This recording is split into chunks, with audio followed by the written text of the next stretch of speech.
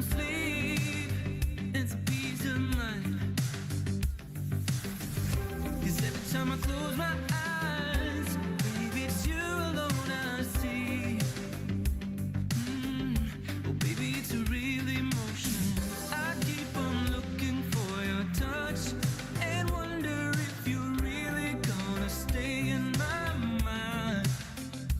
Whoa, 'cause every time I ask the stars, it's you that they want. Every day and every night I keep fooling myself over you. Maybe there's a reason why you're here. Ooh, together we might hear the moonlight preaching. And never will the morning feel the same. Oh, we will forever remain starshine lovers. Somewhere in the night, there's a place where we are free. Don't you wanna know? Don't you wanna know what's beyond the wall of dreams? Somewhere in the night, there's a reason to believe. Don't you wanna know? Don't you wanna know what's beyond the wall of dreams? Beyond this wall of dreams.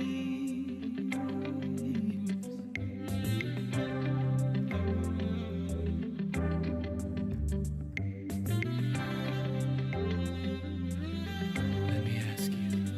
Oh, who wants to be a fighter when the cause is lost? When you're out of love and you're down on luck, when you got no one to trust. Remember that the stars up high who show up every night.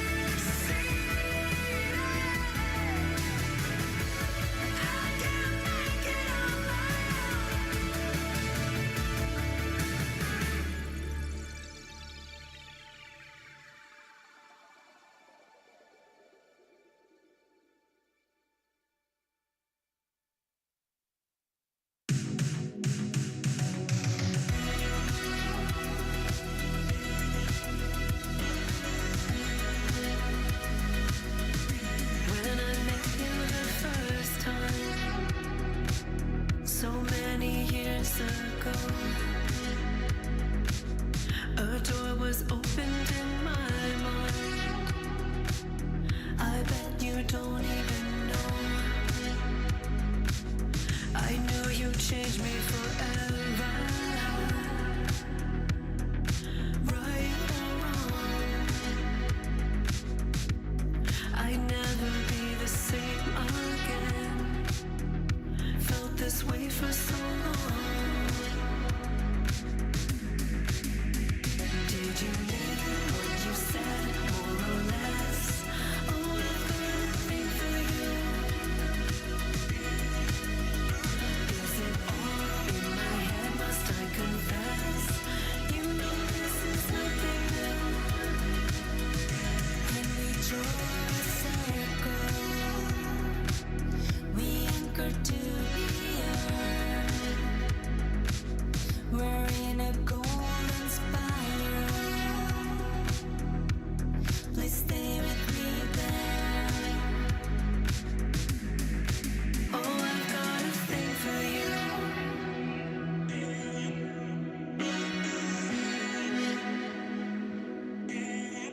I just got a thing for you.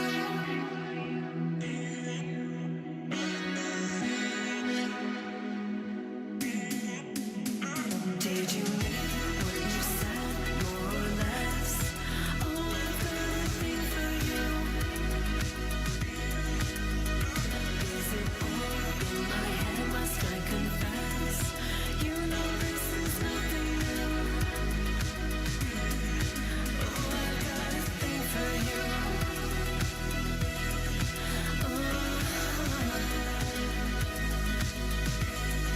I just got a thing for you.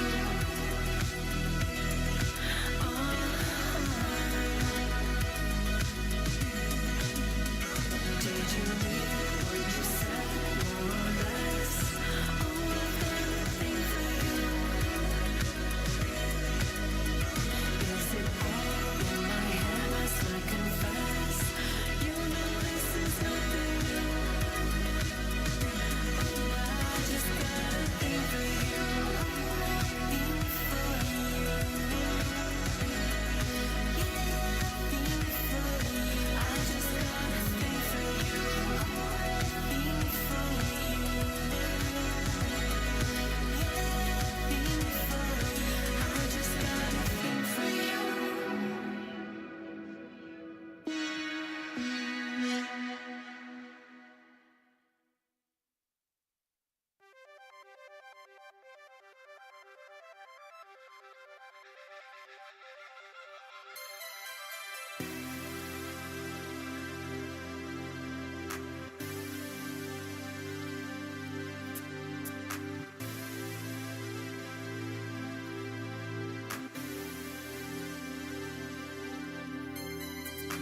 Driving in the night, holding on to the strangers I called to for a little light.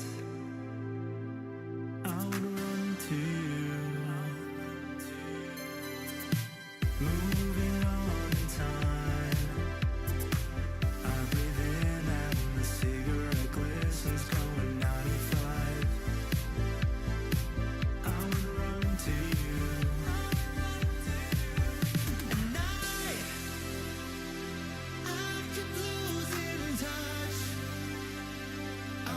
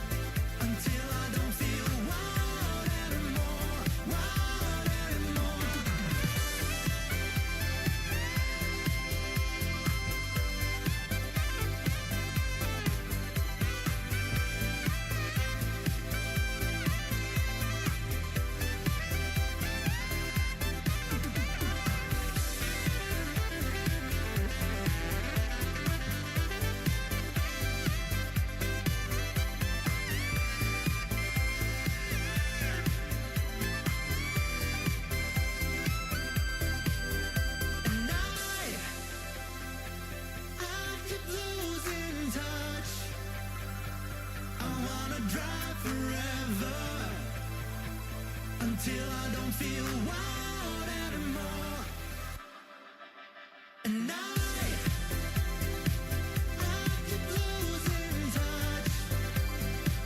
I wanna drive forever until I don't feel wild anymore, wild anymore. I threw my fears away. I whisper to the city night. I threw my fears away. I whisper to the city night.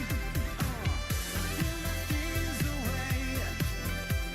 I whisper to the city night. I threw my fears away. I whisper to the city night.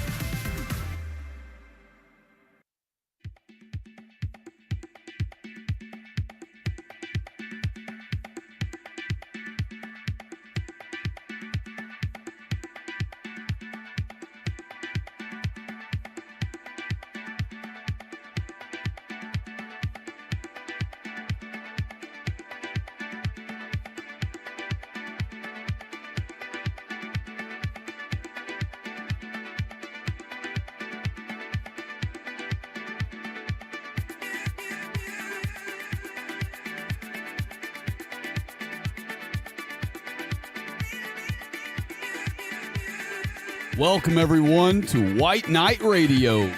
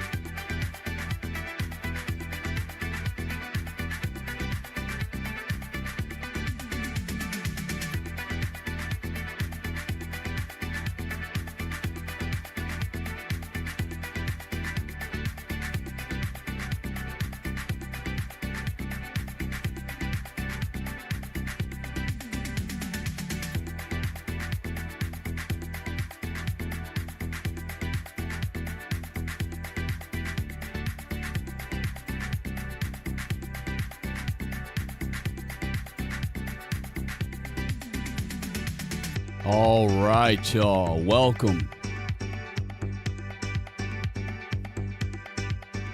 I apologize for your wait.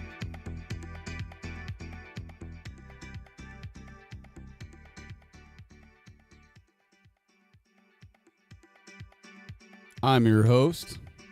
Stay white. God bless you all, to my kindred people.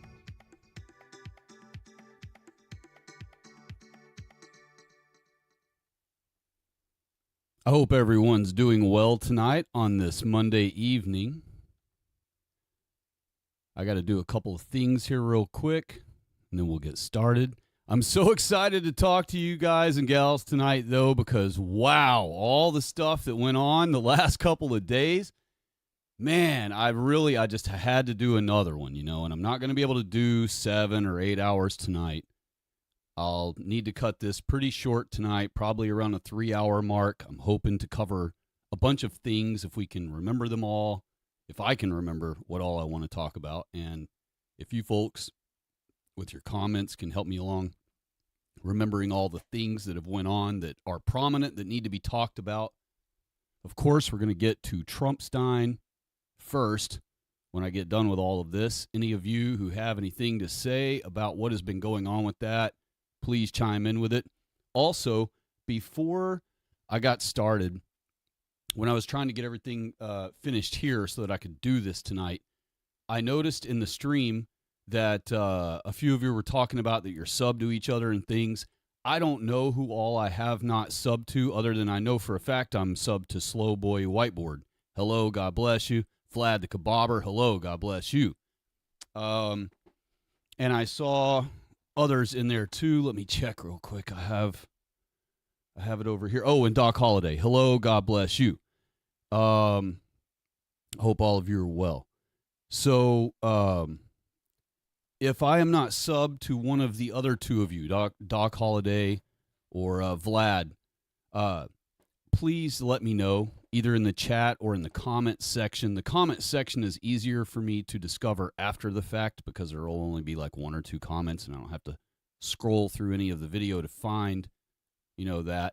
So anybody tonight who listens in, who has a channel, who posts videos that are pro-white, I'm not interested if you post other things and you never post pro-white things or anti our enemy things or something to help benefit white people along, then please don't bother. But if you do have a channel and you do post pro-white things or white beneficial things, please go to the comment section, not the chat itself, but the comment section. Leave your name there or just put, hey, it's me, sub to my channel. Please, all of you who listen in, do that for me. I will be glad to sub to all of your channels for anyone who does post things that benefit white people and our movement of trying to restore our countries and our people. Okay. I'm almost finished here. I'm sorry. I was in the zone on something else, so I didn't actually even begin to finish up what I was trying to accomplish here. So my bad. I'll get to it right now. In the meantime, though, I guess I can go ahead and start ranting with you guys and gals about Trump. Oh, yeah, boys and gals. My boys and gals.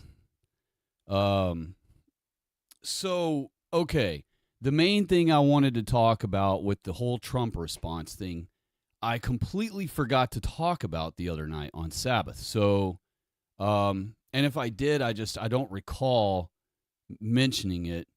And so we're going to have to cover that. And another thing is, I don't know if I made it. I've been wanting to state it in every stream, and I don't know if I did last stream or not. So just in case, I also want to make a statement about Epstein and the fact that I have been telling people since the day they said he went to prison, the day they said they put him in prison, I call bull crap.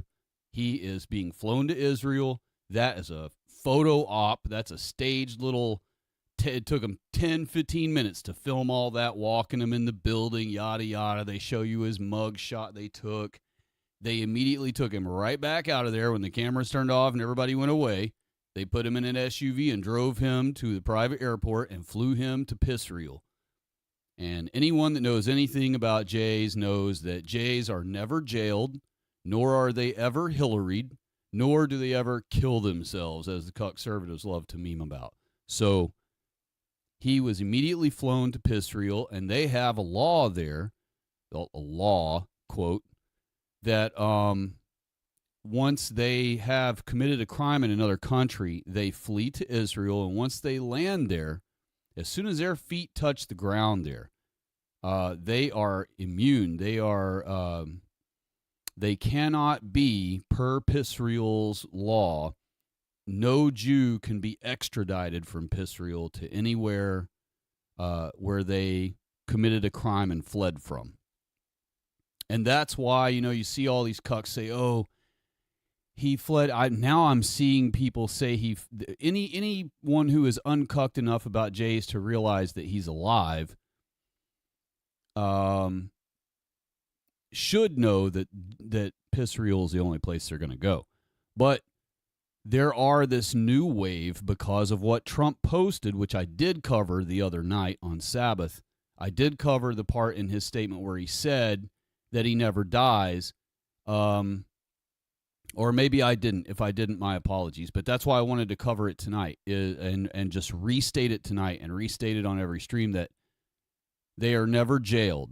All right. You're never going to go to any jail. You're never going to get busted for something, get arrested and go to jail and bump into a rabbi in the jail. It's just not a thing. You're never going to find a Jewish person in a jail. So they don't get imprisoned.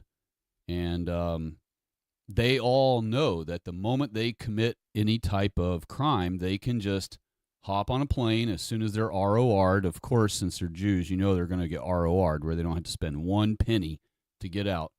And then, boom, they hop on a plane. Boom, they take off to Israel. That's it. They never have to step foot here again.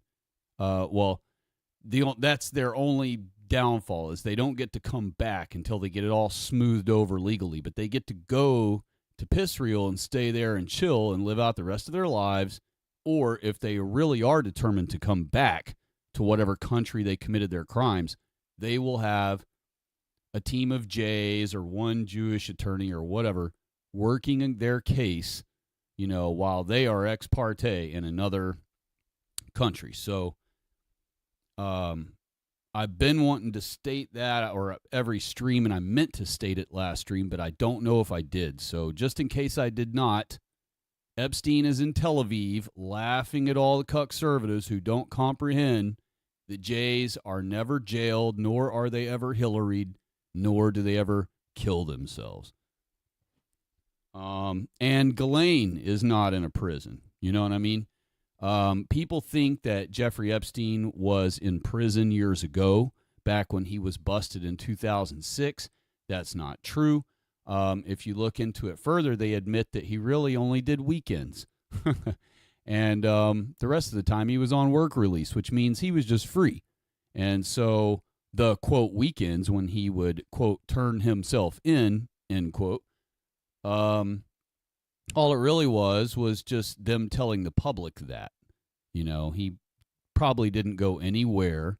He was probably able to just have his assistant call the people on the phone to make it official, to write on the piece of paper that he reported. Or it was just a completely fabricated sentence assigned to the media, to which the media will happily repeat on behalf of their own people, that he was doing weekends. But he wasn't doing any such thing. That dude was free as a bird, and Ghislaine is free, probably in Israel as well. I'm sure the two of them would be there together. Why wouldn't they be? So they're just chilling together somewhere in Tel Aviv or whatever, and laughing at all the conservatives. And a couple other things I wanted to point out that I've noticed. I wanted you folks to talk with me also tonight about the reactions from the MAGA crowd from the even deeper brainwashed MAGA crowd. Now, I'm not saying MAGA is a bad thing in generally speaking. What I mean is the Trump cultist MAGA people. And then even beyond them, the Q-turds, right? So those are the types I was wanting to chat with you all about. Reactions I've noticed coming from the Q-turd crowd, the MAGA crowd, and the less cucked MAGA crowd, as well as our pro-white crowd. I've, listened to some takes, from some of our based folks, and I've listened to some of the Shecklers, not all of them because you know why, but I've listened to some of them, and after a couple of days of just absorbing all this data from from listening to observing all these different people's takes on everything, I just couldn't help myself but want to do another stream and cover some of those reactions, cover their little copium stories they're coming up with to defend Trump. They're all pretty elaborate, and I would say some of them are fairly clever. Some are obvious. Some are like, come on, man, anybody could have come up with that dumb idea.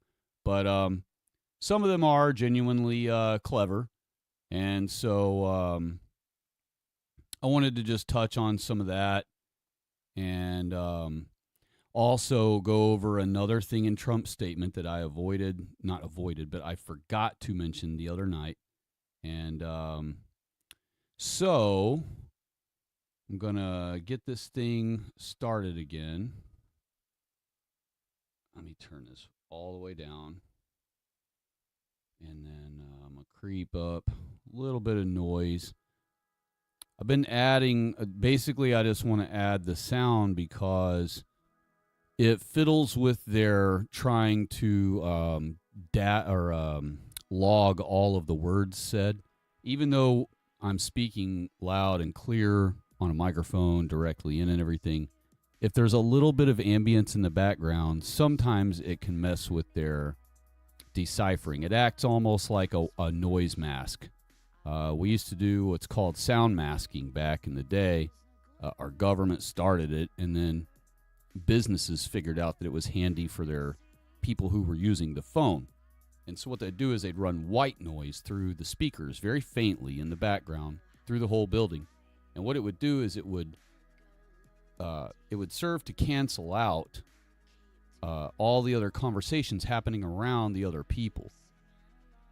And you would think it would cause, more of a problem since it's adding noise, literal noise, but it actually doesn't. It actually it masks the rest of the sounds happening in a room, while for a person who's listening on a phone that is active in said room.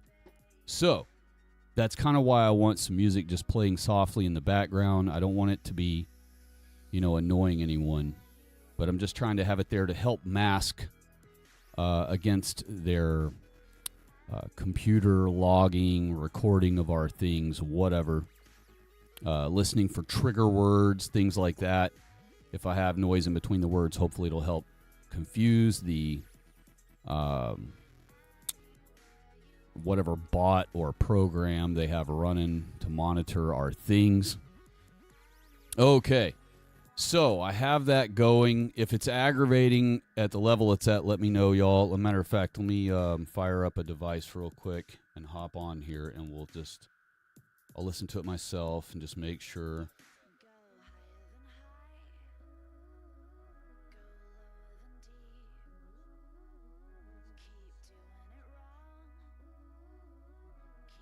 All right, I'll bring it down a little bit.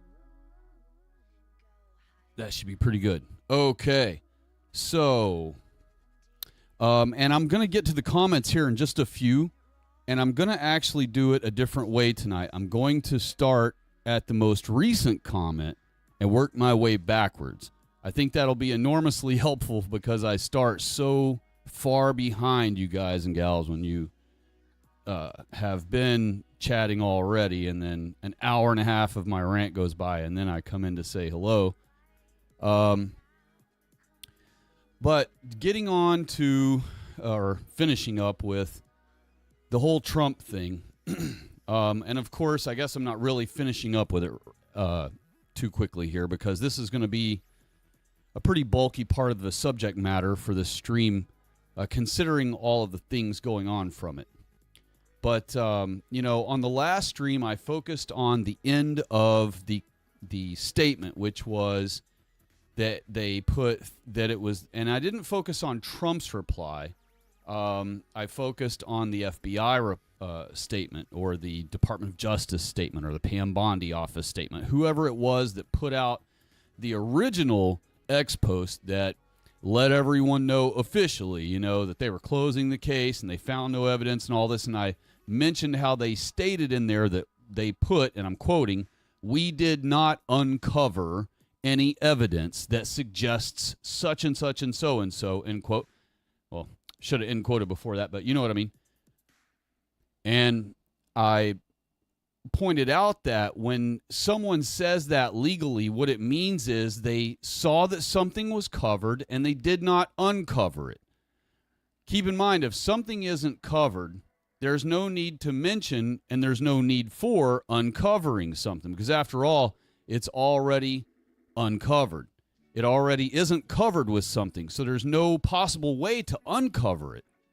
So in legalese, in word trickery, the way Jewry works, their wordplay that they do to have duping delight over the public is to make statements like that, where they will say crap like, "We did not uncover any evidence." Now, to the layman, an average person that just gets up and goes to work every day, and he's honest with his dealings, and he pays what he owes somewhere, and he doesn't try to get over on anyone in life, to him, when he hears from his own official government,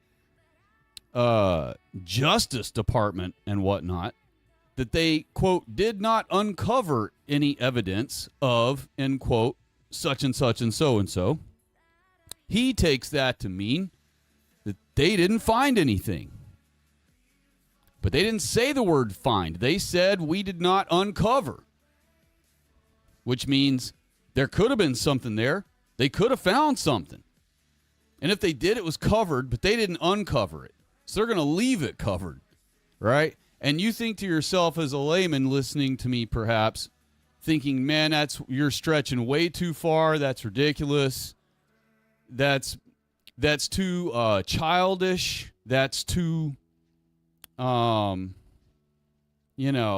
ridiculous to word something that way, to be, and not mean what a layman would think it means."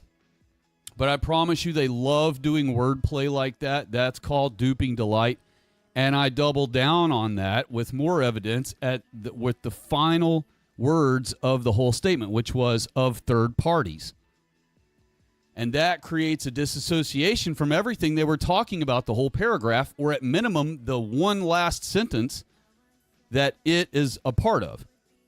But a clever Jew attorney could actually argue that final wording "of third parties" applies to the entire paragraph.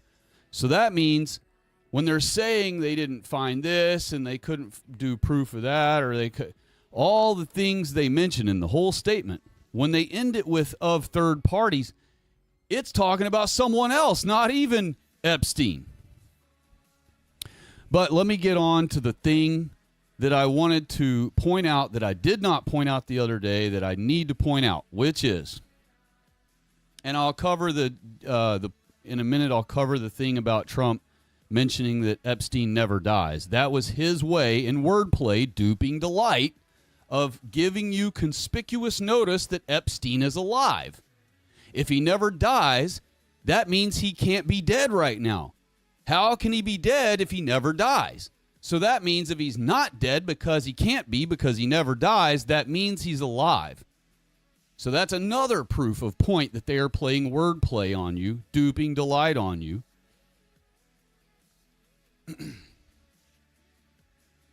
And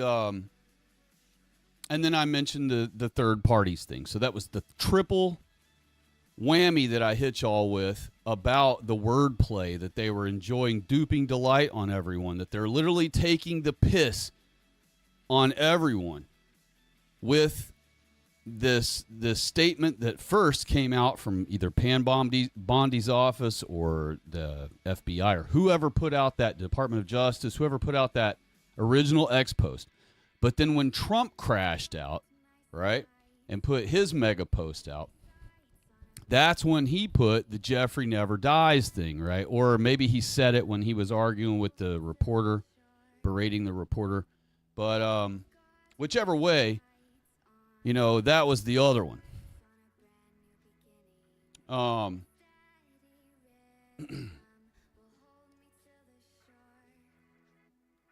Sorry, hold on one second.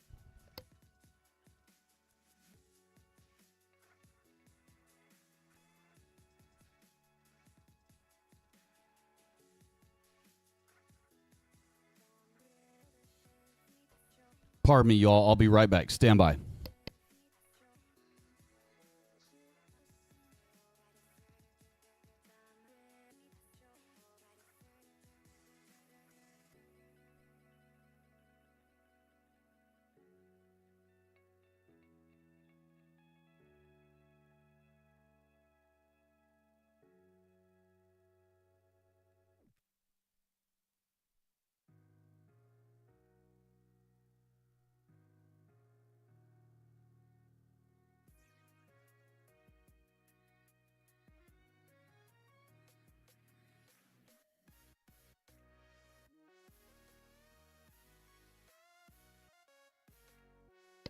Okay, apologize for that.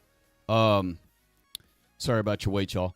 So, you know, those were the three that I pointed out the other night, completely forgetting about the bigger one that I was excited about pointing out. I just somehow I would get off on rants about other things, and then I started chatting in the comments section with you all and completely forgot to mention it. In fact, I'm going to save it for a little while.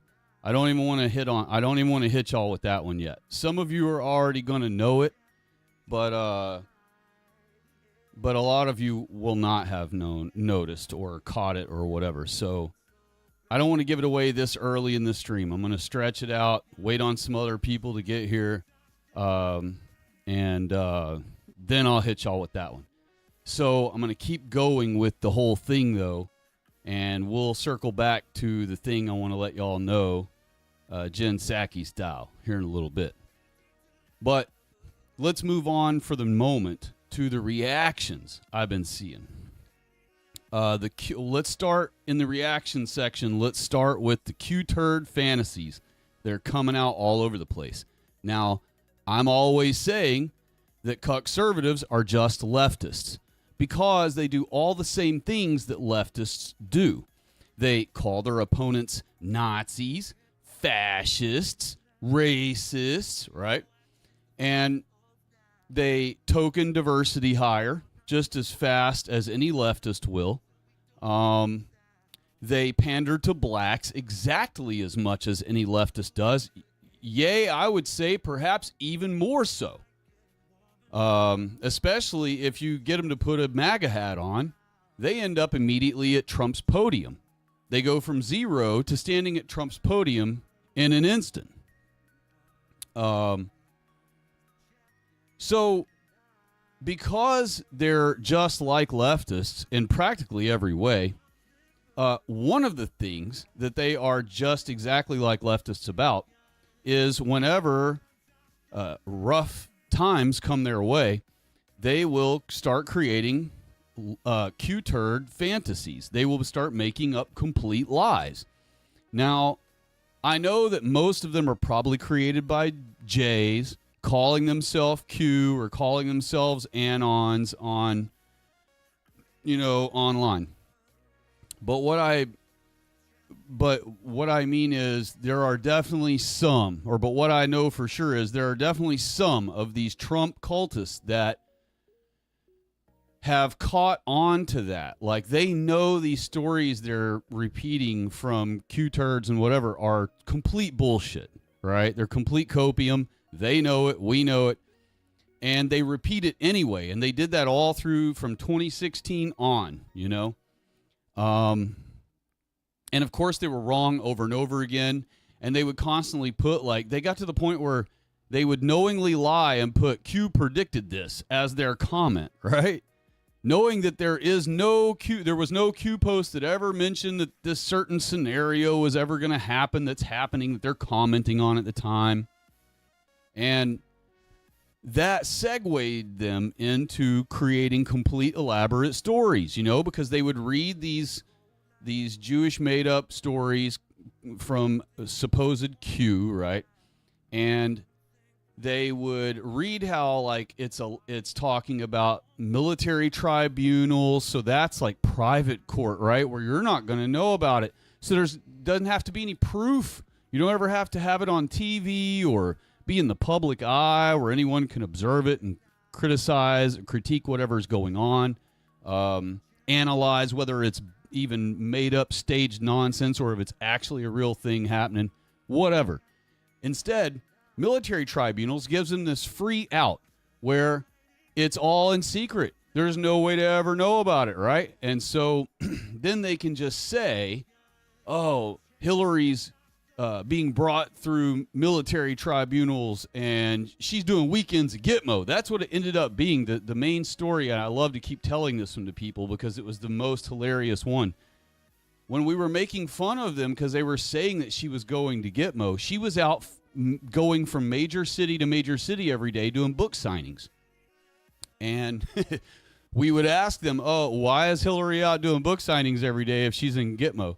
And their answer was, she's doing weekends. That was their answer. Like, oh, she has to turn herself in every weekend to Gitmo. First of all, Gitmo wasn't even in operation at the time, I don't think. And I can't remember if it was or not, but I want to say that was one of our argument points, that it wasn't even active at the time. But another thing was, that is the same thing as, like I told you a little bit ago in the beginning of this stream, that Epstein, when he supposedly got in trouble in 2006 and supposedly was put in jail, all he really had to do was quote weekends, right? Which means he wasn't doing any time at all, because a Jew isn't even going to have to report for the weekends. They're going to have some kind of exception for that, for the Jays. And or their Jayish lawyer will get some deal worked out with the judge where they just waive all of the time, you know, and consider it all time served.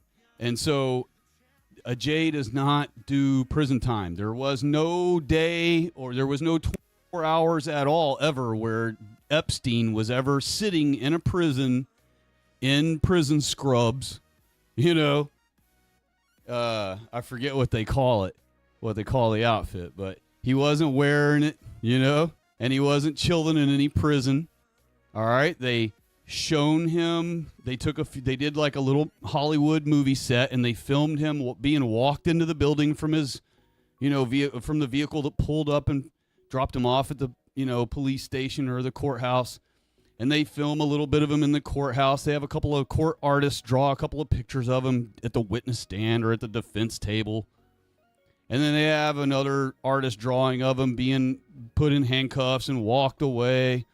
And then they'll show, you know, a couple of pictures of him. They'll take a photo shoot of him sitting in a jumpsuit, the prisoner jumpsuit thing, and being on a phone or something like that.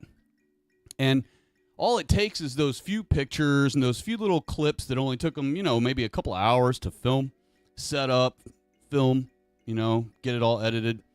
And just that simple little bit of, you know, Hollywood for them, which is nothing for them to do. They do it all the time everywhere, is enough to dupe conservatives into thinking that he was ever in prison, that he got arrested, he went to court, he had to go to jail, he had to do prison time. None of that's true. Jews just do not go to prison. And that means Ghislaine is not in prison either. All right. That means she is just in Israel somewhere. And they'll fly her back over here to supposedly free her. And that's going to be the thing. one of the other things I wanted to mention was one of the reactions from some of the more based white folks who are not truly fully uncucked were making the joke free Ghislaine or free Ghislaine then. Freer then. Free Ghislaine. Ghislaine's in prison for no reason then. And that's exactly the kind of mindset the Jews want people to have, right? Now, some based people were putting that as a joke or as a saying it rhetorically, you know, saying it like as sarcasm. You know what I mean? Obviously, if nothing, you know, because they still believe there is a list and the whole thing, but they're being sarcastic, like, oh, well, that means that shouldn't be in jail then. Free Ghislaine. And so they started putting free Ghislaine in the comment section on a lot of different, you know, channels. I don't want to say conservative Sheckler channels, but on, they're too normie for that. So, but on like the slightly more advanced truther channels that are still fully cucked about our racial stuff and everything, but they're more right wing, you know, sort of those channels. You saw it all over the comment section. Free Ghislaine, free Ghislaine. What's a Ghislaine even in prison for then? We need to let her out. And the Jays love the sound of all that. So I guess I'm telling you, A, just so we can all laugh about it together and how silly they are. And two, to encourage people to never do that. You know, don't make jokes that the Jews... Don't make jokes as comments in comment sections. Even though if you're being smart-ass, sarcastic, making it as a joke, rhetorical, whatever, don't ever put one like that. Something that would make the synagogues roar with glee. Because you got to remember that you folks who listen to this channel are 1,000 times more based than a typical normie conservative who may perhaps stumble upon your comment. Maybe they're trying to learn. Maybe it's a young Zoomer kid, you know, and he's been cucked about to hate himself and hate his race his whole life, and he's finally starting to break free from that horrible mold that was imposed all over him and around him, and he stumbles across free Ghislaine during this whole debacle. And he might take it seriously and be like, yeah, what is she in prison for? Yeah. I mean, she should be freed. And then when the Jews do free her, right, quote, free her, all that means is they're bringing her back from Israel and they're letting everyone know, hey, she's allowed to go and do whatever she pleases again. All right, just like Casey Anthony. All right, she's free to go and do whatever she pleases in our country still. Okay, and that's what Ghislaine's going to have again. They're going to bring her back from Israel. They're going to say, look, we're walking her out of the prison, you know, and they're, of course, they're going to walk her out of the prison because they brought her there the night before or a few hours before they let the press and the public show up to watch her be walked out of the exit. And they're going to slap the jumpsuit on her, and they're going to rough up her hair. Her makeup artist will rough up her hair, and, you know, and she won't be wearing any makeup, and she'll come out of there looking like, you know, actually, they'll take the jumpsuit off of her and put her in regular clothes, and she'll come out looking probably just fine. Normal looking, I mean. And wearing normal clothes, because after all, when you leave the prison, you're not wearing your jumpsuit, so I don't know why I mentioned they'd put her in that. But they'll just, you know, they'll just walk her out of the prison with the cameras rolling and everything, and everyone's going to be like, look, there she is, being released from prison. See, she's been in prison. You know, and no, that's not the case. Jews are not put in prison. You'll never find any nog that ever did 11 years or whatever in the prison. You ask any of them, be like, yeah, did you hang out with any Jewish guys while you're in there? They'd be like, they'll look at you. They might not even look at you like you're crazy. They'll just look at the ground and shake their head and be like, heck no, ain't no Jews in there. Ain't but Mexicans and blacks and crackers. Ain't no Jews in no jail anywhere. There's no Jew in any max prison anywhere. None of that. No such thing as any of that. And when they do supposedly put a Jew in jail, they always put him in some kind of max prison, right? Because two reasons. One, max means you got no way to ever go see that dude or verify he's there, or he can't have you as a visitor by surprise. He's in max, you know. And two, max is usually put way out in the middle of somewhere where it's like not accessible to someone who's like, I don't believe this crap. I want to go see if he's really there and get in my car and drive over there. It might take me 12 hours to get there, but I'm going to do it. Well, they put them way out in these like crazy far away ones sometimes, supposedly, and whatever. And all those are just, they're just fronts. They're not, people think, oh, they're club fed. Remember when, I know any of you Generation X people have heard club fed a million times, right, in your life. Club fed was like our way of joking around that the prison that any wealthy or politician type person would ever be forced to go to serve time for a crime they committed, that they would be in this prison that has like swimming pool and telephone and television and all the cigarettes they want, and basically it's like they're just living in a luxury resort. And so we called it Club Fed.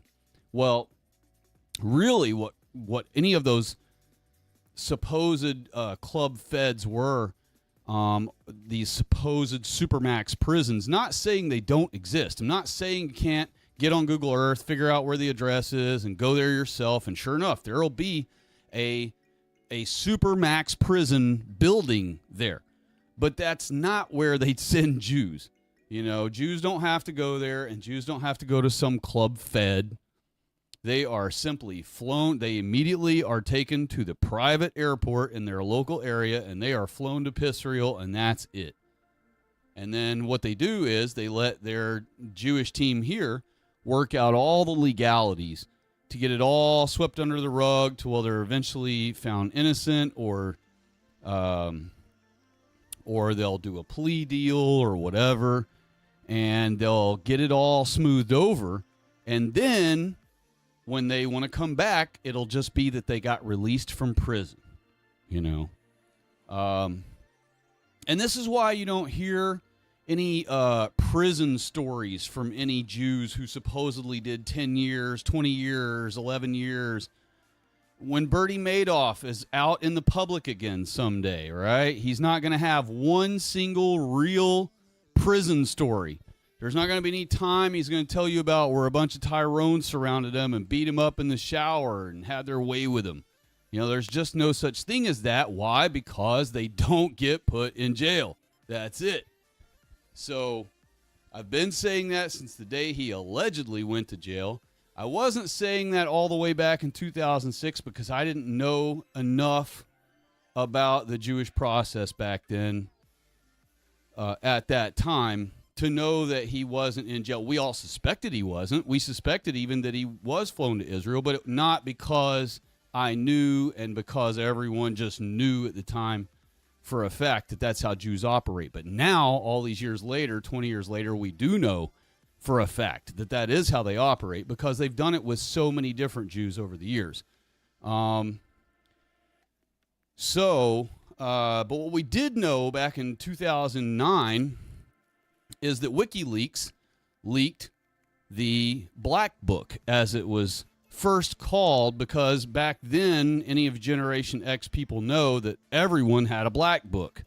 For you Zoomers, millennials and stuff like that, none of you probably know what a Black Book is, but a Black Book is what every single person in America, I would say, once they got to be, say, 12 or 13 or 15 years old, every single person in America had a Black Book in their pocket. And it didn't matter what color it really was. That's just what all of America called it. And the Black Book had all of your phone numbers in it, that of anyone you knew, your parents, friends, your work, all those things. And so in 2009, someone posted the client list. Jeffrey Epstein's client list was posted on WikiLeaks in 2009. And I have it downloaded on my old machine that I cannot get any of my info off of. I got to pay somebody like a whole bunch of money to take the platters out and transfer the platters to a different working device. The whole SATA drive is trash. It won't work. And everyone back then in 2009 that was truthing, that involved themselves in politics or secrets and all that stuff and espionage knowledge and all that, they were involved, anybody involved with visiting WikiLeaks back then or any of that saw the client list back then. I saw it. Many other people saw it. I downloaded it. Many other people downloaded it. I don't know where all those truthers are from back then because I assume that they should still be on YouTube, but I've never seen anyone but myself on YouTube mentioning this situation. I think I saw one guy one time, maybe a month ago. I might have saw someone who's mentioned this, but I mean, we're talking, I'm like the only person, and then maybe one other guy that was in a comment section somewhere has mentioned that the client list was leaked back on WikiLeaks in 2009. Trump is client number 78 on the client list. And the reason we started calling it the client list, the whole reason anyone calls it that, you would think that logically white people would just call it that by default, and maybe we would have. But really, it already had that title, and it was introduced to you with that title because at the top of the first page of the Black Book, it says client. You know? And there's supposed to be a S there, I guess, because it's wrote at the top of the book like the title of the book, right? But it just says client instead of clients. And as far as I remember, I'm pretty sure I thought how odd that it didn't have the S on the end. And so, but it is the Black Book, right? And it doesn't start with Trump. He's number 78. So it starts with, you know, all these names that you recognize pretty much. There are a few Jewish names along through the list that you may not have ever heard of. And those are just like, you know, whoever, big shots from Isn't Real back before you were born or when you were young, if you're a Zoomer. And so, yeah, the list, you know, and it wasn't a flight log, all right? That was released years later during Pizzagate. So we're talking way before that. We're talking 2009, almost a decade before that, you know? At minimum half a decade anyway before that. So the list was his Black Book, and it had all the names and their number. And Donald Trump's number 78. So, and that was the client list because that was originally being called the Black Book, but it said the word client on top, which is what made everybody start calling it back then the client list. And then fast forward 7-8 years later, Trumpservatives are born when he runs for president in 2015.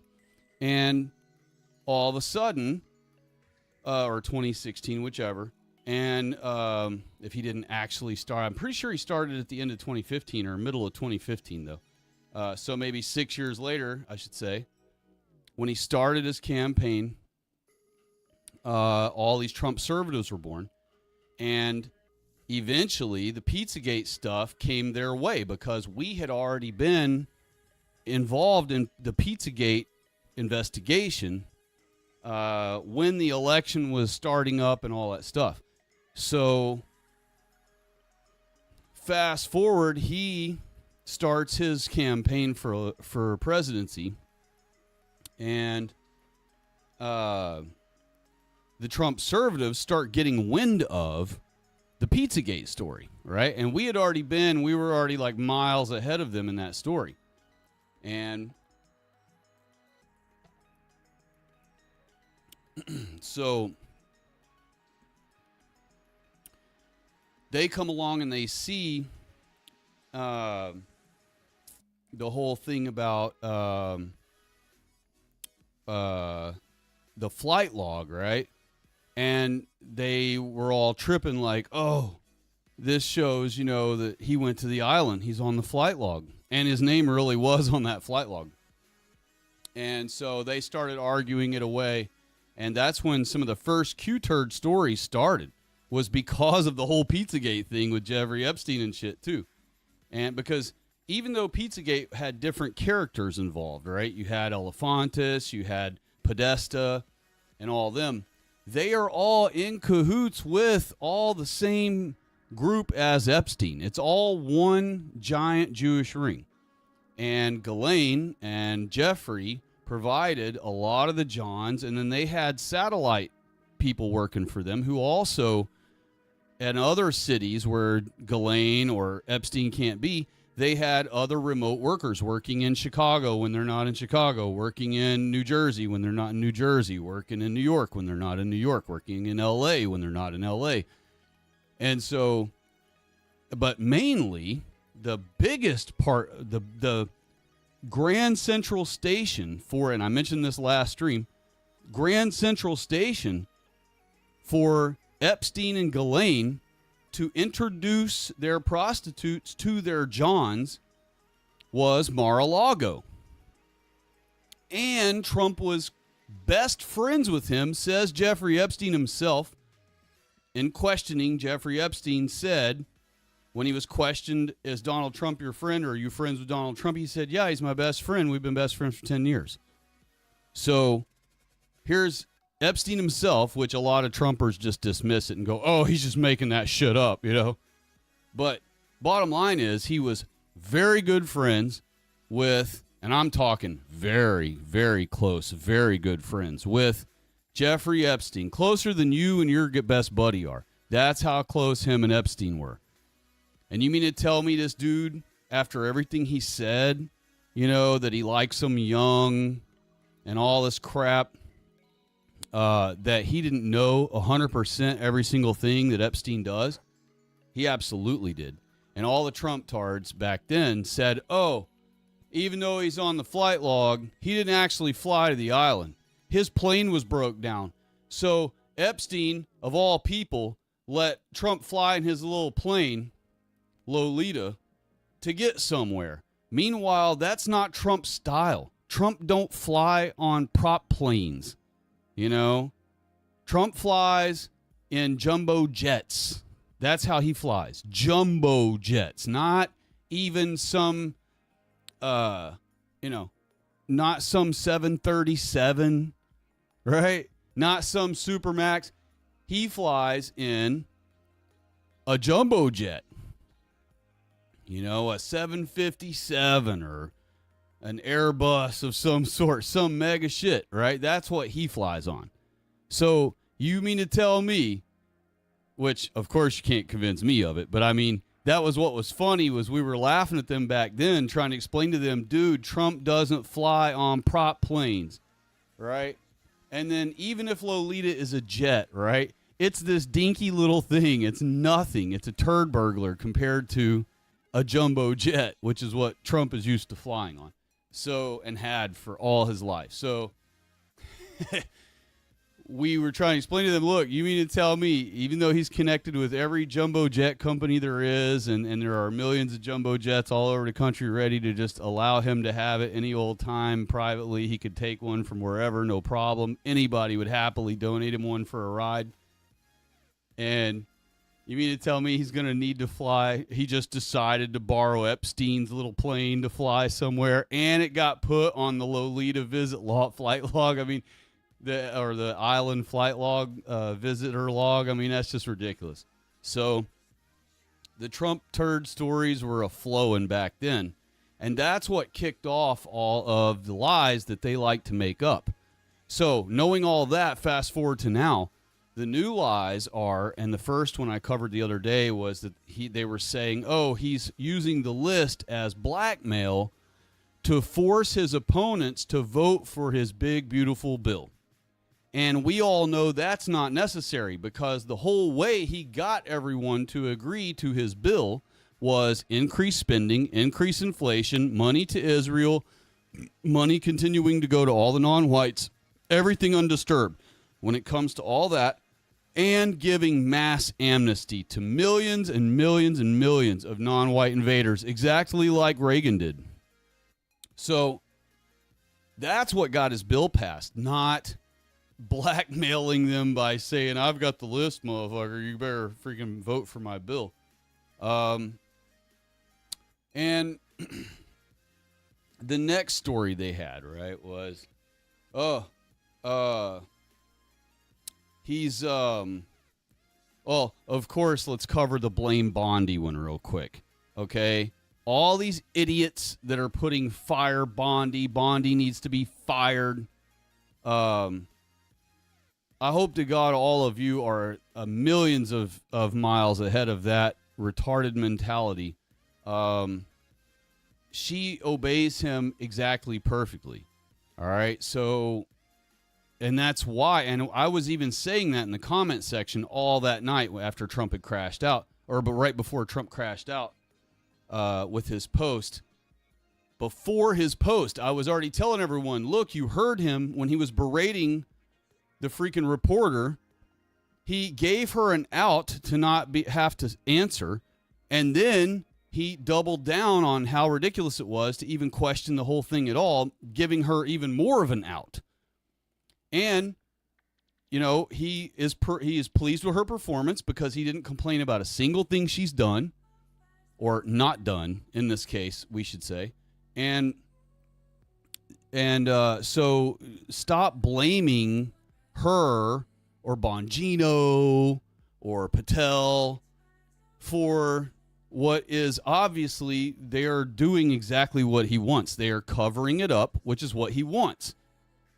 And, of course, I know why they're covering up because I know he's on the client list. But for the folks who didn't, I was just trying to explain to them, look, you know, even because there's no need in trying to convince them he's on the list, right? Even though I did tell many people that over the course of the weekend and most of last week. Even though I was telling people that now and then, it's almost pointless to try to convince a cuck-servative, especially a Trump-servative, that he's on the list. So instead, I was just trying to point out to them, the diehard Trump-servative cultist ones, I would say to them in the comment section as a reply, hey, you know, he literally is sticking up for Bondi. So he's pleased with her performance. So stop with your whole fire Bondi crap. She's doing exactly what he orders her to do and has ordered her to do. And he's pleased with her results. Well, that is one of their other ones that's just been flowing out all over the place. Fire Bondi, fire Bondi.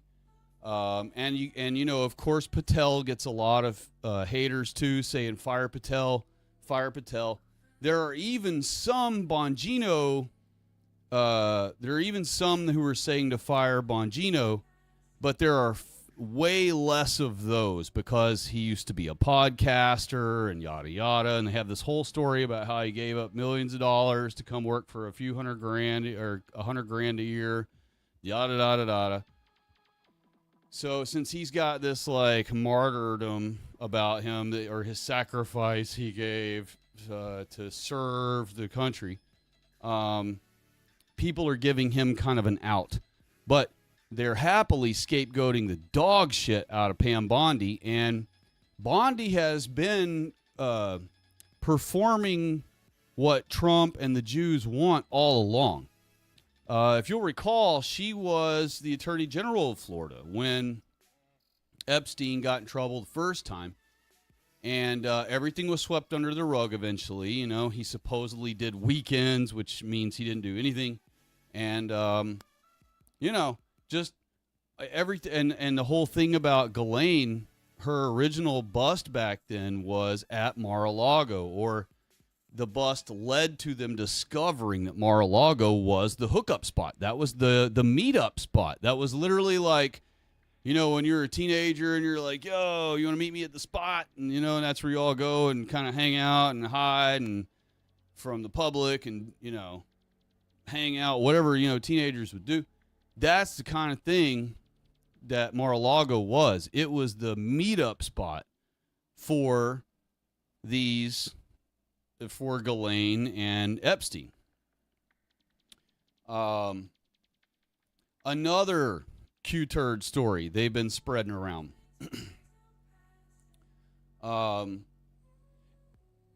Is they're saying that, let me address this one.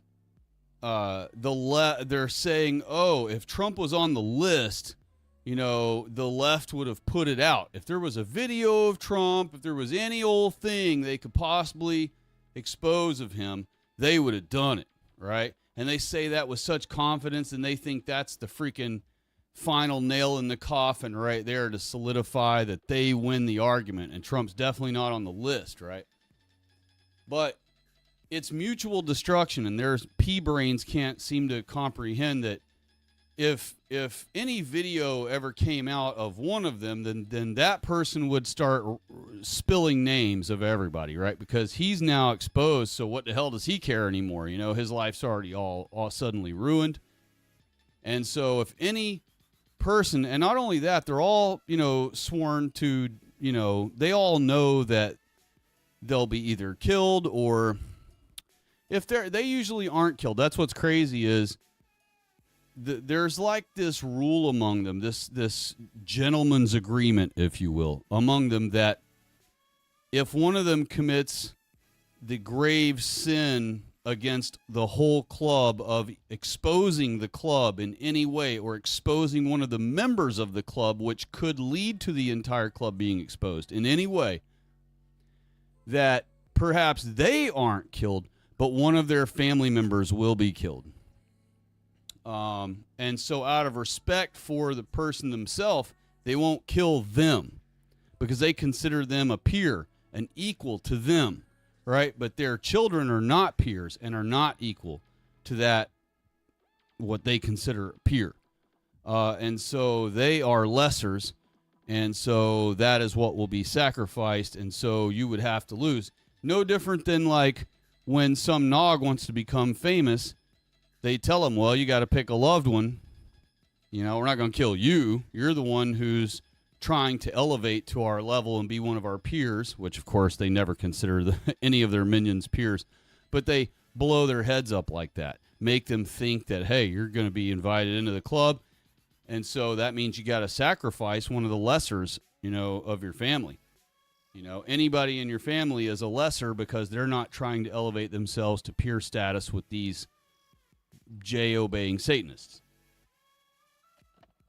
So it can be your mom, it can be your kid, it can be your, it's got to be somebody really immediate, though, because you don't ever hear about some nog's auntie being killed, right, that raised him while his mom and daddy was in prison, and now she dead, and now all of a sudden he's in the 20 million club.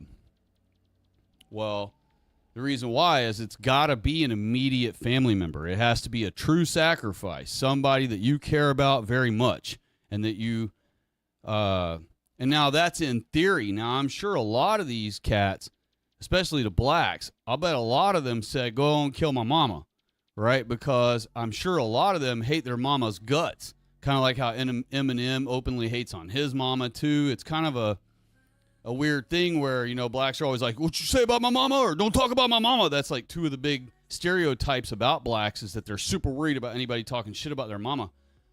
But if you had them in a situation where a group of Jews are offering them $20 million, but they got to sacrifice a family member that's immediate to them to do so, I guarantee you a lot of them pick their mama, and that's why you hear about a lot of these rappers, their mom gets killed right after or right before they become famous suddenly with an instant #1 hit, the first song they've ever come out with, and suddenly they've got millions of dollars overnight, fame, they're on all these commercials, they're at the Super Bowl halftime, or they're freaking invited to all the big stuff suddenly, and meanwhile, 2 weeks ago, no one who knew who they were. And that's the 20 million club. You got to give up a family member immediate to you. And then you'll also see that celebrities sometimes, actors especially, Hollywood actors that have been in Hollywood for, say, 25 years, they'll hit a super null in their life, right? From drug abuse and too lavish of a lifestyle and living in overly expensive places like LA or anywhere in that vicinity of California, they will piss their money away. And they won't have any new movie prospect coming up anywhere, right? They'll need money. And so they go to the Jews and they go, look, I need a re-up, I need a refresh. And in order to get an additional new 20 million to kick them back up and going again, they've got to sacrifice a family member. So you have actors like Travolta and all of them, where one of their family members immediate to them, suddenly dies.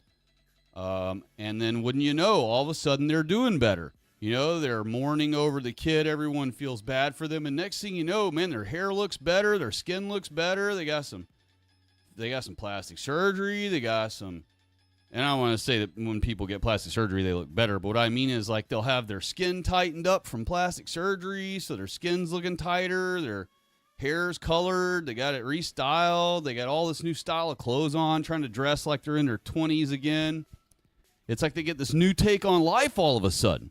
And that's because they are given a new, fresh 20 milli for sacrificing a family member when they were down and out and needed a re-up. I'm getting way off topic here, sort of, even though it's all still related. I'm getting off topic. So let me get back to the topic here of the Q-turd fantasies defending Trump.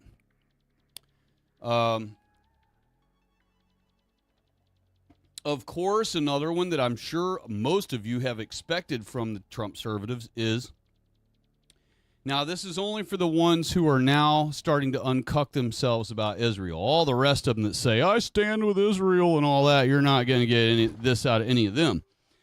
But the ones who are finally starting to be uncucked about the Jews, or maybe not the Jews, but Israel, right? That's another thing, is there's multiple levels of uncucking our white people about the Jews. So you can get them to a level where they're uncucked about Israel, and I don't want my money going to Israel, and da-da-da, like how Tucker Carlson portrays himself to be, right? Which, by the way, I have a thing to point out about his statement, too, that he did on Turning Point thing. He's controlled opposition. You think that statement was, or that speech was ultra-based and whatever, but the whole speech was just for one sentence to be planted in the middle of it to brainwash everyone, and I'll call it out here in a little while. But, of course, one of the other stories is from the ones who are at the cuckery level that Tucker Carlson portrays himself to be at, right? Where he's now supposedly uncucked about Israel and doesn't want our money going to Israel, right? But he won't ever say the Jews, right? He hasn't really telling that to the Turning Point crowd yet. So not at the level of blaming the Jews, realizing that it's just the Jews that work in unison. He's still blaming, Israel, AIPAC, all these other names, Mossad. And so at that level, you see people Q-turding stories who are still Trump conservatives, but they're starting to uncuck about, quote, Israel. They are putting that he's using the list to blackmail Bibi to stop the war in Gaza and to stop their hostilities against Iran. So those are the highlight, I would say, the most abundant Q-turd stories going around. Stand by.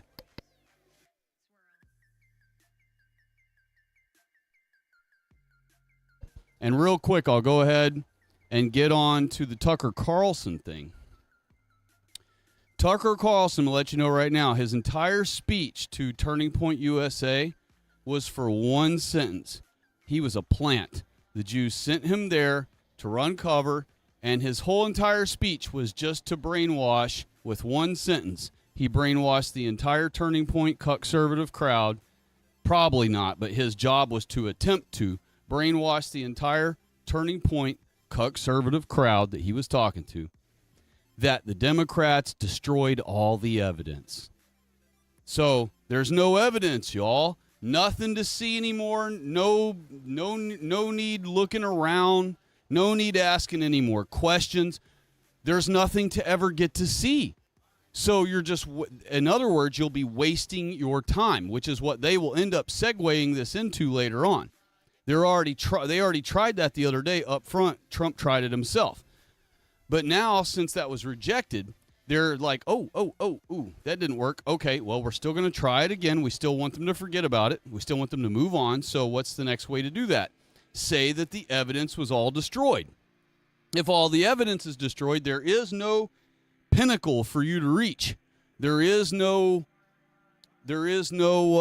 point in you doing any more research into the matter whatsoever, because after all, if you're never going to ever find a single piece of evidence at all because the Democrats destroyed it all, well then by golly, you're wasting your time. And if you're wasting your time, nobody wants to waste their time, right? So that means there's only one logical conclusion that you need to do to stop wasting time. And what is it? Move on. Exactly what Trump tried to tell you to do the other day. So that's what his whole entire speech at Turning Point was all about, at Talmud Point. Sorry, I keep calling it Turning Point. His whole speech at Talmud Point, USA, the other day was specifically to drop that bomb right in the center of his speech, right smack in the middle of all of it. In the dead center, bam, the Democrats destroyed all the evidence.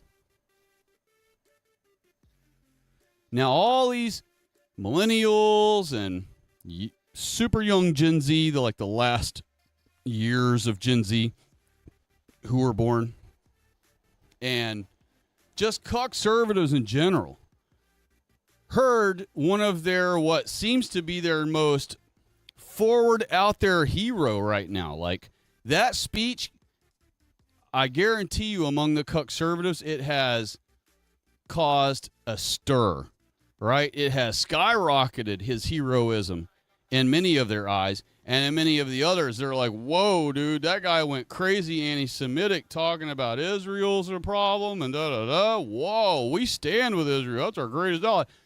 So this dude has become, from that speech, he has created more confusion, more chaos among MAGA.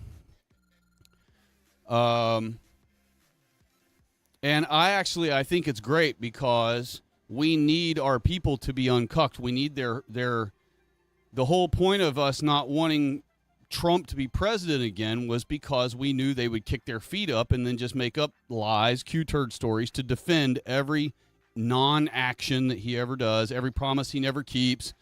You know, they'll make up stories and they'll just keep their feet kicked up going, it's all good, brother. Our favorite guy's at the wheel. He's going to get us through this. He's making America great again. GDP's never been higher. You know? These fucking idiots that act like, and they use certain things to defend him, like the GDP, which doesn't benefit them at all, you know? Or the NASDAQ, or, you know, the Dow's up, you know? It's like, oh, well, what's your portfolio look like? And they're like, oh, well, I don't really do stocks. It's like, okay, well, then what the fuck do you care that the Dow is up? Yeah, you idiot. So, you know, because of all these things, you know, we have this speech that Tucker gave has created this new breakup, this new chaos, this new division among MAGA, where they were already divided up about Trump from the other day crashing out, and now they're even more divided up over Tucker.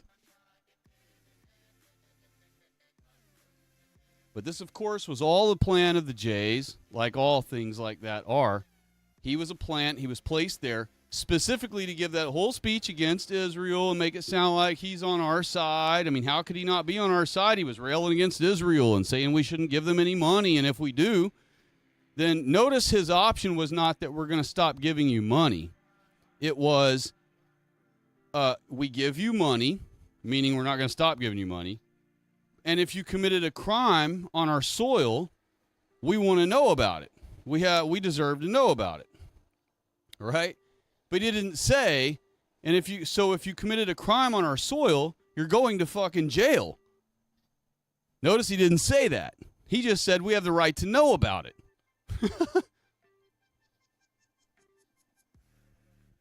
And the other thing right before that he said was, that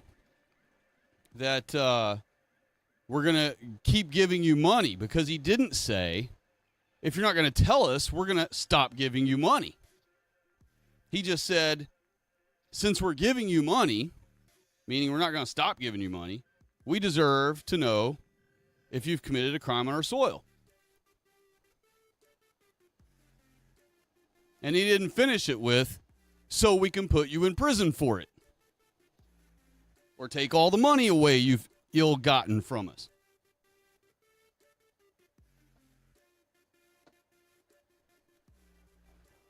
So I'm very glad that I got that point out early on in the stream, because I was afraid I was going to forget that one.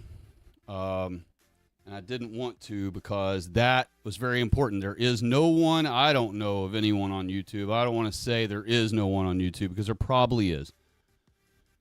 But out of all the big YouTubers and all the Sheckler conservatives that I did stomach listening to, and all of the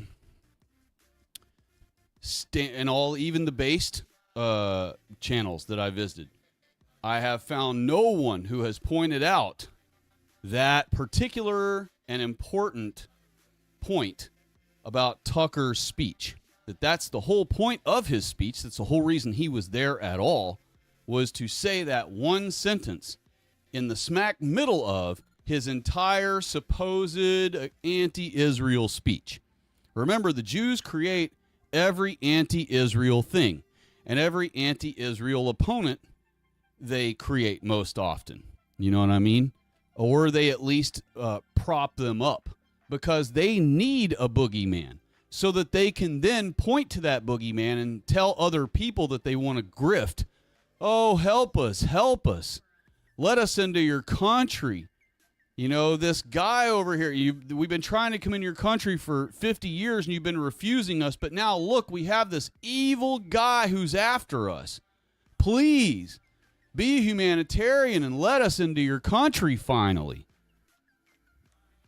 It gives them an excuse to get access to new countries they haven't had access to, before that moment, before that bad guy.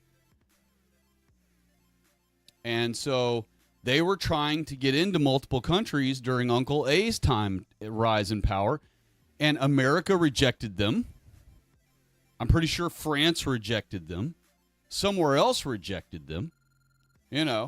So, I mean, and this is why they need a boogeyman, because then they can cry and piss and moan their way into new countries. And as soon as they are in a new country, boom, within days, they're already taking over some organization or starting their own organization there, that they can start hiring people and subverting the populace, by using them as employees first.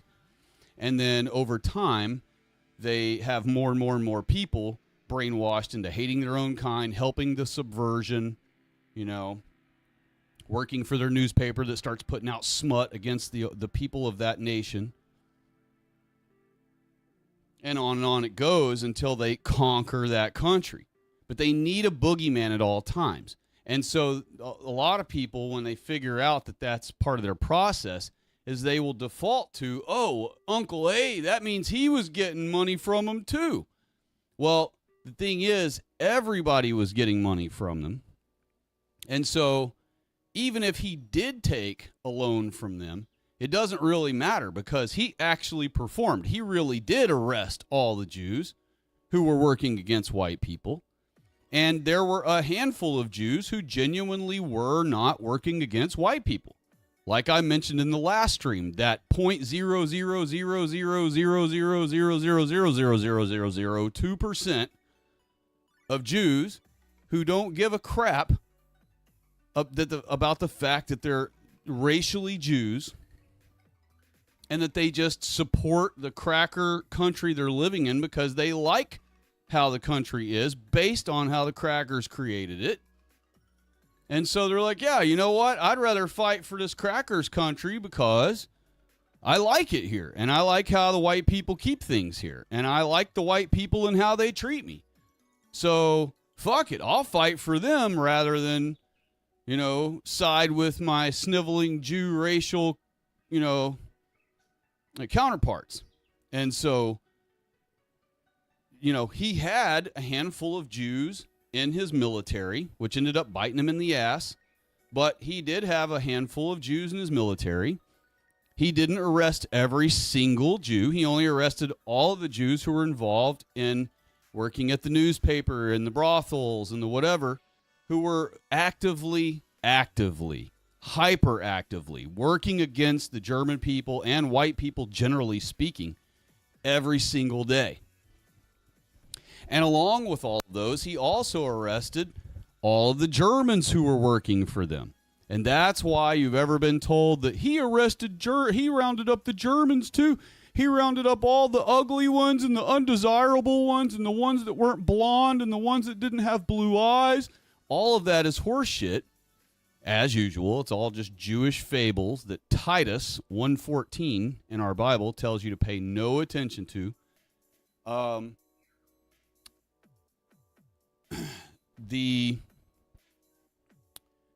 The lie that went around that he was arresting all these Germans who were, quote, undesirables, end quote, were really Germans who were working against the German people for a paycheck.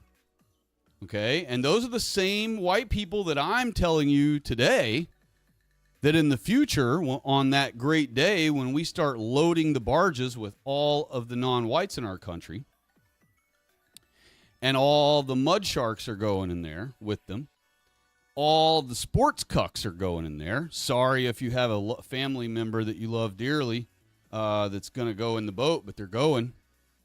And as we pile all them in the barges, one of the other things we're going to pile in the barges with them is any white person who has been working against white people.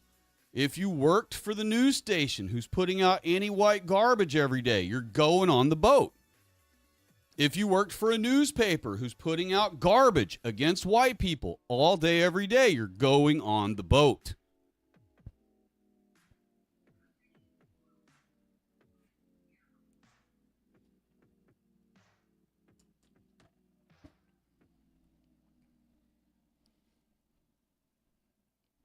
Are we going to load our undesirables on the boat? No. But if you were a leftist cuck working against white people, which we would consider them undesirables anyway, because they're usually ugly and da-da-da and unkept. Yeah, if you want to call those undesirables, fine, but that's not why we're putting them on the boat. They're going on the boat because they were anti-white. They were anti-white white people. So every leftist is going on the boat.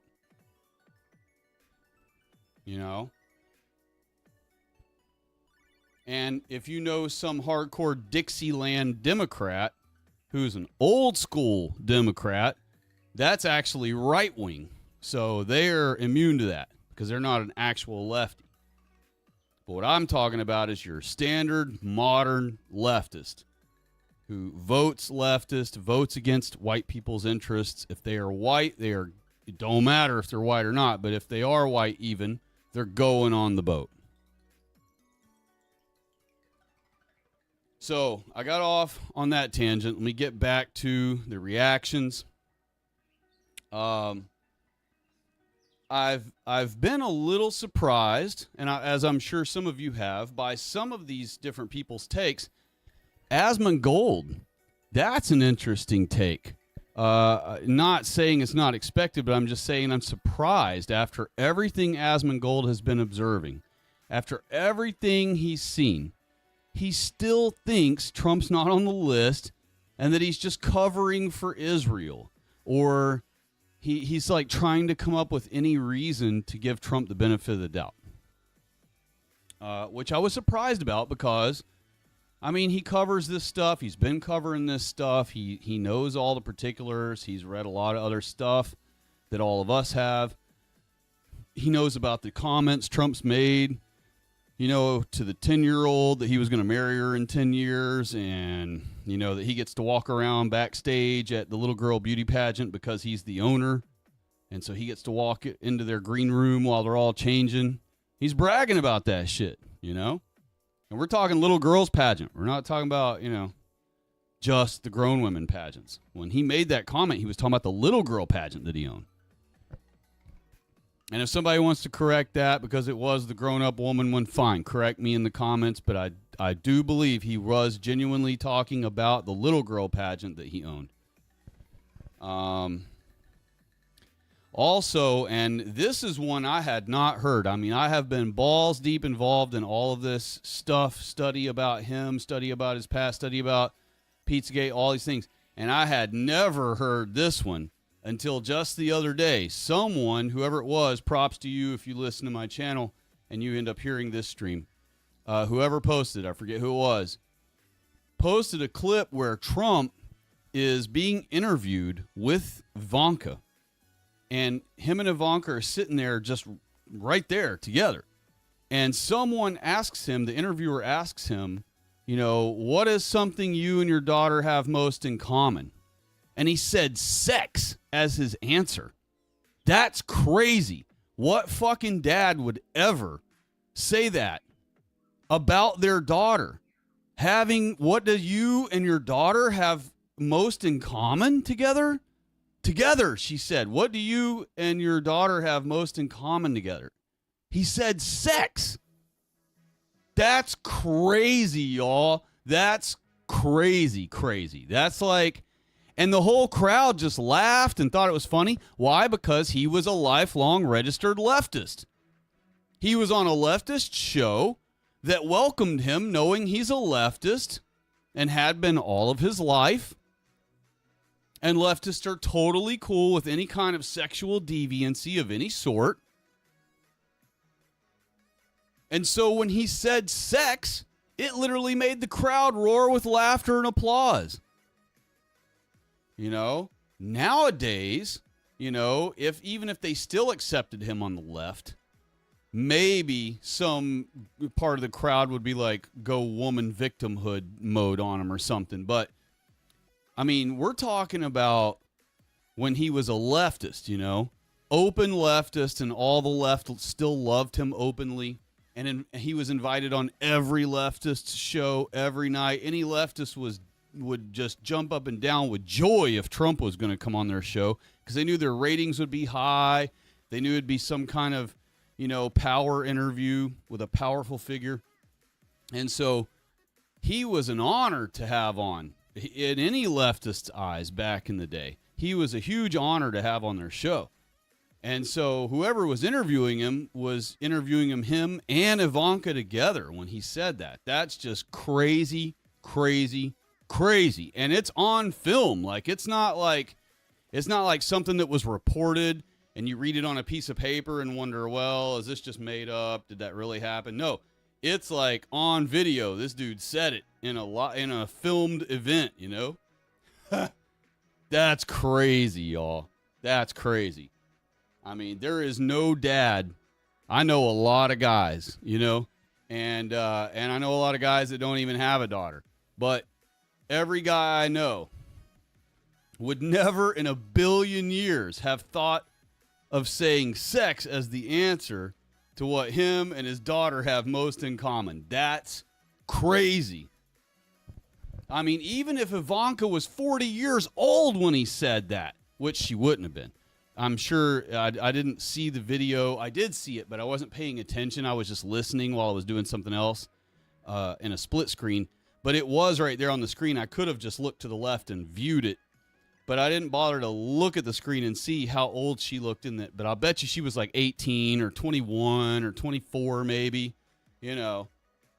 And she might even been a teenager, but who, you know, as crazy as it is, because, I mean, he's actually said other things about her, like that he would marry her if she wasn't his daughter. Y'all all know about that one. And then he even said another crazy sexually sort of risque thing about her that I'm forgetting right now. But that answer he gave in that interview, that was freaking nutsoid. And I can't believe that never came back to haunt him when he ran for office. Like in 2016, they did the whole grab her by the pussy, and they did the, what was it? The other one, something about him pissing on someone or something. He was at a piss on a girl fucking party or whatever thing. These other Golden Gate or whatever they called it, all that crap they were throwing at him back then. I'm shocked that no one brought out that clip, you know, from that interview, because that was crazy shit. And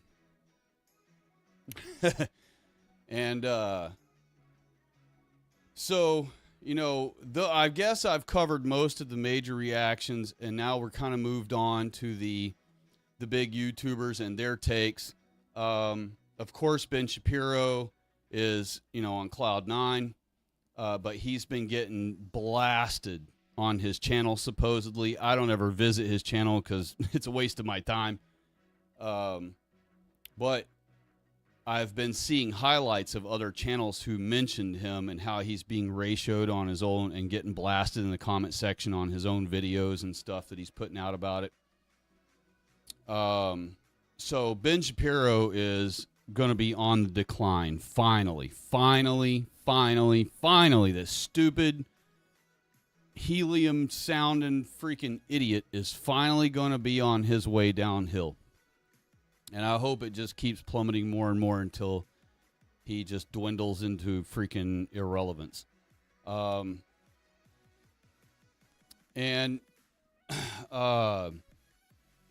Elijah, I was listening to him earlier before I made it home and was able to start up. And I didn't get to really hear their takes on everything. But he is... he did seem like he was still giving Trump a benefit of the doubt also, right? And then so are some of these other, you know, big YouTubers who are also like quasi-based. A lot of them I've been seeing are giving Trump the benefit of the doubt, you know? And I'm thinking, man, obviously none of them were around in 2009. Otherwise they wouldn't, you know, they'd already know what's going on. But it's kind of surprising to see after, like, Asmongold was like a good example because, you know, he gets tons of views. He's been covering all this stuff as it, you know, each little step as it came along and revealed itself. And he's just a great example of all the others. They've all kind of had the same take as him to some degree. Not saying they're following his take, but it's almost like all in unison. They all just kind of have developed that same take where they want to give Trump the benefit of the doubt, really for no earned reason. And of course, we're still dealing with getting back to the commenters for a moment, the Trump-tard commenters. You know, they love to default to, well, what, would you have rather had Kamala as president?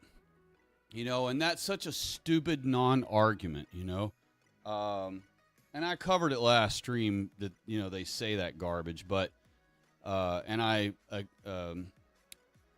pointed out that it's akin to saying, you know, I might have vomit, somebody else's vomit in my mouth and all over me, but at least it's not feces, you know.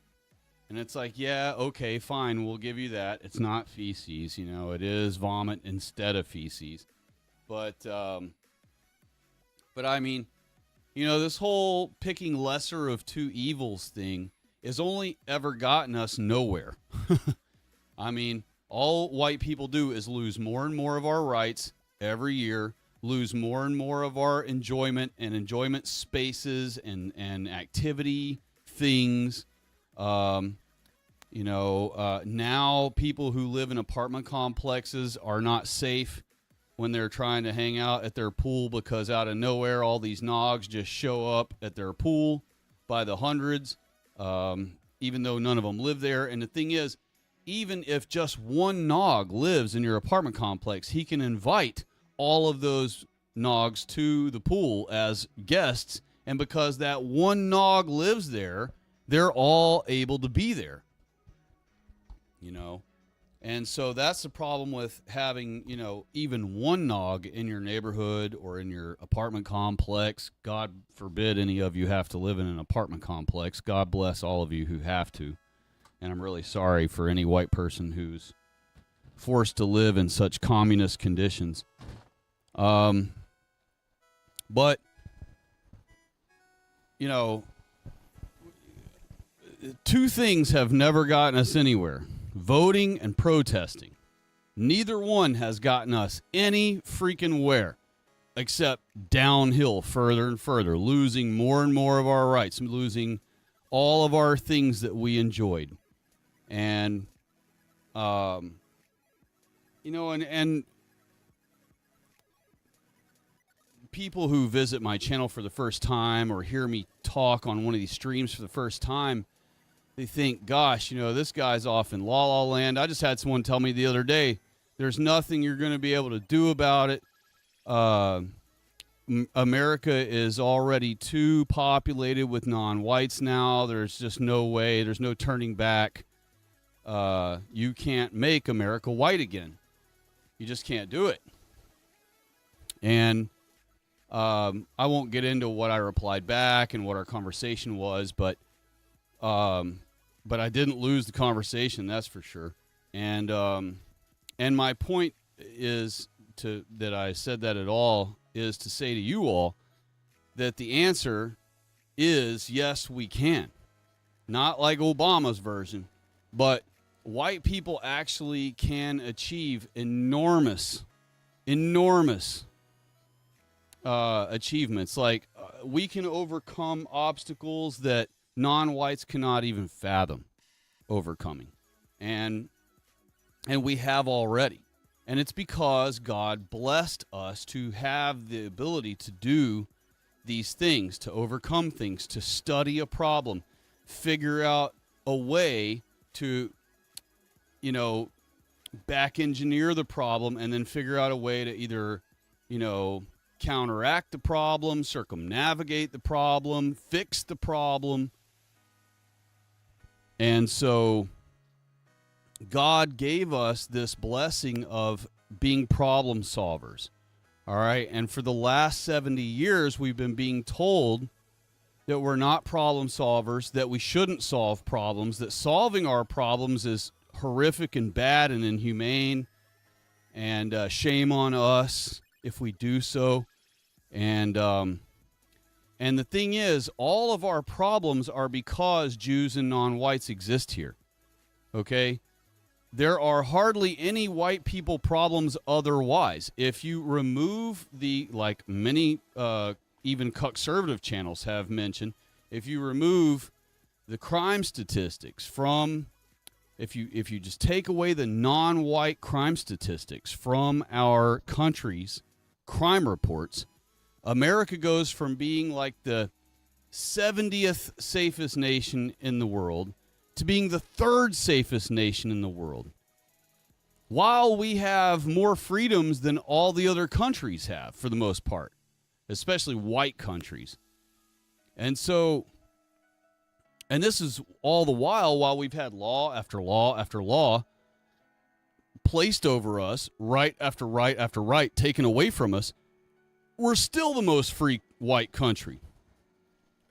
You know, so imagine how much more free we were before all these rights were taken away from us because of the non-whites. So MAWA is the answer, right? There is no other answer. You know, we can't and we should not ever give a portion of our country to the blacks for them to just all live in on their own, because guess what that'll do? That'll make them just come and prey on the border areas of the white part of the country. They'll just come over and attack us constantly, attack our people constantly, and break into our houses constantly, and break into our border towns constantly, and raid entire towns of our people.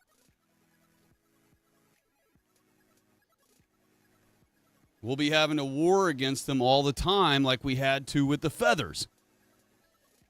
And so instead, it's retarded and stupid to ever concede some of our land to them. That's stupid. Instead, no reservations, no, to put them on or any of that. Everyone goes home. That is how it has to be. If you want America to be revived, right now America is dead, and it has been since the 90s. If you'd like America to be restored to proper, real America again, like you see in all these nostalgic clips where all the white people are dressed nice and no one's obese. Everyone's thin and attractive and fit. And everyone's dressed nice, even if they're doing a hard work type of job. Anyone who's on an airplane is dressed in their Sunday best, and really it should be our Sabbath best, but I'm just saying it Sunday best because that's what people recognize as that term. You know, our best clothes while we're flying on airplanes. Classy behavior, high trust society again. You want all of that? You have to remove all the third worlders from your country. And I was told the other day, America's too far gone. It's not possible. But with God, we can do all things. All things means all things. Now, that doesn't mean that you could say, God's on my side, I can fly, and you try to go out in your yard and fly. It's not going to work. What it means is when our people together need God, come to God together as a people, obey our God the way he expects us to, meaning we function as intended, God will give us either the strength to do whatever we need done, or he will intervene with his mighty hand. And he will cause the invaders to be driven away without us even having to lift a finger, firing a single shot. That's the method I prefer.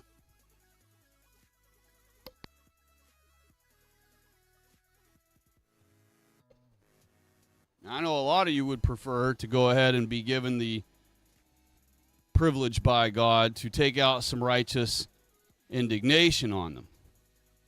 And I'm not against that, but that's not my solution. You know, the solution is, and the proper solution is, that we start functioning as intended. We obey our God, we keep his Sabbath. That's the one critical thing that's got him more angry than anything else. The next thing we have to do is recognize that he told us to live separate, to not allow strangers to live among us. And he explains why in the Bible. He says, if you allow strangers to live among you, eventually they will overtake you, and then eventually they will rule over you. And they will lend to you, and you will not lend to them, and you will serve them, and they won't serve you. And that's the beast system, by the way. Every single time we ever cuck our civilization away by allowing another race to live among us, they end up overwhelming us, overtaking us, and ruling over us.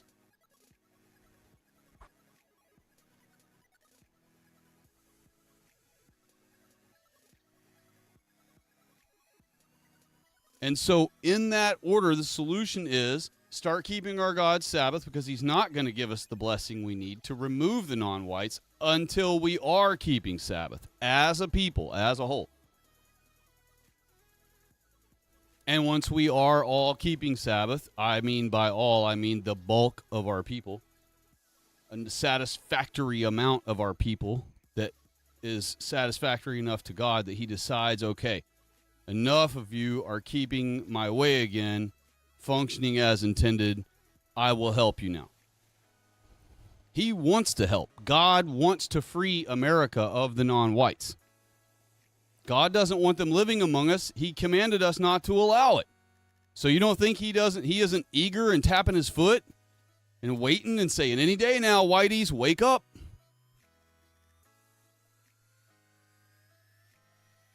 He can't wait to give us the blessing. He'll probably be so excited to do it, he'll drive them out himself, like I said, and we won't have to lift a finger. We won't have to fire one round. All this self-deport talk you've heard about, which isn't really happening, that's just to make the conservatives kick their feet up and think they're guys at the wheel handling business. Non-whites are coming in here every day by the plane load.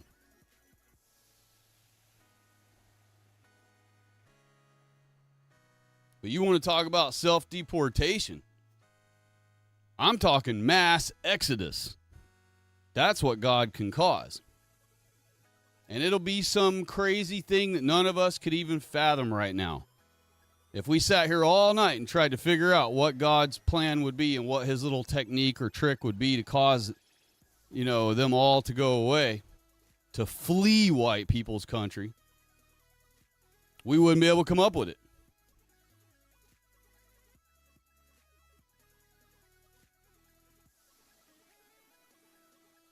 Nobody of our people back in Egypt, before God killed all of the firstborn of Egypt, of the Egyptians, nobody in our tribes would have ever fathomed that God would come up with that idea.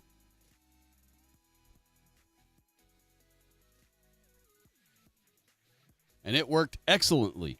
And that's the thing is, God will have a way that we cannot foresee right now, that he will just drive them away on his own without us having to fire a single shell or a single round. So that's the way I prefer. That causes minimal death, right? I'm not pro-death. And, it causes us to not be put in harm's way for them to go away.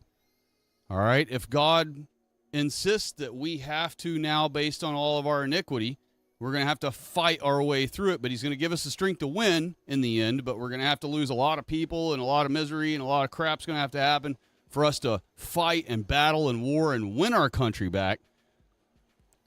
You're talking lots of losses of lives, many more white families ruined forever, many more thousands or millions of white children growing up without fathers who were killed in the battle to restore our country. I don't want that. I'm too pro-white for that. Whites are supposed to have supremacy in our white countries. And that is why I'm a white supremacist. There is nothing wrong with being a white supremacist. In fact, it is absolutely natural and normal and expected, if you're a white person, to demand even and expect white supremacy all throughout the entirety of your white country you live in, from its northern border to its southern border and its west border to its eastern border. There's nothing wrong with that. There's nothing inhumane about that. There's nothing immoral about that. It's 100% natural. It's 100% proper. And even if neither of those things were the case, it's 100% biblical. So even if it benefited us to have non-whites living among us, if somehow they gave us more energy or more strength or more intelligence or they helped us an enormous amount to accomplish all these crazy dreams and goals we have, it wouldn't matter. God said no. Therefore, we're not supposed to have any of them living here. I'm not just being pedantic when I say that. I'm not just trying to be an edgelord. I'm not just trying to outdo all the other right-wingers on YouTube. I'm saying it because it's the absolute biblical truth. And that's what I'm on YouTube for. These other alleged hardcore right-wingers, they want to either cede some of the land off to the non-whites, let's just segregate. We'll let them stay here, but let's segregate. And I'm for segregation while they're still here. But the goal needs to be segregation immediately while the exporting of them starts taking place. And I want to do away with the term deport them. We need to go back to the word exile.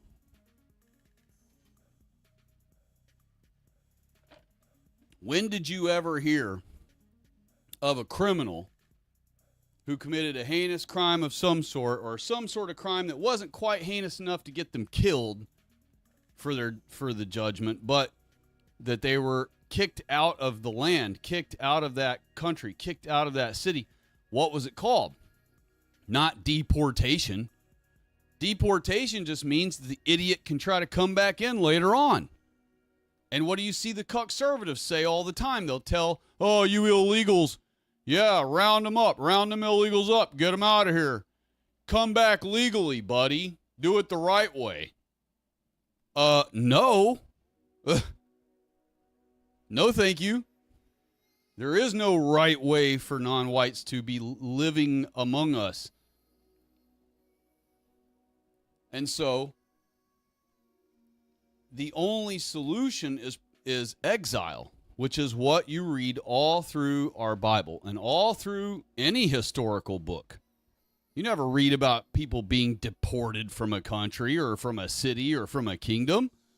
They were exiled if they were kicked out. And that means if anyone ever sees you again, anywhere within the borders of that city or that kingdom or that municipality or that country, that any person who belongs in that, who is a member, a part of that country, that society, that civilization, that kingdom, any person, any peasant, anyone who sees that exiled person appear suddenly within the borders of that place, they are to dispatch them, or they have the right. Anyone and everyone has the right to dispatch that person immediately. And in this case, we're not even talking about persons, we're talking about creatures. And it is okay, and it's proper to defend our land. Until 100 years ago when we were cucked by the Jews, that is how everyone defended their land, is by lethal force.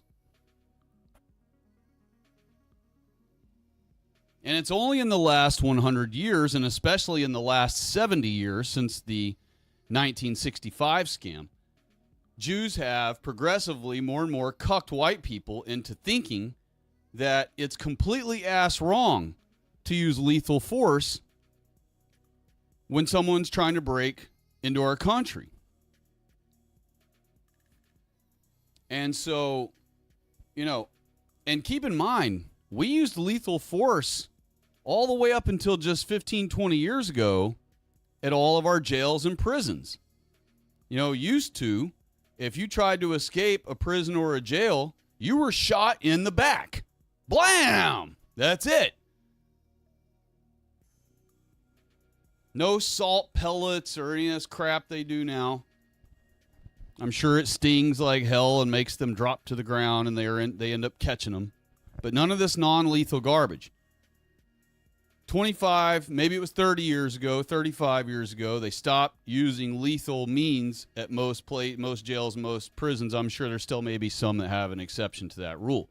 But the rule was basically, back then was lethal force.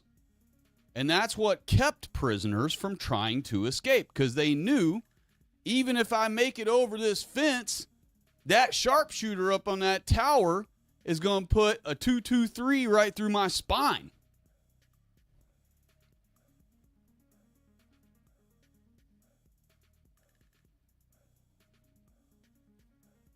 And so we need to return to exile. That's what it has to be. And it has to be full expulsion of all non-whites and Jews.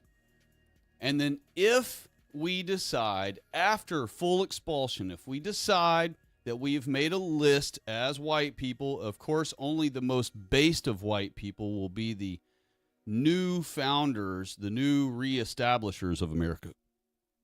And I hope, and I hope that I am a part of that team. And based on, people finding my work all the way back now, that will start happening. Once our country is conquered again and restored, they will start looking for leadership, and they're going to look for the people who said the most based things the farthest back in time on digital recordings. They're going to look to those people because those were the ones who already knew what was going on long before all the others. So we're already so much further advanced than the others that we're the ones they should be looking to for how to reestablish our laws, how to rewrite our founding documents where they can't be misconstrued to where it says all men are created equal. Jews can't come along and go, that means any upright biped who has a penis. No. We're going to reword our founding documents to fit the modern vernacular and the modern terminology. And we're going to make sure that it is worded in such a way where it cannot be misconstrued by Jews or anyone else to meaning anything other than our people. White people. And it's going to say white people all throughout the document. White people, white people, white people. We're going to have a definition for what white people are. And it's going to say you have to have white people hair, white people eye color, and you have to be able to blush.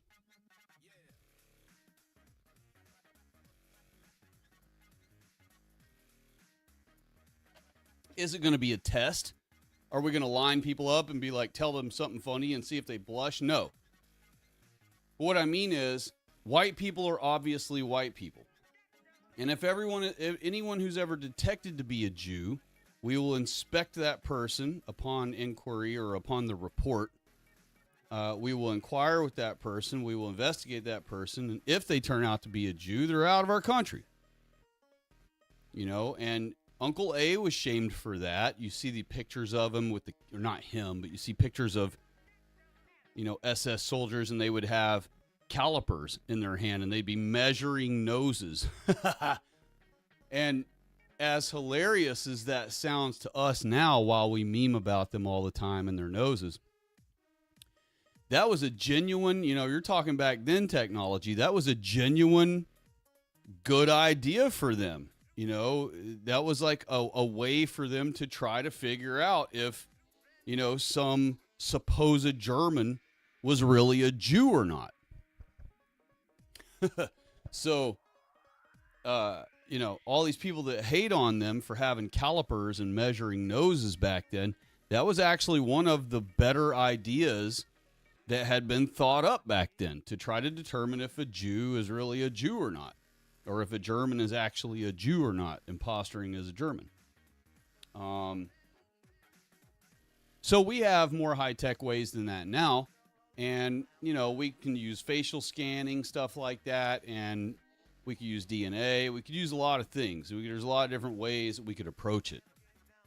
But the bottom line is our documents need to be rewritten where they sound or where they read perfectly that everything about our country only pertains and is only for white people. And we will specify in the documents that 0.00 non-whites ever belong in our country. And there's a reason for that, okay? It's not just I'm trying to be ultra extreme, ultra more right-wing than anyone in the whole world or any of that. There's a real reason for it nothing is beyond the biblical reason. But just after the biblical reason, there's another good reason. And that is, if 0.00 non-whites are allowed to be anywhere in our country, then everyone is completely free to take action if they do see one in our country. All right? If we allow 5 blacks or 500 blacks or 5,000 blacks who weren't mean to white people because they hadn't chimped out yet before we reconquered our country, if we allow them to live in our land, okay, no average white person walking around is going to be able to look at some nog walking down the sidewalk and know for a fact whether or not that nog is allowed to be in our country. There's no way for them to know that. So there's no way for them to take action. They can't just go, bang, and shoot him and go, fuck, man, you see that? Just walking down our freaking sidewalk like that. What? They can't do that if they don't know for a fact that critter is exiled from our land and shouldn't be there. Therefore, the threat needs to be put away or done away with. So you can't allow any here, because then you have no idea which one is or isn't allowed to be here. And you can't expect some person to walk up to what could be an armed Nog and be like, hey, I need to check your documents, make sure I need to ID you, make sure you really belong here. You know, that would make the black who you allowed to be here eventually chimp out on white people, because they get tired of being questioned everywhere they go by strange white people who, you know, maybe around the corner down the street, he ID'd himself to a random white person that wanted to make sure he was legit around here. But now he's walked 2 blocks down the road, he's turned a corner, and another white person who didn't see him prove that he belongs here asks him again. And everywhere he goes, he's going to be getting confronted and questioned and asked by strange white people. Hey, do you belong here? Let me see your papers. Hey, let me see your ID. Do you belong here? It's only going to take 5 or 6 white people of the same day or the same couple of days of that to happen for the black to chimp out. So can we have even one in our country? No. And the same applies to all non-whites. All right? The only way that white people can go back to enjoying our carefree, high trust society, first world, is if everywhere our white people look, all they see are white people. And there is no token black anywhere that anybody's got to wonder if he's allowed to be here, or no token, Mexican that's like, is that Mexican allowed to be here? Has anybody checked his paperwork to make sure he's not, supposed to not be here? I mean, it's just, there's too much involved. There's too much negativity that is still possible by trying to allow even one non-white to stay here. The only way we can effectively enjoy our first world again with totally carefree, where not a single white person ever has to confront a non-white anywhere about whether or not they belong in our country, is if we are an all-white country again. 100% white, screw this 92%, which is a dream now compared to what we live in. That's utopia levels compared to what we live in right now. But 92% is not good enough, because 92% allowed us to get where we are now. The only thing that secures a white nation to stay pure white is if it is pure white. That's it.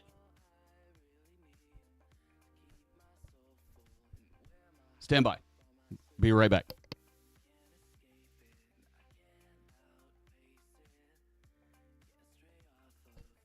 Okay. Apologize for that. I'm going to go ahead and get to the chat, because I apologize that I've been stringing people along for so long. I bet people gave up chatting long ago. That usually happens when I wait way too long to visit the chat, and I apologize for y'all's wait on that. And I will go to the most recent part of the chat and then work my way backwards. Let me get a device fired up here and get on this video or on this stream. Okay. Yeah, looks like probably haven't had any chat action in a long time. All right, so Vlad the Kebabber was the last one to comment, and he asked, can you explain Sabbath keeping? The old calendar has been lost. The Lord's Day is what we do now. Well, that is the argument that the Sunday sun god worshipers keep.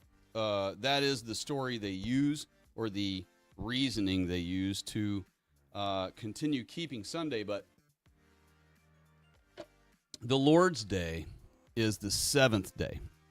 And we know that based on the 4th commandment, for one. And for two, all through the Holy Bible, anywhere it speaks of the Lord's Day, it's always talking about Sabbath. Now, this day that people think is Sunday that they're talking about is not Sunday. And even the one that I think there is one that is the first day of the week they mention and then call it a Lord's Day or something like that. It's not the Lord's Day. They may have done a special ceremony on a first day of the week, but it is not the Lord's Day. The Lord's Day is the seventh-day Sabbath. That's the fourth commandment, the one that all godly men through the entirety of the entire Bible, from beginning to end, every single person in the entire Bible kept Sabbath, from Adam and Eve all the way to the last verse of Revelation. And so that is what we're supposed to be doing. And if we were all keeping Sabbath, we wouldn't have all these problems that we have right now, because God would be blessing us rather than allowing the Jews to be cursing us. Let's see here. Vlad also said, I think a lot of them come from Minnesota and Africa. He may be talking about where they, when I was mentioning that they flood them in by airplanes and stuff. And he also said, I see more and more non-whites every day. I live in North Dakota. You'd think they would stay out. Exactly. We have, and I mentioned in the last stream, there are thousands and thousands of non-whites brought into our country, brand spanking new ones, every single day. It's never stopped under Trump. It's not going to stop under any president.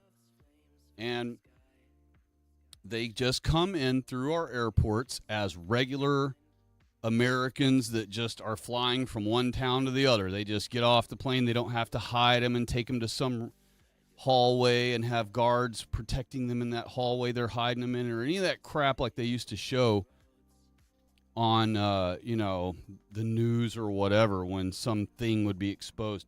No, instead, they step off the plane just like any other deboarding looks like. They come off, they got their headphones, they got their cell phone, they're on their they wearing shoes and clothes, and they just look like anybody else. And they've already been given the things to blend right in with us, in their country by the Jews, by the NGO. And then they're given a plane ticket and flown here. And when they get off the plane and they walk into the terminal, they just look like any other American, that gets off a plane and walks into a new town, that they flew to. And, no one looks at them weird because we have so many whites in our country that, a plane full of non-whites getting off, people don't really notice it. And they also do it at the late hours of the night when they could do it in the middle of the day. But that's when it's busy, and surely, people would start noticing. So instead, they'll do one or two or a handful during the day, right in front of the whiteys. But then they also do a lot of them late at night, early in the morning. And, all the red-eye flights and stuff, that's when they typically bring them in. And, there's just less hassle. There's less crowd for them to have to try to navigate them all through. And then they take them to a room where they explain to all of them how to get to the nearest benefits office to start leeching off of white people immediately. And another thing they do is they tell them where all the local churches are, because they know all the local churches, the white people there will be cucked into giving them food, even though they're going to be given free money, free food, free everything already anyway. They're all about getting as much as possible. So the more they can take from whitey, the better. And so they'll even go to the churches and take the free food from the food banks. Let's see here. Vlad Kababber said, Doc said she was 11. Okay, so he's probably talking about how old Ivanka was during that interview. If she was 11 when he said that in that interview, that's freaking crazy. Because there's no way, you would talk about sex being something your daughter is into when she's 11. It almost seems like surely she couldn't have been 11 when he said that, because she was sitting right there with him. And I think that's even too risky for the left to do on a TV show or whatever that was. It was some kind of interview in front of people. So, maybe we're mixing up. Maybe I'm misunderstanding which thing you're talking about, and maybe that's a different story you're saying that she was 11 about. But if she really was 11 and he's standing there saying that, that would be utterly bonkers. And that would be the thing they should have shown all through 2016. Not grab her by the pussy audio tape. It should have been that footage of that. If Ivanka's really sitting next to him at 11 years old and he said that sex is what they have most in common, that's absolutely nutsoid.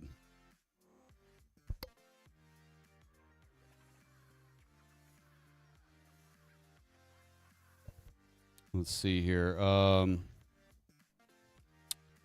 Great memes, stay white. That's a good addition to the stream. Hey, I appreciate that, Vlad. Thank you. I do have tons of other things to. I have many other pictures built in other slideshows that are completely different from all of these pictures, and but I've still been on the topic of diddlers because of the whole Epstein debacle this week. So I'm just running the diddlers files for now. And later on, I had mentioned the last stream, but later on, later in the week, or if I have to wait till next week, the next time I do a stream, one of the next times, maybe not the next stream, but one of the streams coming up is going to be all about the Kalergi plan. And I have an entire slideshow of all Kalergi plan. And so bring your barf bag, and we will do an entire stream covering just that specifically. Let me get back over here to this device. I'm pacing around. I'm not actually over where the device is. Okay. He said Vlad said the JQ is basically the final stage of noticing. Known about it for almost 10 years, but I'm still learning the ways of the enemy. Yes, it's an ongoing thing because they're an ongoing thing. They come up with new ways to grift white people regularly. They come up with new ways to accuse us, new ways to impose things on us that they know we wouldn't want, or that even if we welcomed it at the time because of our cuckery and naivety, over time it will overtake and ruin our thing that we welcome their imposition about into.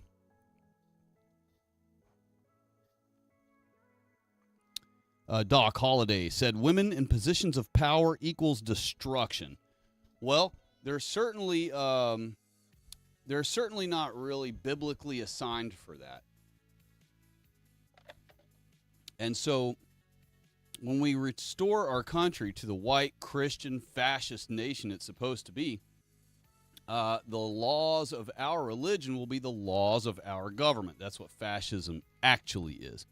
And that isn't the means of production and blah, blah, blah, and all that garbage. It's none of that.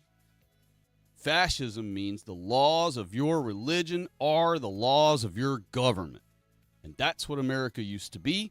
And that's why Jews created Antifa, anti-fascism, so that they could start destroying white countries from being Christian fascist countries. And that's how they eventually managed to legally take down our Ten Commandments from all of our courthouses, and even most of our public schools used to have the Ten Commandments on display in them. The further back toward the early 1900s, late 1800s you go, the more and more schools had Ten Commandments on display in them. And that's because the public school system was created to teach our white children our Holy Bible. It was not created to teach them math and scientism and social studies and economics. It was created to teach our children the Holy Bible. And so, obviously, the further back you go to its founding, more and more schools would have had the Ten Commandments on display in them. And all of our courthouses, 100% of our courthouses, had a big full display of the Ten Commandments in them until the 1980s or 90s, when Jews started throwing a fit and demanding that we take the Ten Commandments down. And they started insisting that this is not a Christian nation, and yada, yada, yada. And so therefore we're favoring Christianity, and we can't be doing that. And so wouldn't you know, our politicians who are owned by them and Jeffrey Epstein blackmailed by them agreed and took our 10 commandments away and took them down from all of our courthouses. They took prayer out of our schools. All of our schools used to have prayer in them, obviously, because they were to teach our children the Holy Bible. So prayer was a staple, a bulwark of learning in the public school system back when it first started. And that was all taken away by Jewish organizations who cried and complained that was favoring Christianity over all religions. And this circles back to our founding documents, where they misconstrue our founding documents to mean that freedom of religion means that any third world shithole come here and practice their religion here too, because after all, freedom of religion, right? But our white ancestors would never have in a million years considered allowing a third worlder to come here and practice their religion here. That's not what they meant by freedom of religion. They meant that white Christians who come here are free to practice whichever Protestantism that they like. If they want to follow Luther and be a Lutheran, they're free to do that. If they want to be a Calvinist and follow John Calvin, they're free to do that. If they want to be a Methodist or a First Assembly, or if they want to be a First Baptist, or if they want to be, a Pentecostal, if they want to be a Mormon, they're free to do so. If they want to be a Jehovah's Witness, they're free to do so. That's what freedom of religion meant. That's what it means right now in our founding documents. It doesn't mean that Allah can be worshipped here and mosques can be built here, and it doesn't mean that Jews can come here and worship their God Q. It means that white people can come here and practice whichever Christian Protestantism that they wish. And I say Protestantism correctly and on purpose because America was created by white Christian Protestants who were fleeing the Catholic Church. And that is historical United States history fact. So why would we come over here and then be like, oh, yeah, you Catholics, that your religion was like oppressing all of our people? Yeah, you can come here too, even though we literally escaped across an entire ocean away from you and started a whole new country to escape your church. Yeah, sure, come on over here. The Jews run the Catholic Church, and so the Jews, once they got over to America, they followed us over here. And once they got here, they started insisting that we allow them to build a Catholic church here. And against our better, better judgment, our ancestors allowed them to go ahead and finally do it. And so they made sure they spared no expense. Boy, our Catholic churches up north, they're freaking elaborate and beautiful. Because they hired white people. They spared no expense, and they said, look, we'll hire your whole town here of white people to build it. And so white people were desperate for money, desperate for work. Our ancestors were all trying to create new businesses and new ideas and new inventions and things to try to make life better and easier in the country as they developed it. And so they said, yeah, I guess if you're going to spend all this money in our town and put us all to work, I guess we'll build you your beautiful, elaborate church. Okay. After all, it still claims to be Christianity, so I guess. And so at some point, they cucked our people into allowing Catholicism to be in our country. And so they allowed the Jews to spare no expense and build these big, beautiful, elaborate churches, which now we can go in them and admire them because, all this time has passed and, they still use them. I mean, they still rule the Catholic Church. So walking into a Catholic church or cathedral is basically akin to walking into a synagogue, really. But because there is so much adoration of Jesus Christ and all that, and biblical stories and stuff and paintings and things by our white people that have been displayed and or put up on display in these churches, it's still okay to go in Catholic churches and admire all the artisan work of our white people, because 99% of all artwork in every Catholic cathedral and church everywhere were done by the hands of our white Israelite ancestors who genuinely thought that they were following the right church. And so, no different than if a Jehovah's Witness was creating beautiful paintings of Jesus or biblical stories and had them on display somewhere at a church, you wouldn't be offended by it just because you're not a Jehovah's Witness. Oh, a Jehovah's Witness painted these? Oh, F that. You know? No. So we can admire these places now, knowing that all of the things inside were made by the hands of our white people who do believe in our God and do follow Jesus Christ, or did when they were alive. And so I don't have a problem with visiting a Catholic cathedral or church and walking around inside one and admiring the artwork done by our people. And so these churches are magnificent, you know, and they were done by our white people. It's part of our history, even though we were creating them for the wrong crowd.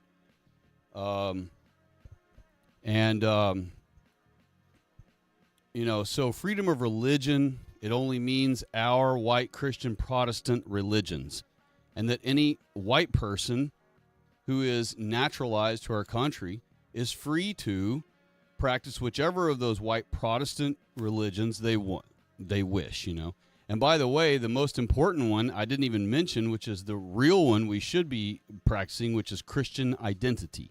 That is the name of our religion, Christian identity. You know, we're mistakenly First Baptists, we mistakenly are Lutherans, we mistakenly are, you know, whichever of the Protestant sects, but the real true church is Christian identity. That is our true church. You know, when God stripped us of the title or of the name Israel, even though we are still Israel, the name Israel means white people. It doesn't mean that little sandbox over in the desert overseas. It means white people. So wherever white people are, that's Israel.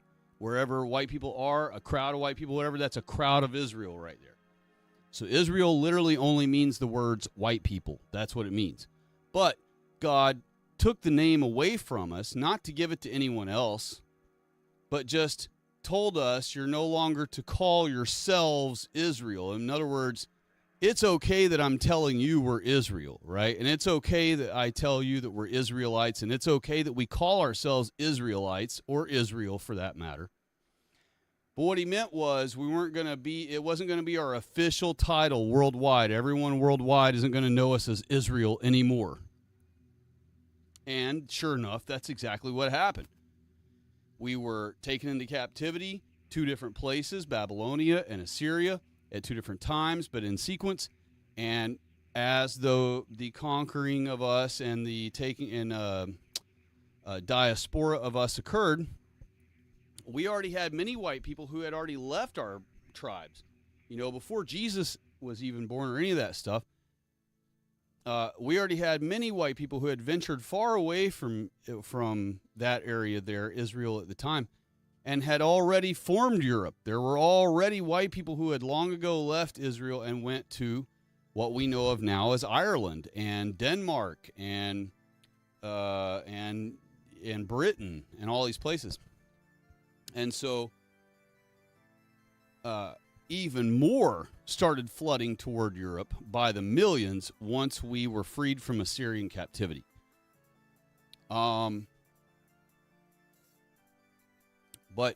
the bottom line is, you know, America has to be pure white. It has to be pure white, and it has to be pure white Christian. It's not enough that it's pure white. It can't be white but have some I hate daddy, lefty, I hate Jesus, I hate God, I hate everything, mentally defective white people. It has to be 100% white Christian Protestants, all right? And for people like Nick Fuentes or somebody who might listen in and be like, oh, what does that mean? Us Catholics got to go? Well, during the full sweep, yes. And then we will have to actually vet Catholics into the country. We'll have to, like now how people say, oh, you got to enter legally to the non-whites. Well, that's what will be reserved only for the white Catholics. No other type will be allowed into our country, but the white Catholics will have to be vetted and prove that they are not going to work against Protestantism and that they are not ever going to try to subvert anything. And I don't think white Catholics should ever be allowed to be in our government.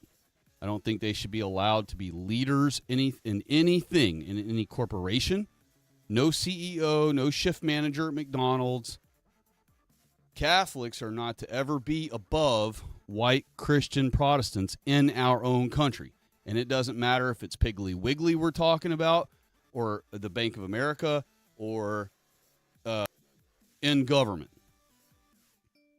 No shift manager, no manager of anything, no supervisor positions, no sergeant in the police force, no anything, except you can be a regular worker. If you want to come to our white Christian Protestant country and refuse to be a Protestant and insist on staying a Jew-controlled Catholic, then you're going to have to be subservient at all times in your work level to the white Christian Protestant populace. That's the bottom line. And so you will be the second-class citizen within our hierarchy here. And there will be a two-tier justice system, like all the whites right now are pissed off about how white people are treated more unfairly by a huge margin than the blacks and the non-whites in general are. There will be a two-tier system then where Catholics will be punished more severely than a typical white Christian Protestant, aka a real American, in our country would be, because we want to keep a precedent, an example set, where anytime a Catholic comes to our country and causes a crime of any kind against our white Christian Protestant people, after we were generous and kind enough to allow that Catholic to live in our country, despite the fact that his religion is antithetical to ours, then he will be treated, or she will be treated, much more severely than a true American who belongs in our country, who is the correct religion, meaning any white Christian Protestant religion. And so we will have a two-tier justice system. The Catholics will be the ones under that particular thumb of ours. They will not hold any supervisor positions of any kind. So even though Nick Fuentes has been an amazing leader for our young people and stuff, he's awakened many of our young white men. God bless him for that. Because he wants to hang on to the Catholicism thing, him and Rebecca from the Belly and the Beast, cucked friend Dave, and all those cucks come on his show or their show. Not saying they're fully cucked, but they are, since they're Catholics. All you Catholics, you're going to have to be kicked out with the non-whites, but you're not going to go on the boats, all right? We won't put the white Catholics on the boats because the boats are going to Easter Island. So the white Catholics will have to just, put them all on the beach on one side of the country in one spot, and we will vet through them, and it'll take us a while, probably a few years, maybe a decade. And as we vet them into the country and reject the ones that we don't think are worthy of being in the country, we will start allowing more and more of them in the country, but they will not hold supervisor positions ever over any white Christian Protestant in our white Christian fascist Protestant country. And it has to be done that way. Everything I'm saying here has to be done the way I'm talking about, or we will not be able to enjoy another entire century of a white Christian first world nation. We just won't be able to, because we'll spend all of our time and all of our resources trying to deal with whatever stupid fucking problem that we refuse to get rid of. Whether it's the Catholics that are antithetical to white people, or whether it's refusing to get rid of our lefties who hate America or hate white people, hate Christianity, all those things. They cannot be fixed. All right? They are so far gone, they can't be fixed now. All right, they cut their dicks off. They dress like women. Even if they keep their dick, they do all these weird, wacky, sexual, deviant things. They like it. It's their hobby to be trolls against society, to look unattractive as possible, to be as vile as they can be. That is not acceptable or allowed in a white Christian, first world, fascist Christian country. It's just not allowed. And Catholicism accepts all that garbage, accepts homosexuality, accepts weird, crazy leftism, accepts, a dude dressed in a dress, in a woman's dress, saying, "I'm a woman. I want you to use your ladies' room." They accept all that because it's not the true church. They have a pope because they're not the true church. They changed Sabbath, which I didn't get to directly to finishing my answer to Vlad earlier when he asked about Sabbath or Sunday being the Lord's Day. The Lord's Day was always Sabbath, and because of that, the Jews needed to get white people to stop keeping our Sabbath so that the curses of God would start raining down upon us for not keeping his Sabbath. So what did they do? They used their Catholic Church that they own and control and have since 40 AD, just 7 years after Christ gave his sacrifice, they took over the church. And so for the entirety of the existence of the Catholic Church, it is just Jew Church 2.0. That's all it is. It's the synagogue of Satan 2.0. It's owned and controlled by the Jews. That's why pederasty has been the biggest problem the Catholic Church has ever had. And it's why their church has that problem magnitudes more than any other church other than Jewish synagogues and mosques. It's basically just as bad. It's the only white church that has just as much sexual crime and sexual degeneracy and sexual deviancy as all the third world shitholers religions. It has just as much kitty diddling and rape and all these things in the Catholic Church as there are in synagogues and in mosques and in Indian religions.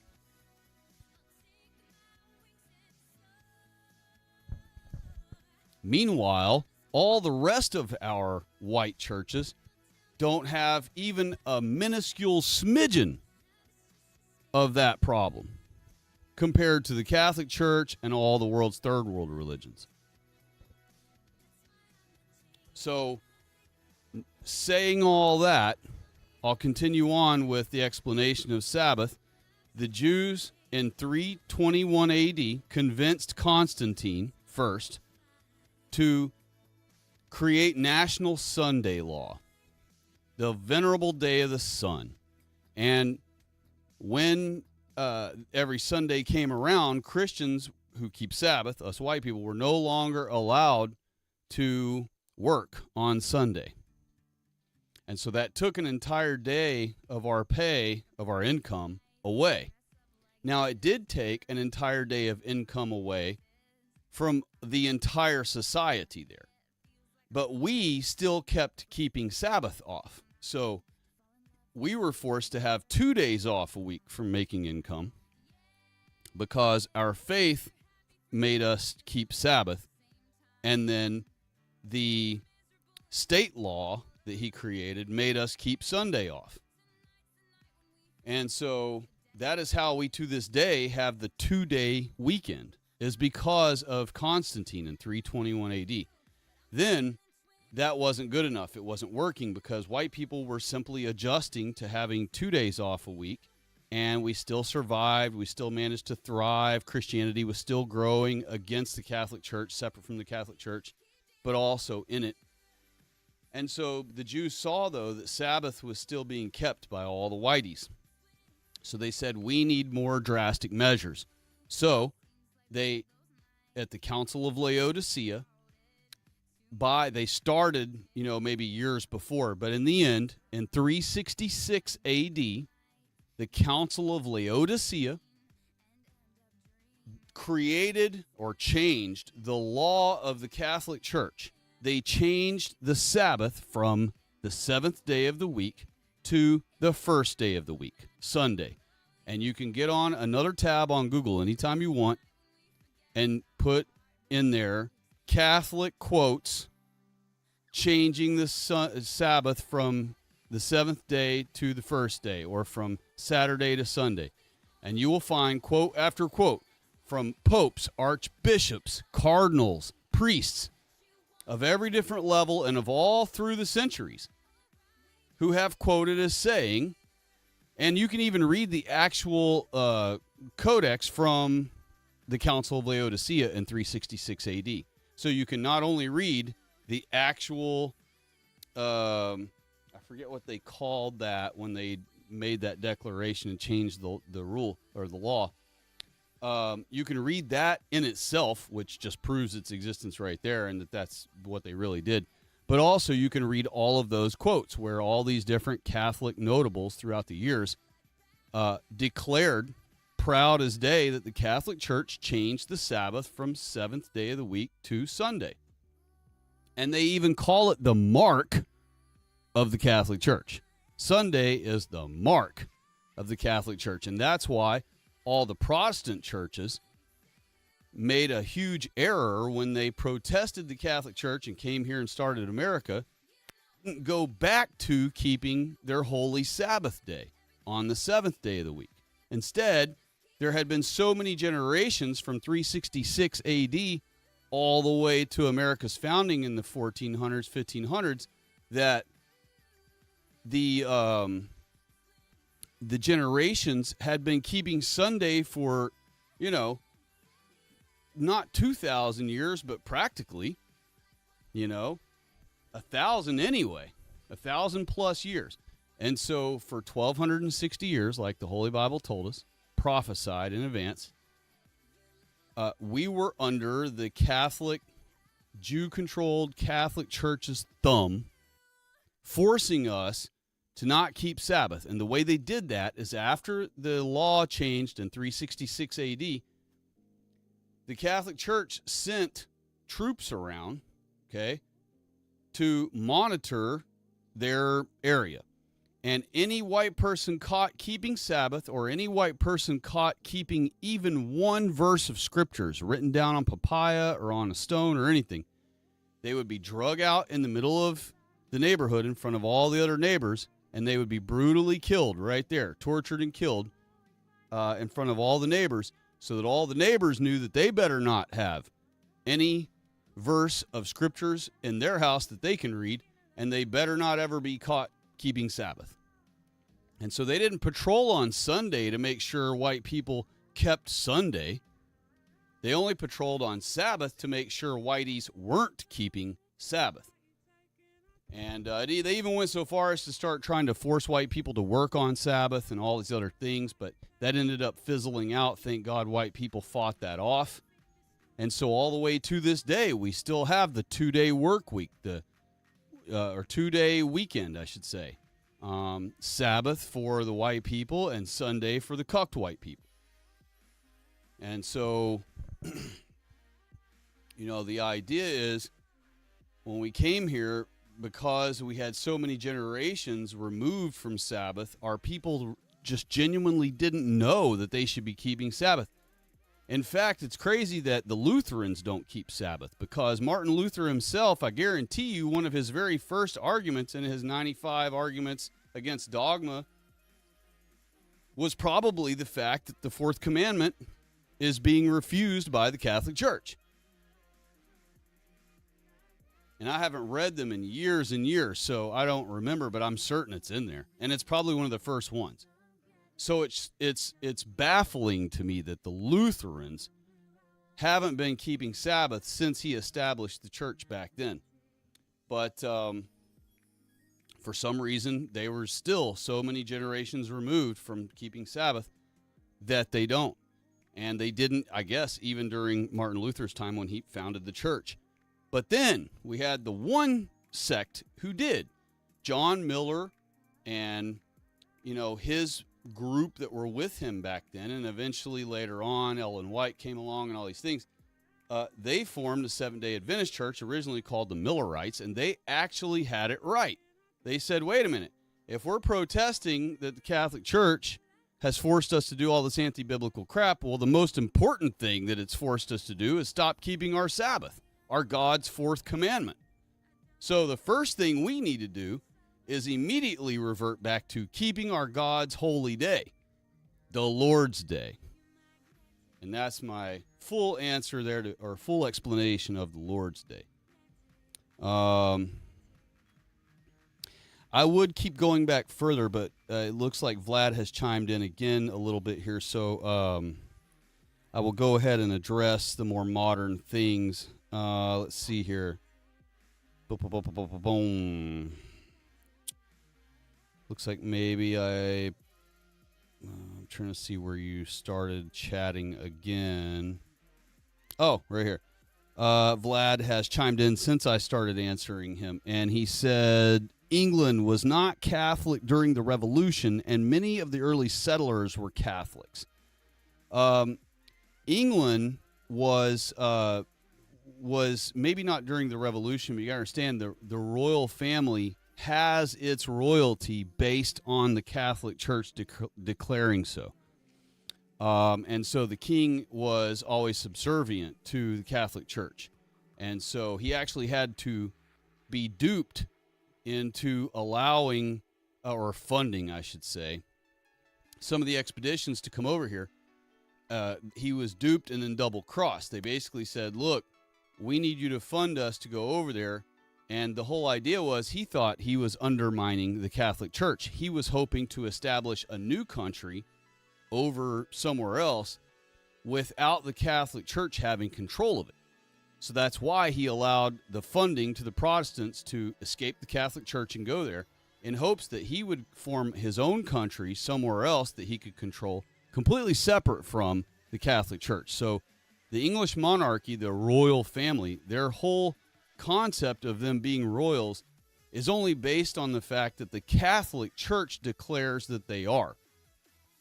And so even if they, even if it would seem as though they weren't Catholic during the Revolution, the royalty certainly does have its royalty based on the authority of the Catholic Church, and they answer to the Catholic Church. Vlad also said, the only Protestant sect I take serious is Lutherans. The rest are complete clowns. Protestants are Catholic light. They need to turn off the smoke machines and Jew worship. I agree. They do need to turn off the Jew worship. That's what all Protestant and Catholic churches have a... Of course, the Catholic churches are going to be cucked into doing that because the Jews own that church, but then all of our Protestant churches have now been commandeered by the Jews in the last 100 years. And so, of course, all of them bow to the Jews now, too. I would say even more so than the Jewish-owned Catholic Church does. He also put, Protestants are more Jewish. That's where the Jew worship comes from. And they removed books from the Bible. Well, I'm not terribly against the books of the Bible that are not included in it. I've read plenty of them, and I see why they weren't, because some of them are not. You got to remember, not every book of the Bible, or not every book that was named after a biblical character is truly a genuine scripture. You know what I mean? The Jews are scribes, and so what they did is they used to create, they had fiction back then, just like we have now. They had liars that created books with complete lies to completely deceive people. We have millions of books being pumped out like that now. And so they had all that same stuff back then. And so, like, for example, the Book of Enoch, that's the one that most, like, conservative, Christian, wannabe truthers, they get duped by and sucked into the Book of Enoch, but the Book of Enoch is pure Jewish fiction. It has nothing to do with the Bible.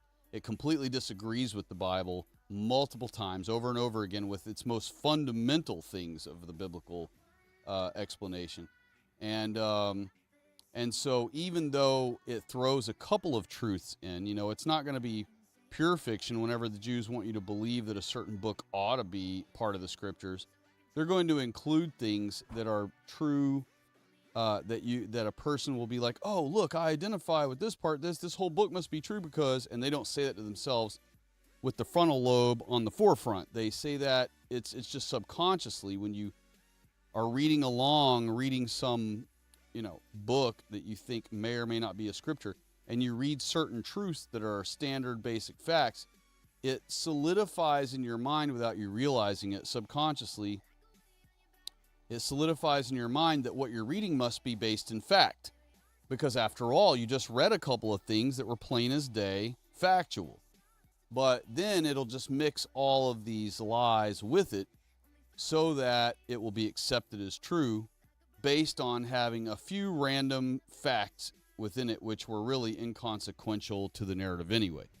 And so a lot of people have been duped by the Book of Enoch in particular. And I'm not saying that every book that isn't in the Bible isn't proper scriptures. There are some books that perhaps are, but there's another book, just for example, that talks about Jesus when he was a child. And it says all these things about how he killed a kid and killed this and killed that and did all this bad stuff. And he just looks like a real hellion of a kid, in these scriptures. And basically it reads almost just like the Toldot Yeshu, where Jesus was a bastard born of a hooker who got pregnant while she was on her period, which is a huge insult to our people back in the day for a woman to do that. It was very disgraceful for a woman to do that. And also from a Roman soldier, not even her own Israelite type, even though Romans were Israelites also. But at the time back then, people did not know that Romans were also Israelites. That didn't come along until Christ and him explaining to all white people that all of us are family. And so, when you read that gospel, I want to say it's Thomas or one of those, it goes through this whole timeline of Jesus being a boy and being like basically evil. It's like he was this, when you read the story, it reads as though he's this like evil little hellion shit that has superpowers that he doesn't realize how powerful he is. And he's like, blah, just kills a kid because the kid insults him or whatever, And, that's just not the way Christ would have behaved as a child. And so that's obviously, when I read things like that, I can just tell right away my Jadar is just blaring.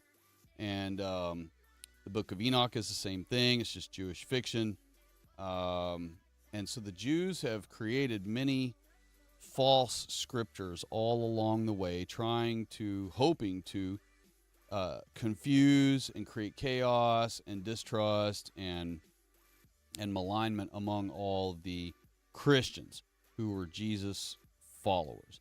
And so not all scriptures belong in the Bible, and most of them that were not put in the Bible were not put in there because they claim all of them that weren't put in the Bible were not put in there because they didn't claim inspiration from God. And that is true. But the real reason is when you read the stories themselves, they conflict with the Bible or with the known mannerisms of Christ or the known mannerisms of Israelites, our ancient people. And so now I see in one of the comments here, I'm not actually reading them all, but just because I was in thought at the time, but now I'm scanning along and I see one of them says Protestants removed books that railed against race mixing. Well, Protestants wouldn't have had any reason to do so for two reasons. One, our Protestants had zero non-whites around them. Zero. Okay, our Protestants were 100% white people. They were surrounded by 100% white people. And so running across a non-white was an extreme rarity. And the only people who actually ran across non-whites were explorers. And not all of our people were explorers. The bulk of our people, I would say 99 point something percent of our people, stayed where they lived. And they might sojourn to some other places by land or whatever nearby them to the next big country, the next big village, the next big city, the next big whatever, kingdom, I should say. But they didn't travel like thousands and thousands of miles, constantly. The bulk of our people did not. The bulk of our people are just like you and I. They get up every day. They got to go to their job. They work all day. They come home. They feed the kids. They go to bed. And so the bulk of our people were not out exploring the world and stumbling into these non-whites. It's easy for white people nowadays to feel like we had all this racial strife all through time with the non-whites, and that the Bible must talk about that too and all these things because we've always had them around us. But that's not the case. If you look at footage from just 40 years ago, America was all white, and yes, we had a black neighborhood here and there in every town, but white people didn't go near it and blacks didn't leave it. And so we didn't, and of course, the further back from 40 years ago you observe, the more so that is the case. Of course, only 40 years ago, blacks already had access to our schools and our women, and they were already, involved in TV shows and all this stuff. So 40 years ago may not be the best example. Maybe I should say 100 years ago. But only a measly 100 years ago, we're talking about 5,600 other years of white people existing. Just 100 years ago, you go back, and there were no non-whites around for us to interact with at all. And the measly 0.00001% of the population who were black back then were owned by Jews and were kept by the Jews at the Jews, farms and wherever. Most blacks were actually up north. And so when Detroit thinks that all these blacks were flooded from the south, they were actually flooded from the north. A lot of blacks worked for Jewish businesses that were all up in the New England area. So when they flooded a shit ton of them into Detroit, the blacks didn't even know where they lived in America. They had never even seen a map of America.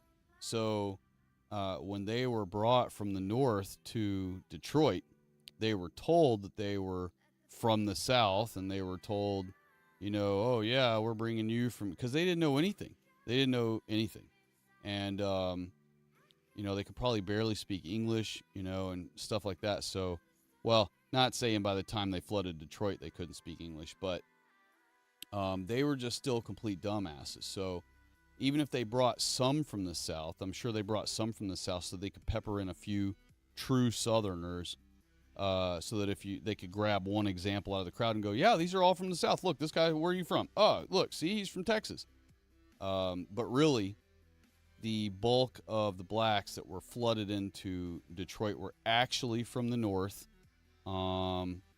The bulk of black slavery was actually owned and existed in the north, not in the southeast like is shown in all slavery maps.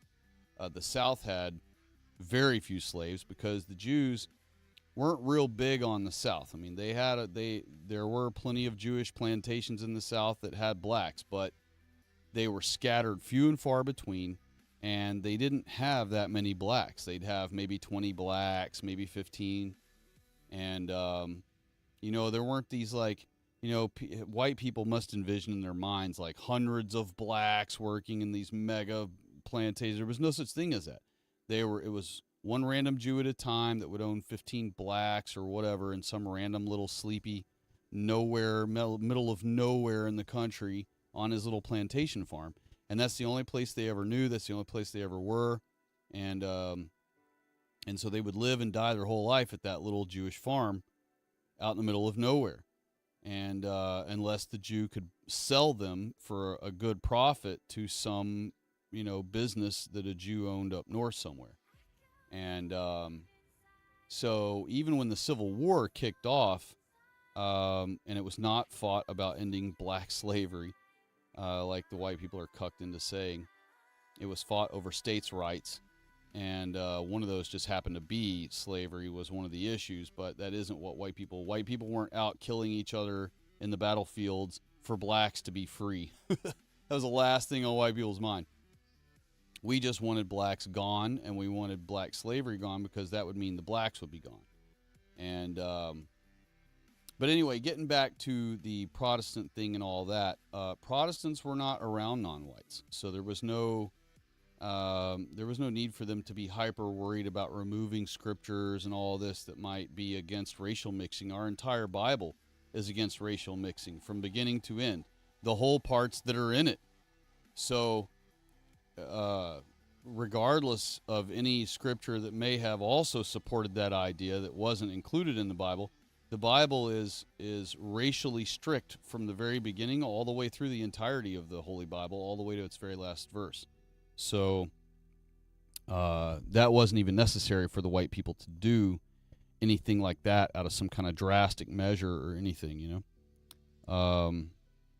So while that may be a rumor that goes around, it wasn't necessary. We weren't surrounded by any non-whites. We were surrounded by a sea of white people in every direction, and would have had no worry for having to be hyper concerned and do that. Vlad said, I respect a lot of Protestants, though I can't get behind it. They removed some essential books. I'm Christian identity fully now. I'm done with those clowns letting non-whites into our churches.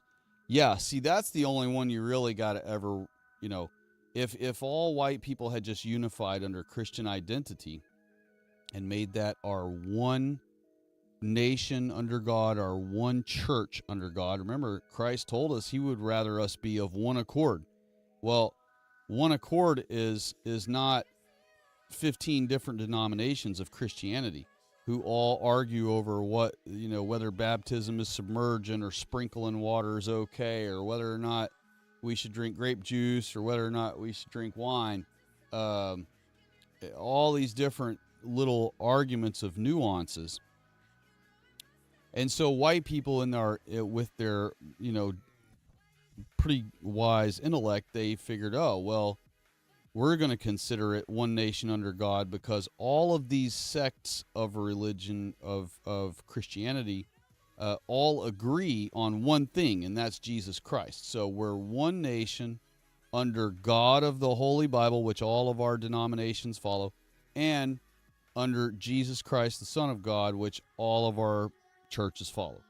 And so that's how they deduced that we're still one nation under God, even though we have 15 or 20 different denominations. But really, what it should have been is we all should have come here and created, America should have been its own religion, and it should have been Christian identity, where we restored the country to white people understanding our identity, and that would have sorted the whole problem. Sorry, I had to get rid of a bug real quick. That would have sorted our whole problem of all this Protestant disagreement and the Catholic Church, butting into our affairs and all these things. So, Christian identity is absolutely our true church. And so I'm very thankful that you have accepted the proper church, the proper way, properly racial for our people. And we don't have to completely have disdain for the other the other denominations, because remember, those are our cucked people that Christ told us that we're supposed to love, and that we're supposed to turn the other cheek for, and that we're supposed to try to woo over to following Christ the way he wants us to follow him. The thing about all these denominations is they're following Christ the way they want to follow Christ. And that's not to say that your average Lutheran or your average Methodist is purposely defying something Christ said and saying, no, I want to be a Methodist because I want to defy that thing Christ said and worship him this way instead. It's just that they are born into that church because their father before them was in that church. They're raised in that religion, and so they stay with that religion. Why? Because their whole family goes to that religion church, and their whole everything. They grew up, all the people they grew up with go to that religion church every week, and all those things. So it just becomes it's their life. They don't even know a Christian identity exists. Most people that you ever talk to who are, most white people you ever speak to who are Christian and interested in, staying a Christian and the whole thing, most of them will never have even heard of Christian identity. I would say 99% of our white people in America or more have never heard of the term Christian identity. And so that is the massive hurdle we have before us to jump, is not only introducing our people, the 99+% of our people who've never even heard of it, to it, but we also need to woo them into understanding that not only do they need to know about it, but they need to shed their other faith and follow, the correct way of following God. But we're never going to do that by having hatred for them, disdain for them, disgust with their religion, or disgust for it, I should say. I understand your sentiment. I understand your frustration. It's easy to generate hatred or at minimum anger at the other denominations because they keep our white people duped about the Jews. They keep them cucked about non-whites and pandering to non-whites and helping non-white invaders in our country. I completely understand. I have empathy with where you're coming from with your upsettedness about the Protestant churches and the denominations of them. And you even followed that with saying they can't even keep segregation at the very least. And that is why a lot of our super-based white people are now, giving a lot of, have a lot of disdain for our typical cucked Christian denominations. And sometimes they go beyond base to where they revert back into cuckery by hating Christianity and calling it, the Jews' religion got us, cucked into obeying them. And most of that comes from the fact that they are not aware of the fact that Jews are not Israelites. Therefore, Jews did not write the Bible. Therefore, Jesus is not a Jew. All the things that they think apply to the Jews don't apply to the Jews at all when it comes to the Bible, as far as being the chosen people, being the Israelites, all those things. So they're just completely mistaken by blaming our God, and basically by blaming Christianity, they're blaming our God, and that's certainly a no-no and certainly a baddie. And so we can't be having them do that. We don't want to allow them to cuck themselves into doing that.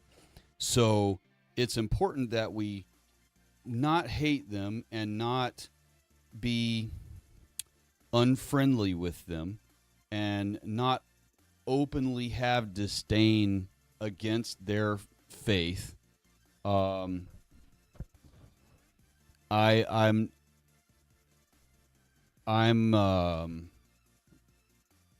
doing my best to not ever be angry or frustrated with white people who are still cucked. Of course, we can probably still be angry and upset with the anti-white ones, the ones who purposely work against our people and hate being white and hate being and hate Christianity and hate our ancestors and hate everything about white people. The self-loathers, the ones who openly hate white people for just to be in style with their other anti-white quote friends. Those types, I don't think it's as bad to be angry with, but those are the enemies that our Lord told us to turn the other cheek and to love. So as crazy as it seems to be able to do, as tall of an order as that seems to be that Christ asked of us, that is Christ's order, is that we are to love them. Now, it doesn't mean that we have to cater to them or pander to them. So when I said earlier, because somebody who thinks they're slick will be like, aha, earlier you said that we're going to kick all the freaking atheists out of the country. So why would you do that? That's not turning the cheek. That's not loving your neighbor. But it is. It's still loving our neighbor and all those things. You can remove people from your country and still love them and have empathy for them and care about them. And the reason we would be removing them while still having empathy for them, whilst not hating them, while not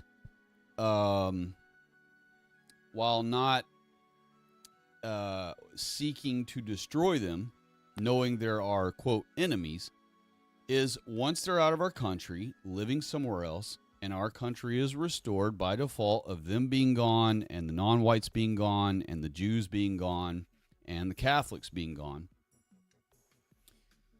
Once our country's fully restored, and it's up and running nicely again, the atheist non-whites, the self-loathers and all those things will start diminishing because, you know, as they die off from refusing to have kids because it's fashionable, or they'll have kids, but their kids hate the way they treated their parents treated them while they were being raised. So they grow up and despise their doofus leftist parents who were sexually abusing them and introduced them to sex at a young age and tried to convince them to cut their wiener off and pretend they're a girl and all this. They'll grow up to despise them if they even have children.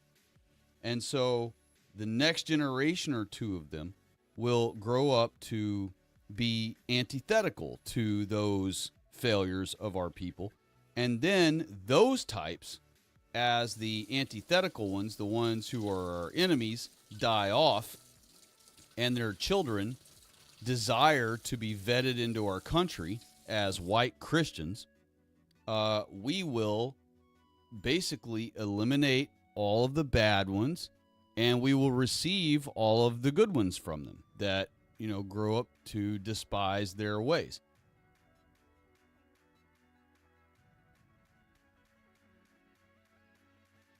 And over time, because of all those displaced white people who were self-loathers, anti-whiters, that whole thing will die away. And there won't be a group of anti-whiters anymore, anywhere. All there will be again is white people hoping and desiring to be able to come to America and participate in the American dream of being in our new white Christian identity fascist country that will enjoy all of white people's most advanced technologies and all the things, like all the best of the best that white people will ever be able to generate and offer to ourselves, that God will ever bless us to be able to do. It will all be right here in America, the Garden of Eden, the original place that God placed white man, mankind. And so God is tapping his foot, waiting to give us the blessing, waiting to turn America back white. You think God is happy seeing blacks killing white people all over our country? You think that pleases him? No way. And of course, I'm just saying that as a rhetorical. I'm not asking you that as a debate question. I know that you know the same thing, that of course God isn't happy with that. Just rhetorically questioning.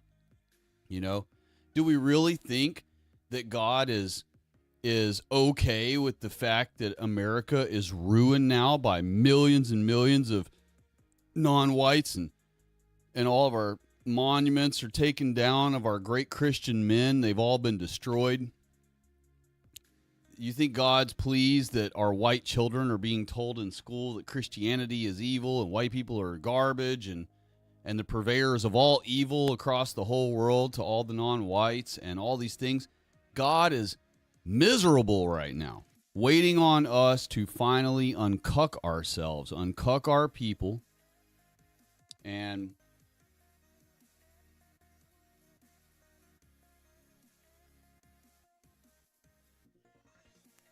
we have a long way to go, and we have a short time to get there. Not to quote Smokey and the Bandit, but we really do have an enormous task ahead of us.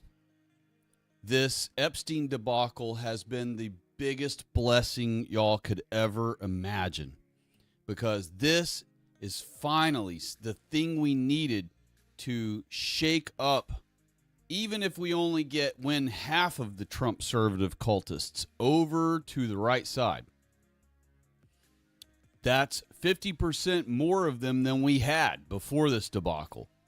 So I welcome it. I think it was great. I think we've all been vindicated, who have been warning the conservatives all along. And we always knew we would be vindicated. We just didn't know what it was going to take to cause it and how long it was going to take for that thing to occur, whatever it may be. And so now we have, even though 50%, I would say, of the Trump-servative cultists do not concede yet and are still trying to pretend that, Trump's winning and it's a genius move and he's just trust the plan, y'all, and the whole thing. The other 50% of the Trump-servatives have finally seen the light, and I see it in the comments all over the place. There's plenty of Trump-servatives who are like, man, I've been a faithful, loyal, voted for him 3 times, but this is too much, or this is unacceptable, or I'm freaking done with this dude. And of course, a lot of them in a week's time may come back to, licking his balls and worshiping him again. But for the moment, we've won some over to our side, or I should say, their illusion, their delusion about Trump and everything has been shaken. And so even if we haven't won them over yet, this is our moment to. This is our opportunity to. And so we need to seize it by the horns, and we need to really try to uncuck as many Trump-servatives right now during this debacle as we possibly can. This is God is laying a silver platter in front of us with lots of our white people on it that he wants us to try to save for the harvest. And so this is our moment.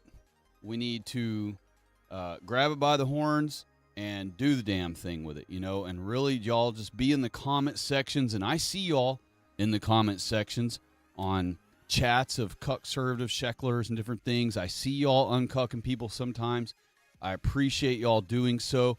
That's all I'm asking for from our people.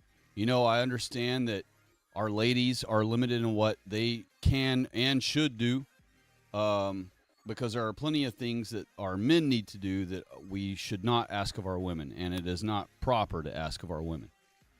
So I don't encourage our women to debate anyone in public. or any of that, because they are already under threat at all times, surrounded by hostile non-whites on all sides. They need to do everything they can to just keep themselves away from non-whites when they're in the public. So I only encourage our men to do the things. This is a man's job to restore our country. It's not up to our women. It's up to our men to do it. And our women can be our support and be at our side and be our helpmate. But this is our job to have to do. We have to uncuck our people about Sabbath first and foremost. And simultaneously, we need to be uncucking them about proper Christianity. We need to, snap them out of their stupidity, about Christianity being for everyone. It's not for non-whites. God assigned them their own religions and their own gods, and gave them their own countries. So that is the way God wanted it. That's the way we need to restore it to. And once we do so, God will bless us with at least another 100 years of having proper white countries again, because it won't just be America. Once we restore America, every European country will fall in line and do the same thing. And like I said in another stream a long time ago, not only will the other countries immediately start following suit behind us, but they will, and we will, have enough strength and superiority that we'll be able to actually send our own portions of our own army over to other white countries to help them drive out the invaders from their countries. And so this is this debacle with Epstein is the golden egg that we've been needing. And, because after all, the deportations junk is just a hoax. For every 20 or 30 they show on the news that we're loading on a van and driving somewhere else, we're not even getting rid of them, but they just tell you they are. But for every 30 or 40 they round up from somewhere, 5,000 more have already been coming in per hour by the plane load,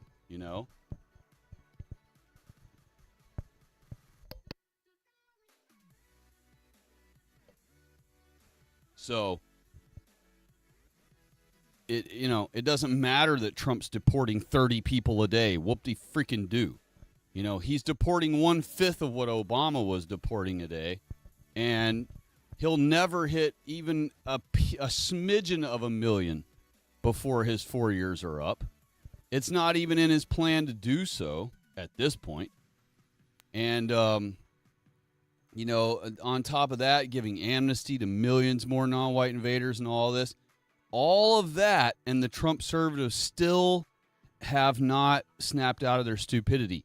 But the Epstein thing, with him crashing out about Epstein, he has got at least 50% of his base very upset. So while they're upset, this is our chance. This is our time.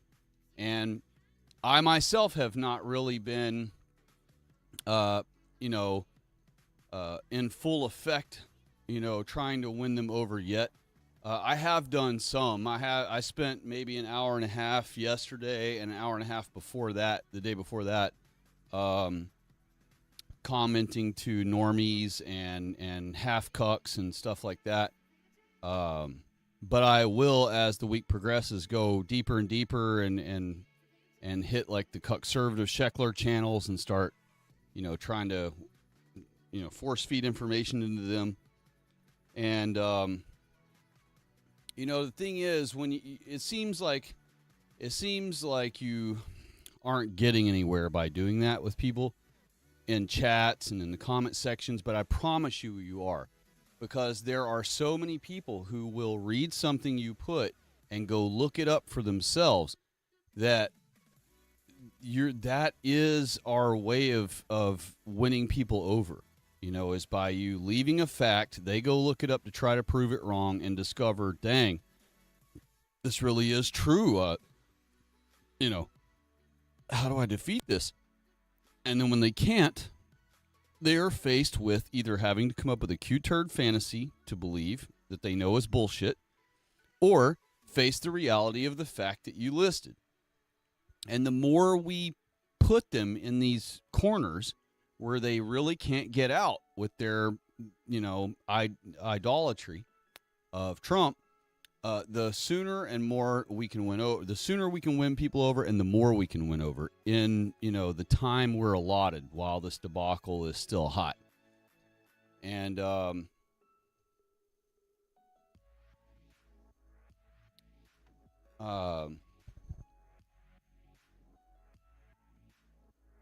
me look here in the chat again. Let me go over here to the device. See if I can scroll and find where we're at right now.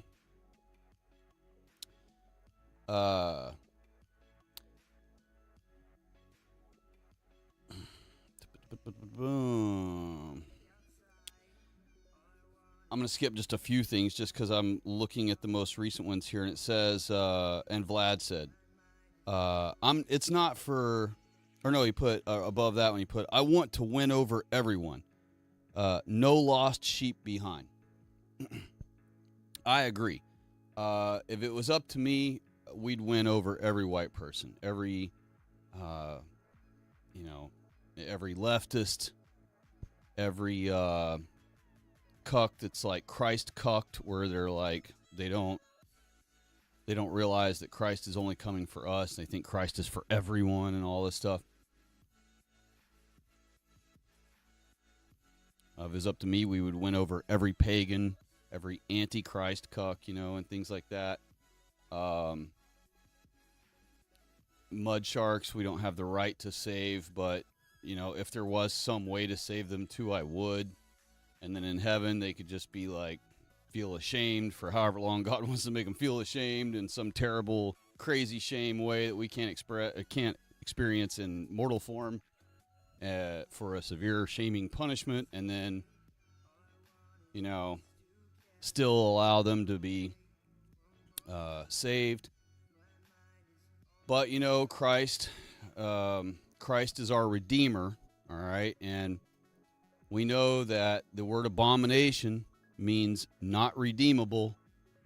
And so if someone commits an abominable act, that means it's a non-redeemable act. Redemption means forgiven by Christ. And so, if you do a not forgivable sin, that's pretty much it, And so homosexuality, bestiality, those things are abominable acts. And so no matter how much we would like to and hope that they get to go too, perhaps, maybe you wouldn't. Maybe you're like, F the mud sharks, they don't deserve to get to go. But, some of us who, some pro-whites have that righteous indignation against them, and then some pro-whites are like me where I have that. Half of me has that. And the other half of me is so pro-white and so right-wing and so Christian identity that I would prefer we all are saved, Even our white people who fell to deception. And remember, 90+% of the mud sharks are only mud sharks because they were born and raised to be one. They were born in a world that was already Jew-controlled. They were born into a world where white kids are systematically cucked into thinking that blacks are unique and cool in some weird, stupid way. And, girls and children are blank slates. Okay, this is, you know this, and you know that that's why homosexuals go after them, is because they're a blank slate. They don't know anything yet. Literally nothing. They're like no different than a brand new kitten or a brand new puppy or, or a worm on the ground. They don't know anything yet. They know nothing at all until they have input given to them. And so when they're given only input of blacks are amazing, blacks are awesome, cheer for blacks on the side of the thing, become a cheerleader and cheer for the blacks, get yourself in dance and learn how to booty dance because blacks dance that way and it's fashionable and everything's fashionable to be, oh, blacks, blacks, blacks, you know. They only deduce they're only following what they've been raised to do, you know.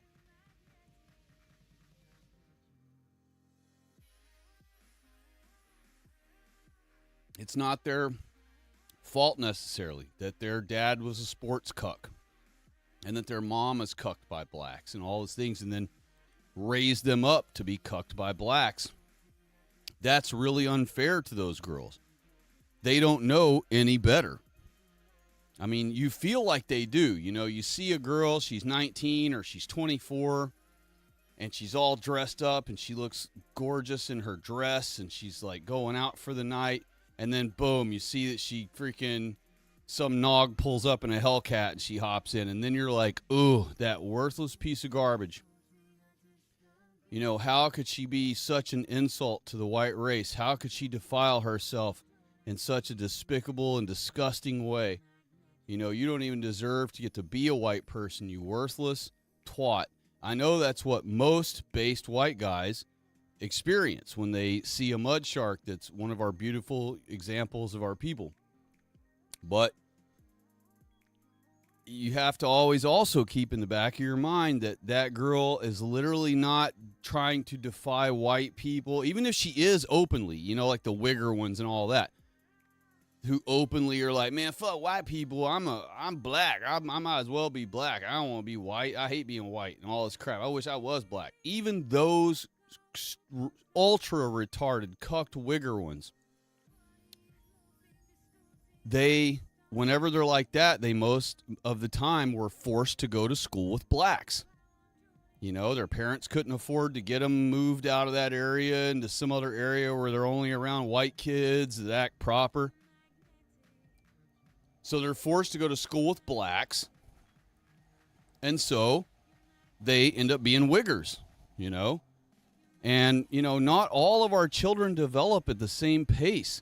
So that's why some girls can go to the same school and become, you know, straight A students and top of their class and honor roll and college, you know, grants, full ride scholarships, all this stuff. And in the same school, another girl can end up being a completely cucked failure wigger, you know, and everything in between. There are girls who are successful but still are banging a black, you know, because it's fashionable. Or they've been convinced to think that it is. And all manner of in between. But the bottom line is that's because all of our children and all of our girls develop at different rates and different paces. And they all have different experiences. Even at the same school, one girl might be wealthy, live in the wealthy side of town, but there's this other girl who has to live in the poor part of town and go to that same school, and she's surrounded by blacks at home, she's surrounded by blacks at school. Meanwhile, the pretty white or the rich white girl, she gets to escape the frickin' school with the nogs and the whatever and the violence, and she gets to go back to her gated community and roam around in her neighborhood on her golf cart with, you know, no nogs in sight, no riffraff, no problems. And she gets to live like kind of normal America when she's at home. And so she gets enough time away from the school and away from the nogs and away from the madness and gets to experience real Americana because her parents have enough money to live somewhere where they are sheltered from all that when they're at home in their home life, that they get to spend many hours feeling like they're in regular, real America that used to exist. And it's only because they stay within their gated, sheltered area, or if dad takes them boating on the lake and there's no nogs out there either, you know. So they live very sheltered lives compared to, even if they go to the same school as some cucked wigger girl. Because the cucked wigger girl has to go home and be surrounded by blacks at home and, you know, deal with blacks 24 hours a day everywhere she goes. Her whole life is blacks, you know, around her. And so she basically like lives like an African stuck in Africa, you know?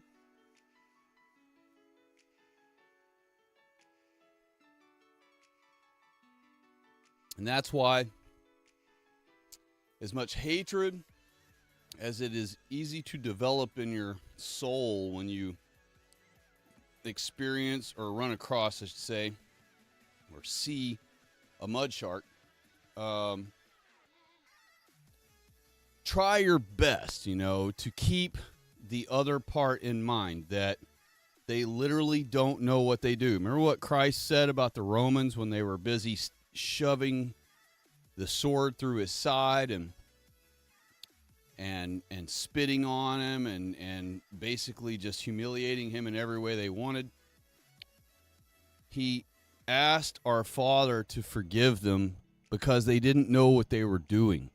They didn't realize, the Romans had no idea that they were killing the Son of God, that they were killing and torturing and humiliating and making fun of the greatest human being that will ever live, and the Savior of even their own selves. And in the same format as that, the same theme along with that is, you know, Christ would say the same thing to the Father about those Wigger girls, or those, those two, but about the mud sharks. If it wasn't for bestiality, he would be saying to the Father to forgive them because they don't know what they're doing. But because it's bestiality, that's what throws mystery into the mix, and we really don't know. We're not gonna know until we get to heaven. We're not gonna know for sure what God's ultimate plan is for them. There is a place in our Holy Bible that says that all of Israel will be saved, you know, but that could mean all of Israel who lives right and does not commit an abominable act. And so, as it stands, based on the fact that that one verse can't undo all the parts where God's angry about abominations and abominable acts, I default to that mud sharks are not going to get to go. You know, that they won't be saved, and that's why they're also going to be loaded on the boats when we restore our country on that great day. When the great day comes, they're getting loaded on the barges with all their favorite nogs, and they're going to be eaten on Easter Island. And I had said in another stream that maybe we'll ship the whites in a separate boat, but it isn't going to matter, because once they're dumped off on Easter Island with the non-whites, they're going to be eaten right away and the whole thing. So it really doesn't matter. We might as well just throw them on any barge that's headed to Easter Island. And if they get eaten before they even make it there, well, you know, they were going to be eaten anyway. So, because I guarantee you that's what will be the food for all the non-whites. They will eat all the white people. And so that will be their fate. And it's unfortunate. I don't want that to be their fate, but that will be their fate by default. And the only way we could avoid that is if we loaded all the cucked whites and the whites who are working against white people, the lefties and the whatever, the Jew obeyers, the politicians, and we ship them to just some other island, not where we send all the non-whites. You know what I mean? Instead of Easter Island, maybe we pick, you know, one other random island somewhere else and we just dump them all on that one. And then, you know, they can just fend for themselves until they all croak or whatever. And if they can manage to survive and start a civilization and create a new Australia for themselves, well, God bless them, you know. But they'll be out of our hair. And if they ever want to uncuck themselves and wise up and desire to become a Christian Protestant and come to America, then they can, you know, strive for that and inquire with us, and we can vet them, and you know, and that'll be legal immigration. When a white person changes their ways and comes to us and says, look, I'd like to be an American. You know, I'm white. I've turned my life over to Christ fully. And I've decided to follow, Christian identity as well and whatever, because really that's going to be the ultimate religion. I mean, in fact, it's funny, Vlad. We honestly ought to, when we restore the country, we ought to do away with all the denominations and insist that Christianity is only the Christian identity faith, and there is no other Christian faith, because all the others are basically just acting like imposters now. They all invite non-whites into them, even though they're 99% white. They all cuck about, well, even the Mormon website. If you get on the Mormon website, just randomly one day I was like, you know what? I know the Mormon church is 100% white. So I'm like, let me just get on their website and see if somebody's been enough of a cuck to put a non-white on their website. And sure enough, I think it's right on the home page. They have a nigger, a picture of a nigger, as though that's a Mormon. And it's like, dude, what is wrong with y'all? You're a 100% white church, and you're still so cucked that you put a nog on your freaking home page of your website? What the hell is wrong with y'all? And so it's like, in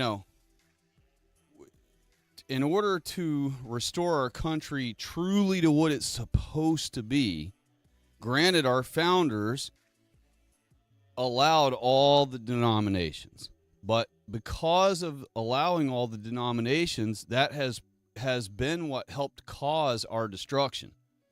So I say, whether or not we go by what I say in the end of it all, once we restore the country, what ought to happen is all the denominations ought to be all absolved, and and only Christian identity should be our American religion. It should be called the American religion, or should just at least be a nickname known of as that. And so anyone that ever meets an American who travels outside of America, they should automatically know that this guy is a racial Christian who knows that white people are Israel, and he is part of the elite club that gets to live in America. He's an American. Wow, because that will be the new high status for white people in our world for the last 100 or for the last 80 years until Jacob's trouble comes. We will enjoy a super high trust, an amazing white society. And the sooner each of the European countries follow behind us and replicate what we're doing, the sooner they will be a white utopia, creating many white children, developing better and better and more innovative things every day, all the way until Jacob's trouble comes. And, we will have created many, many more millions of white children again to swell Christ's harvest one more time before harvest time comes, And so that's what it's all about. It's not about us having a better life so that we get old, we'll have white people taking care of us instead of a bunch of niggers that hate us and stuff, which is absolutely what's happened to all of our boomer elders that we've been taught to blame for everything or whatever. They all had to die being abused by blacks and be murdered by freaking spics that are now the new imaginary nurses. So, it's not just about us being able to become elderly in an all-white country, which is hyper important, by the way. You do not want to grow old into elderly years in this third world hellhole that we are in right now, because you will be abused and tortured by blacks all day long once you become inebriated and have to be in a nursing home. And that's also why it's very important to have lots of children, because when you become an elderly person, if you don't have a bunch of children who end up having grandchildren also who all love you, you won't have anywhere to live when you're elderly and either bedridden or immobilized. If you have had a lot of children and you were very good to them, and then they had children, and now you have lots of grandchildren, and they all love you very much because you were very good to your children, and your children love you based on that, then you will be surrounded by family members who love you when you are in your timing out years, and you will be able to live with your family instead of being stuck in a nursing home where niggers are beating you up all day. So that's important. But what's really important is that we swell Christ's harvest one last time.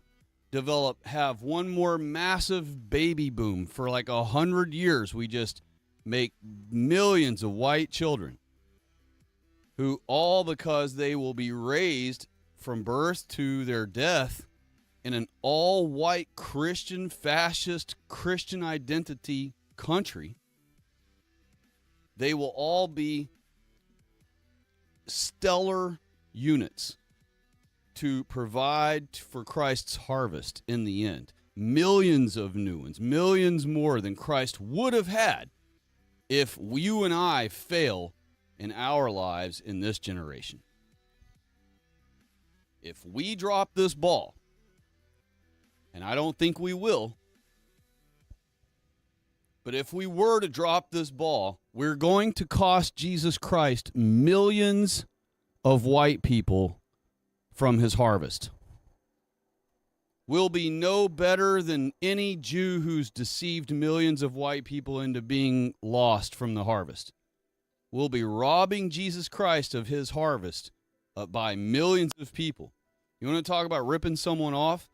Imagine ripping someone off of millions of dollars. Now imagine every one of those dollars being a white person, and that now imagine who you ripped off being Jesus Christ. That's what our generation is going to do if we drop this ball. We can't expect the millennials to do it. Can't count on the Zoomers to do it. Can't count on Generation Alpha to do it. We're the adults now. And soon we're going to be the elders. And we better have our shit together, and we better have our ducks in a row, and we better know what we're doing when we become the elders. Because we're going to be given the wheel. We're going to have the keys to the city. And many of our people are already becoming that. J.D. Vance is Generation X. You know, not saying he's relevant. I'm just saying, like, that's the second highest seat in the world. And he's Gen X. So we are aging into the dominant power, the seniors, you know. We are going to be the seniors soon. And by default of that, we'll have the seniority. And if we don't have our ducks in a row, and we don't have our shit together, and we don't know what we're going to do with it, we will fail. And we will cost Christ millions of white people from his harvest.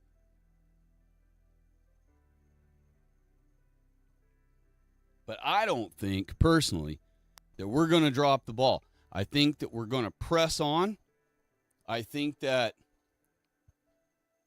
you know, and this is just opinion here, and I always say that I don't go by opinions because opinions are garbage, but this is just me giving what I see for the future. Not as much as an opinion as it is kind of the hope, the vision I have that I'm hoping to see come to fruition in the future, is that based on Scripture and based on everything God has laid out before us, this challenge, the bones he throws us of factual things that we can stand on. We have our Bible.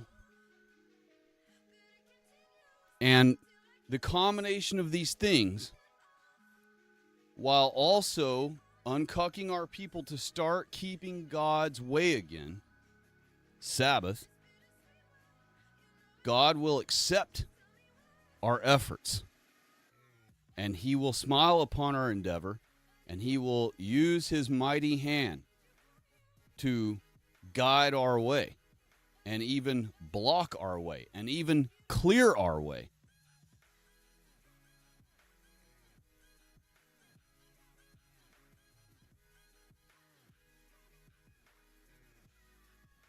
And I can see, based on scriptures and based on the fact that non-whites cannot sustain this earth for 215 more years if Whitey loses everything from now on, that means we absolutely will have another rising up. We may have a rising up and have 30 years of perfect, amazing America after the Great Day and lose it all again. But I don't think so. I think once the Great Day comes and we restore the country by removing everyone from it that isn't white, I see our country lasting a whole 100 years minimum. At least 100 years. That's 5 generations of white people who can make 10 kids, 6 kids, 12 kids. Somebody I was listening to earlier today said her grandma had 16 kids. Can you imagine? Wow. She must have had twins 4 times. But, I mean, 8 times I meant, but you know what I mean. So we have this opportunity. We have this debacle that has finally given us this opportunity to break the mold. The mold has finally been broken, and we can get in there now and get our fingers in that and start pulling it apart and trying to break whole chunks of it off of these dupe conservatives.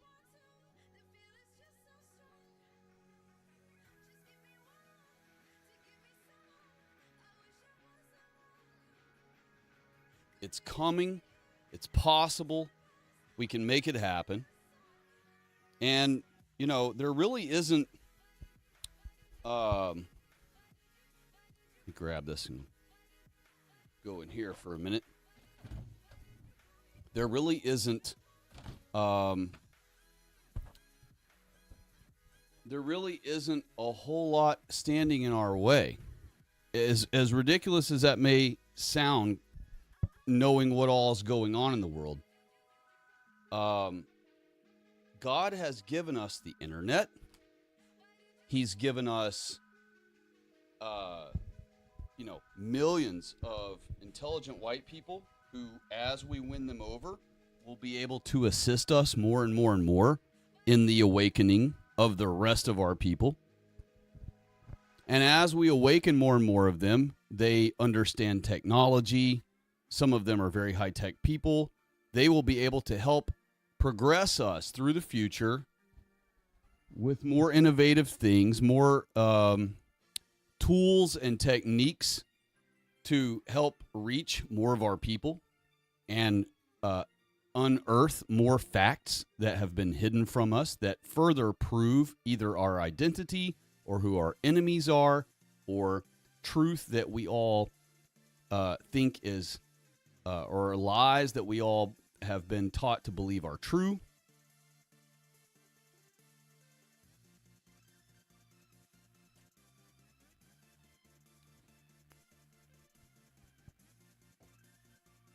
So I see at least 100 years of a prosperous, healthy white nation. And and I'm hoping and praying that God smiles on our endeavor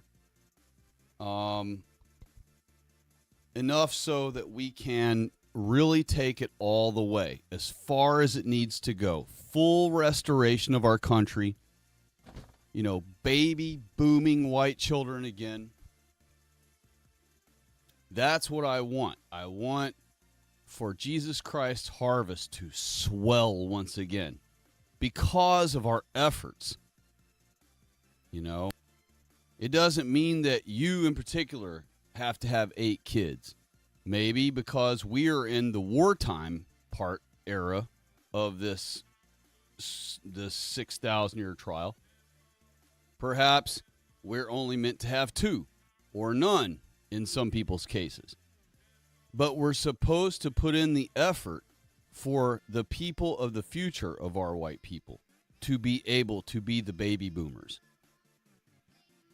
You and I might make it to 70 years old before we finally restore this country. So it won't be up to us to create the baby boom. It will be up to the generations after us that we have restored the country and laid the pavement for them to walk. Somebody has to walk so that our people after us can run.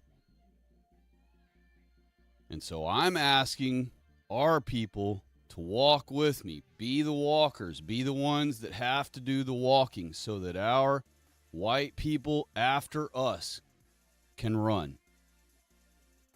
It's possible. God's giving us the ability. He's giving us the opportunities.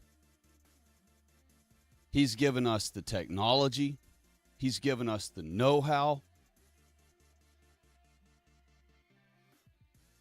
This is it. There is no one coming to save us. God expects us to restore ourselves to Him. And when we do so, then and only then will we be saved physically on the earth from the turmoil we're under now. God wants to do it. He's waiting. He's ready. He's tapping his foot. He's like, any minute now, y'all.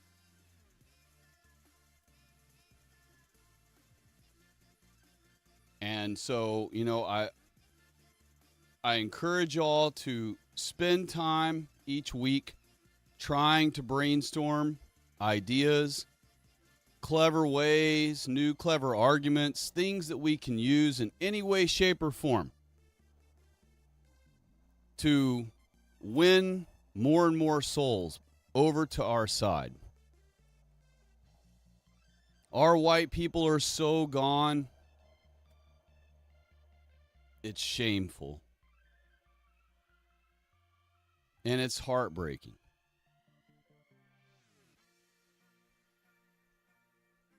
And it's on a downward spiral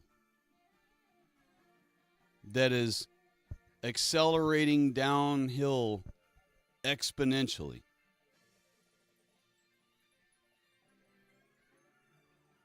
So it is up to us. We cannot wait. This is it. We are it. We either die miserable failures or we win. God did not create our people to be miserable failures. You know that, and I know that. And all the non-whites know that, too, funny enough.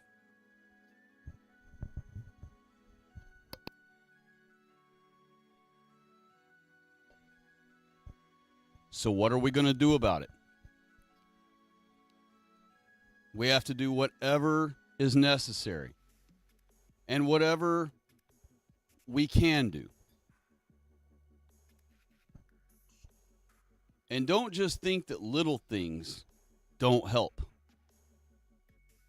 All right? Every little thing that you put conscious effort into to support our people and not support the invaders who are occupying our country, every little thing you do is helpful. When you're out and about and you want to go eat, go the extra 4 miles and eat at the place that might charge $2 more, and the food might not even be as good, but the whole staff is white people.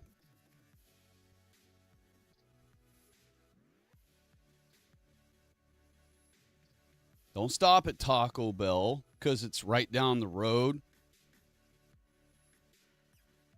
because it's easier. Because it's cheaper.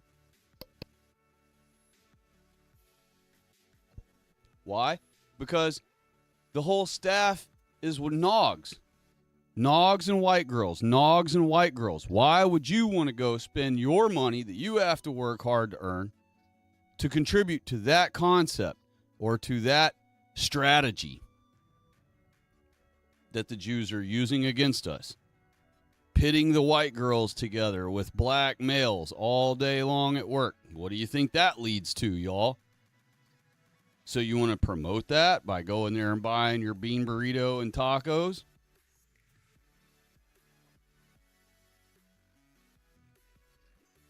Drive the extra few miles to where they hire all white kids or all white people.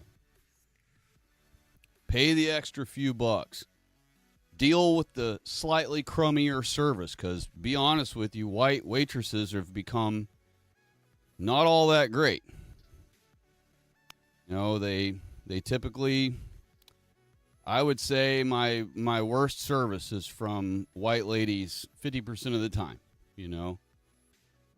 And that when I go out, you know, a lot of the, you know, when I've got to go with other people somewhere that I have no control over because everybody else wants to go to some place or whatever, and we have some non-white server, they typically are more pleasant to us and kiss our butt more than the white lady would if it was a white lady server.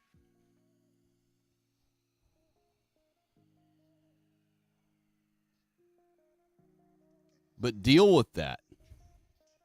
You know, our people aren't perfect, and they're even more messed up now.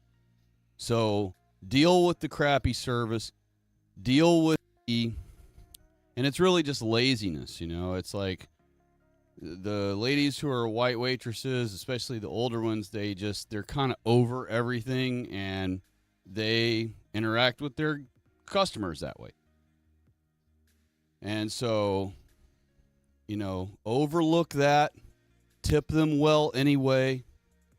Be kind with them. Don't be combative about your food. If they get your order wrong, no need to be chimping out about it like the non-whites do.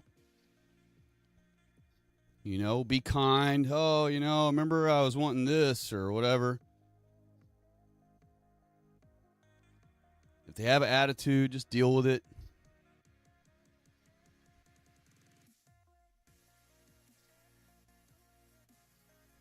But that small thing of avoiding going where you'd have blacks making your food, probably right in front of the white girls, making them giggle about it, shaking their pubes into your taco and everything else, because they do that crap all the time.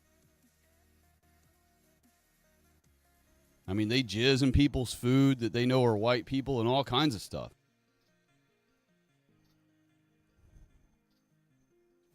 So, you're going to eat safer food 99% of the time.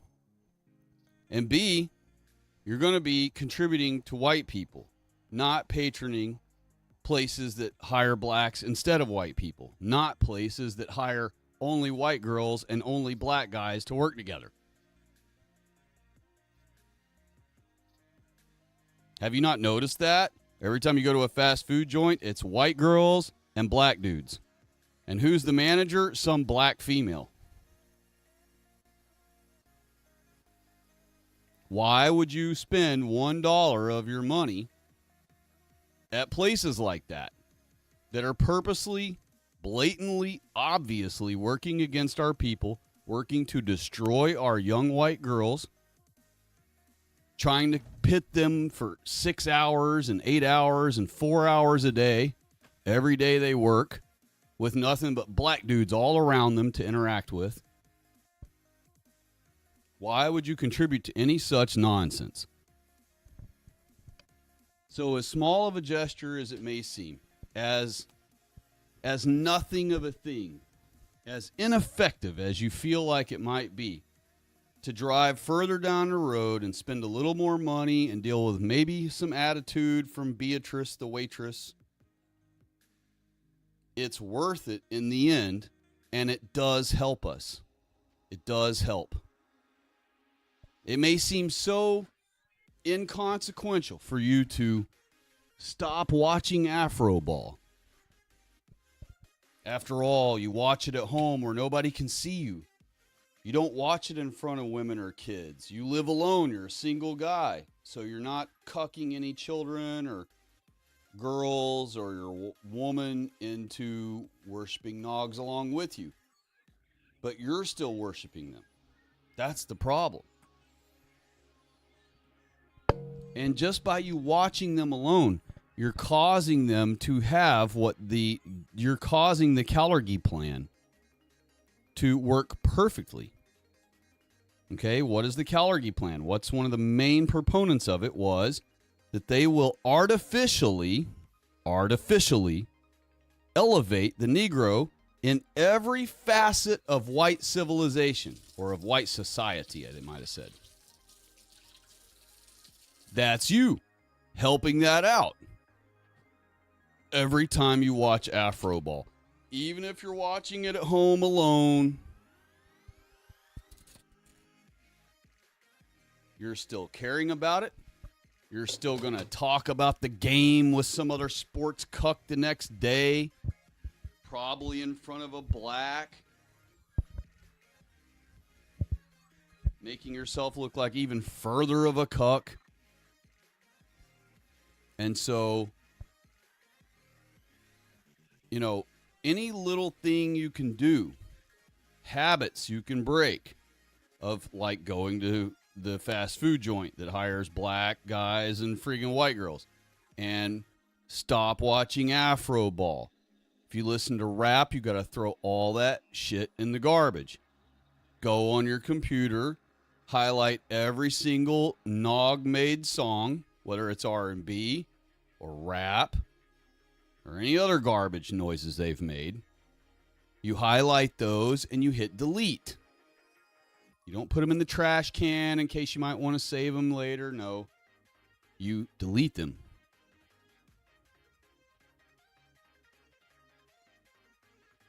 It's that simple. And you only promote white things. You only focus on white things. You only reference white people. All right, all these cucks that put a quote of Thomas Sowell in the freaking comment section on some cuck-servative Sheckler channel. He's not helping. That's cuckery. We don't need any imaginary dung hut wisdom from some random nog. We don't need Candace Owens coming along dead last and saying the Jews are up to everything. We don't need the Nog twins drooling over our white women's while freaking cucked white guys are cheering them on. We don't even need Jesse Lee Peterson saying, oh, we go ahead to White History Month. We don't need him to do that. What we need is an all-white country. If Jesse Lee Peterson was on our side, he would have already moved to an all-black country, and he would be broadcasting all of the same things he does. White History Month, white people are nice, shouldn't be mean to them. Well, of all the things he does, he should be doing from a black country if he was truly on our side. Same thing with Candace, same thing with the Nog twins, same thing with Officer Tatum or whatever his stupid name is, whatever.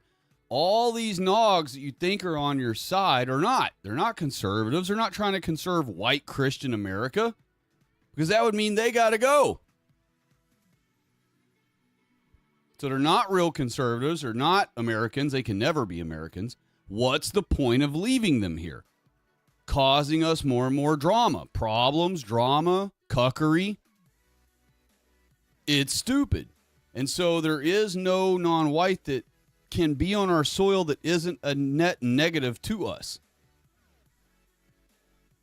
I've explained this before a million times, but I'll explain it one more time. Even legal non-whites are useless in our country and counterproductive.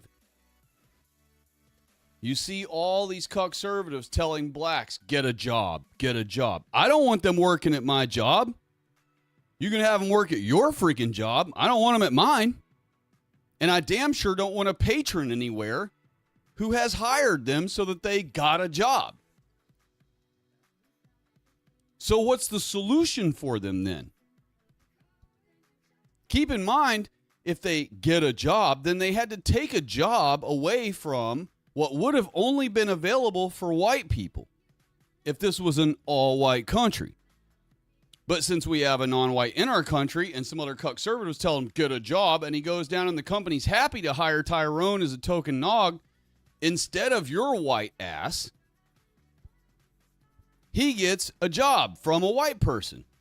He's not qualified for it. The white person was, but he gets the job. What good does that do white people? And the only thing a conservative would be able to say is, oh, well, it keeps them off the streets, keeps them from committing as much crime. Okay, maybe, maybe not. Plenty of blacks have a job that commit crimes when they're off work every day. But even if we gave them that part of the argument, they took a job away from a white person, and guess what, conservative? They get to keep all of their freebies from American taxpayers. They get to keep all their EBT. They get to keep all their freaking SNAP and food stamp, whatever they call it nowadays. They get to keep their free wireless internet and their free wireless device being paid for every month by you through Lifeline. They get to keep their free home internet paid for you every month by Lifeline. They get to keep having their brand new car paid for every month for free through the transportation vouchers. They get to keep living in the $500,000 brand new house in the brand new neighborhood built out in the middle of nowhere in their nice rural area to ruin white people's country living experience for totally free every month, paid by you. All while they get to take away a job from a white person. And now they're working with your white daughter or your white wife at her job because some conservative idiot told the blacks they ought to get a job. They got to get a job. So now your wife's trying to work every day and has Tyrone staring her up and down, asking her to go to lunch with him.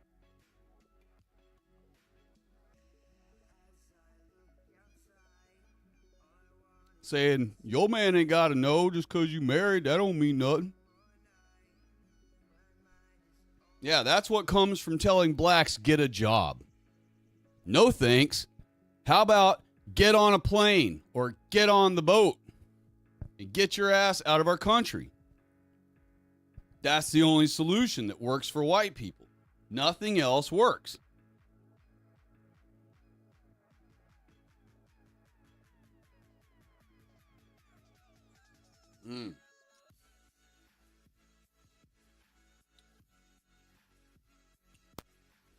All right. Bianca has stopped by. Hello. God bless. Welcome.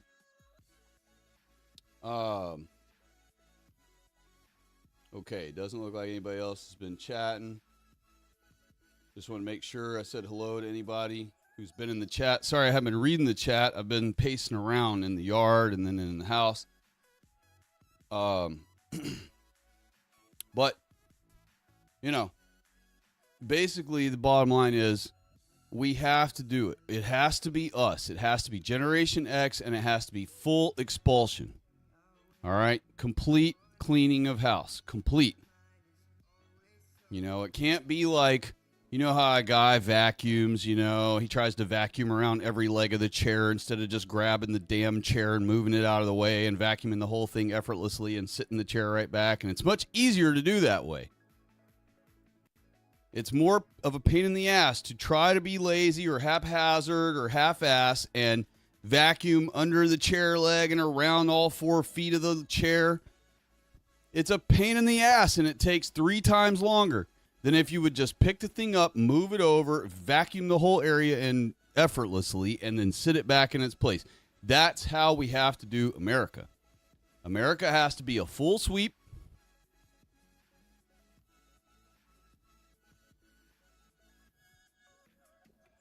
Full sweep. And then whoever we want to allow back in after the fact, they can get vetted, and we can allow them one at a time in. And if it takes us 10,000 years, which it won't because we only got 215 until Christ gets here, but however long it takes us to allow the certain ones back in that we want to allow back in, it can take us. But at least while it's taken us all that time, all of our white children are growing up in an all-white world again. An all-white America, real America, actual America, like you and I from Generation X enjoyed.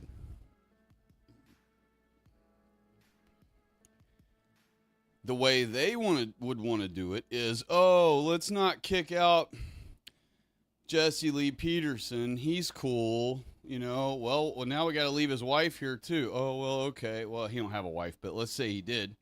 And then what if he's got kids? What if he's got grandkids? What, we got to send all his family away, but then he gets to stay? He'll be mad at us. He'll have resentment toward us. Over time, he'll miss them.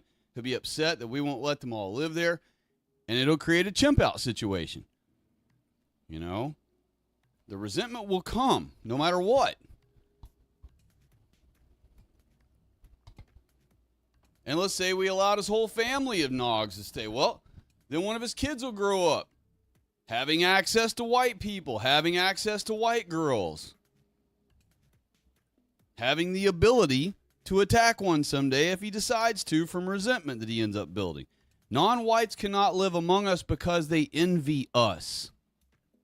That's the huge disconnect. White people don't seem to compute in their minds. You can't have non-whites living in your country because they envy us. They wish they were white.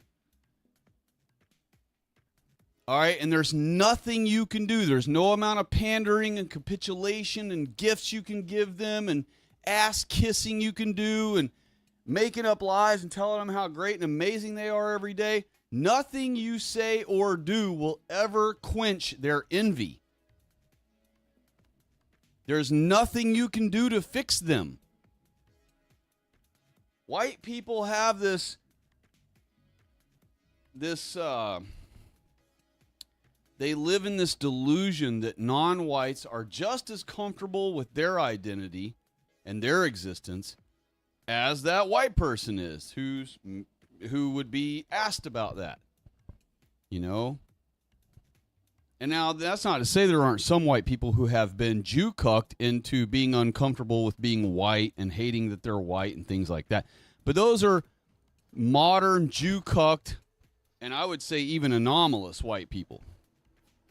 But I'm talking about on the whole, the 99 percentile of each non-white race envies white people, especially if they live among white people in a white country.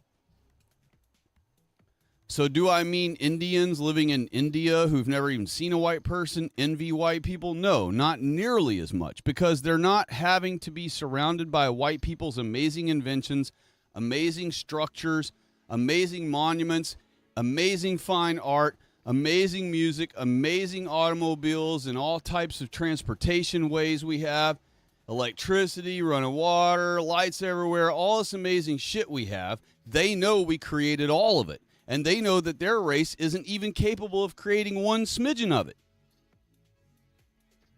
And while you, the white person, is walking around every day using all your daily things and not thinking anything of it, an Indian or a black or a whoever is always has a wheel in their mind spinning that their race can't do any of these things. They have an inferiority complex. That is why they accuse us of being white supremacy and all this. That's why they say it's such a big problem for them. It's not because we think we're superior to them, even though that's what they accuse us of. It's that they know they're inferior to white people, and it bothers the shit out of them. And it would not bother the shit out of them if they only just lived in their own country where they belong again. All that envy will fade away when they're not surrounded by beautiful white people, beautiful white girls walking by them every day. You know, Beautiful white children rolling by them in strollers with their bright blonde hair, their beautiful red hair, their long flowing brunette hair with wavy brown hair. They envy us. They wish they were born white. When a non-white lives in a white country, they end up wishing that they were born white. And once that happens, once that creeps in and sets in, then the envy just snowballs bigger and bigger and bigger.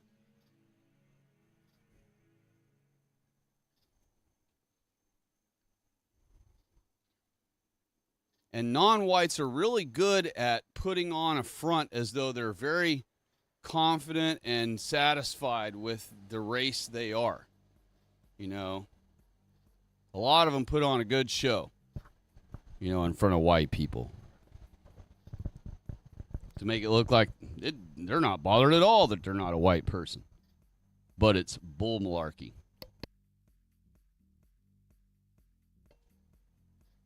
"99% of non-whites all struggle with envy of not being white if they are living in a white country.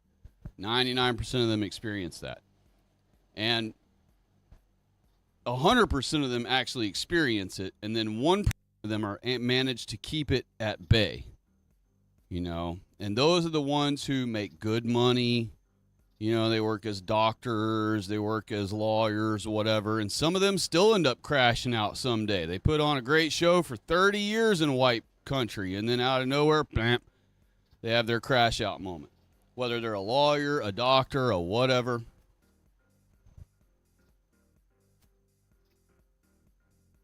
But they're in that 1% that managed to make it 20 years in a white country, 30 years in a white country before they had their crash out. Same thing goes with the blacks. You know, some blacks manage to go all the way to their 40 years old before they have a chimp out moment. Or they might only make it till they're 28 before they have a chimp out moment. But for all the years before they do have it, they have white people fooled into thinking, oh, yeah, Cedric, oh, he's so cool and nice and helpful, and he gets the stuff down off the top shelf for us that we can't reach, and oh, yeah, you think he's cool. But someday, his chimp out moment's coming.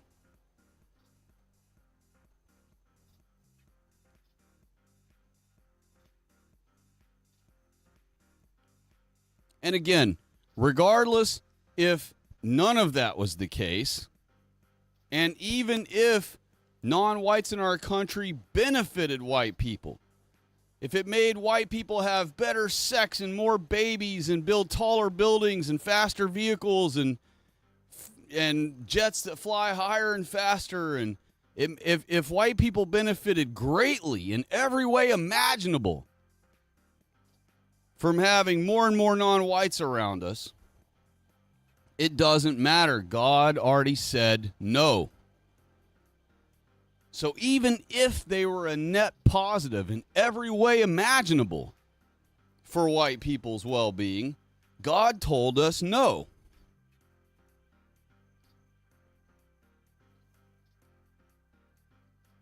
So it wouldn't even matter if they were beneficial to white people. Our God already said no,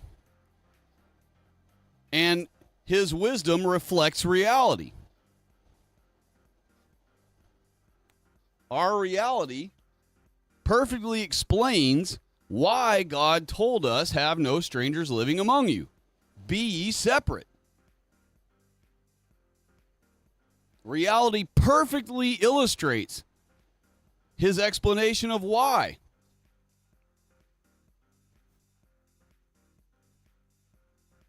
And it's 100% proof that he's all-knowing.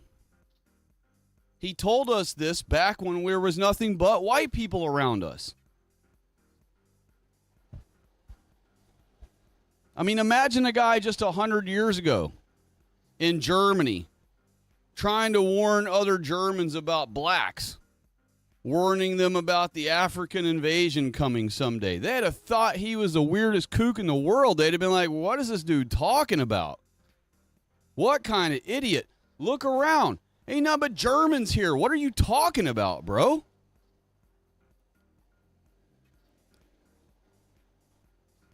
But fast forward 100 years, look at Germany now.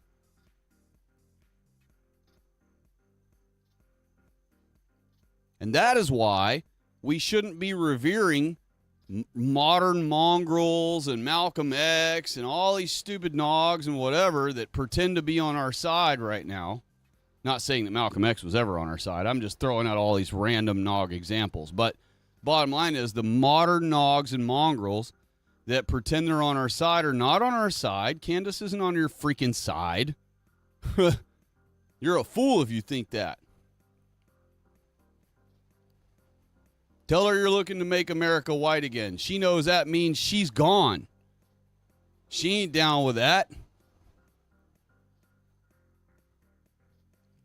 So why reference her? Why go on her show? Why do an interview with her? Why do a collaboration with her? Why go on the Nog Twins show? Why go on freaking any black show?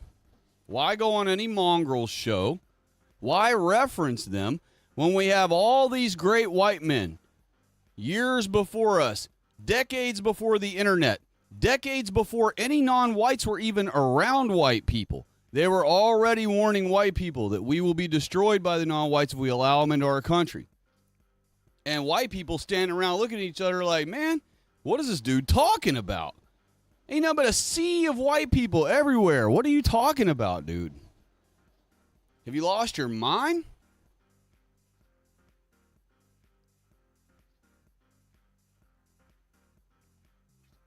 And they were ridiculed and they were shamed by our own people, the very people they were trying to save.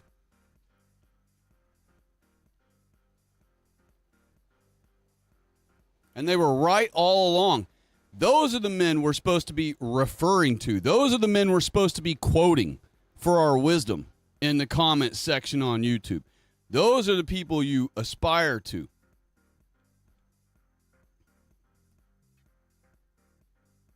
There is no dung hut wisdom for white people to learn from.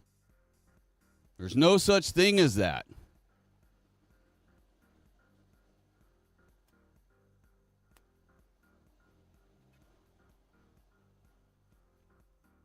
I said I wasn't going to do a 7-hour run tonight. Looks probably already gotten into the 5-hour mark. I haven't checked it in a long time. We're going to have to look and see. But, you know, the bottom line is we have this wonderful new opportunity with this Epstein debacle to really, really start reaching some of our people more so than we were able to reach before. And I really think if we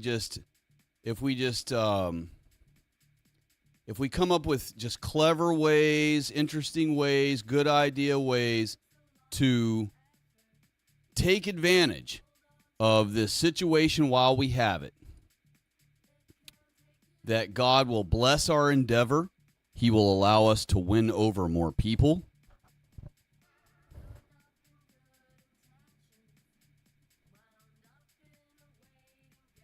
I mean, we're at a point now where we have to take every single opportunity. We even need to try to win over people based on Tucker's speech, even though it was a plant, and even though they're going to be cucked by that sentence that's very critical that the Jews put him there to say. That whole speech was just intended for him to say that one sentence to all those white people. But because so many conservative Sheckler channels are going to be talking about his speech tonight and tomorrow and the next day, we need to be involved. We need to be, uncucking people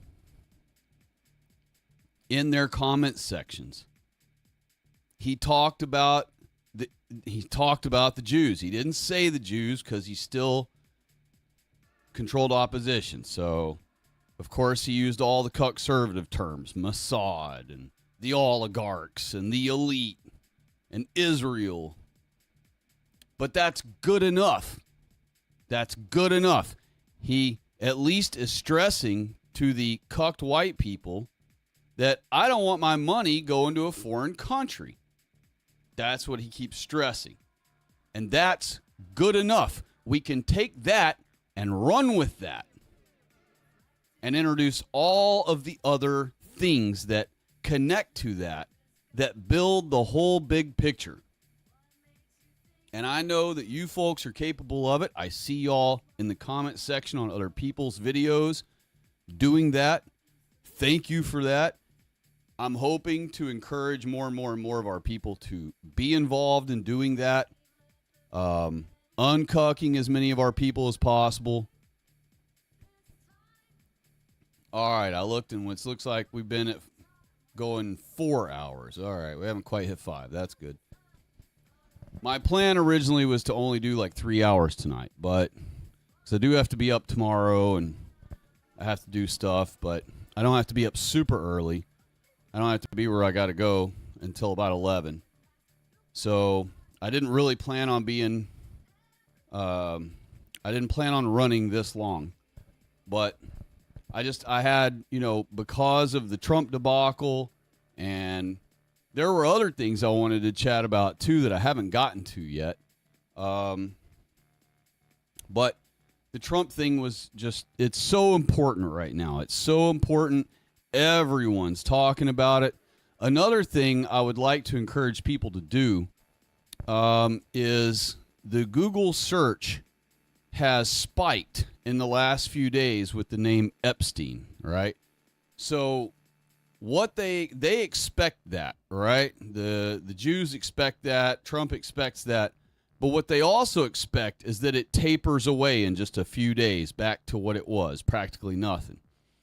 And so another fun thing that you folks could do to help us out every day is if every day, once a day, you get on Google and you type Epstein or Jeffrey Epstein and click go so that it will accept it as an official search on Google for that name. And if we all do that once a day, every day, and we just keep doing that every day, as they're checking the Google thing to see, because they use that to monitor how much hoo-ha is being spoke about a certain subject. They noticed it and pointed it out that it spiked and everything with his name as the search. But they're expecting that spike to just go away in a few days. And the sooner it goes away, then the sooner they know that they got away with telling everyone, shut up, case closed, move on. But if every single day, a week from now, 2 weeks from now, 3 weeks from now, they check Google search results and it's still spiked. It's like a plateau that went up in a spike and it just stays high like that every single day.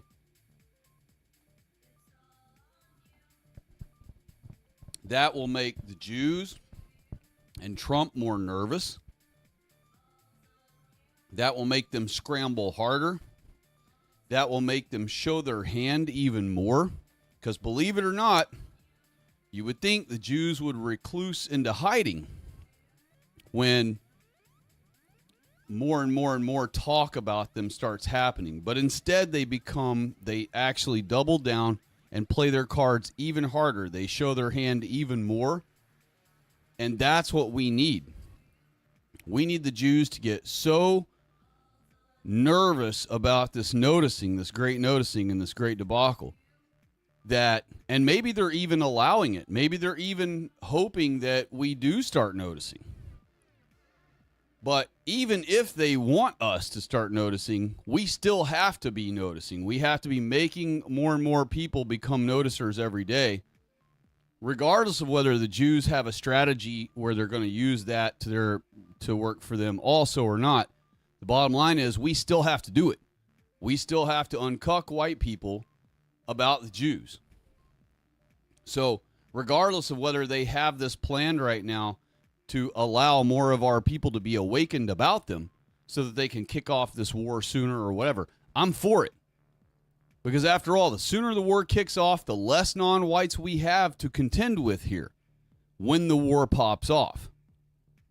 The longer we go, the longer we kick this can down the road, the more non-whites are arriving here every single day that your children will have to defend themselves against, that your children are going to be surrounded by in their schools, being attacked on their playground, after school on the bus, at the bus stop, in the neighborhood where they're trying to enjoy their life as a white kid.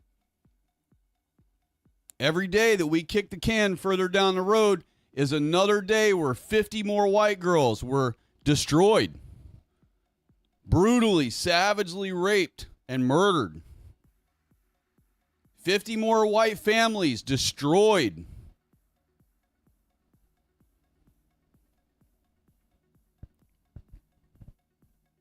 Every day that we kick that can further down the road is another day where hundreds of our white elders are tortured and abused and murdered in nursing homes and raped in nursing homes by the blacks.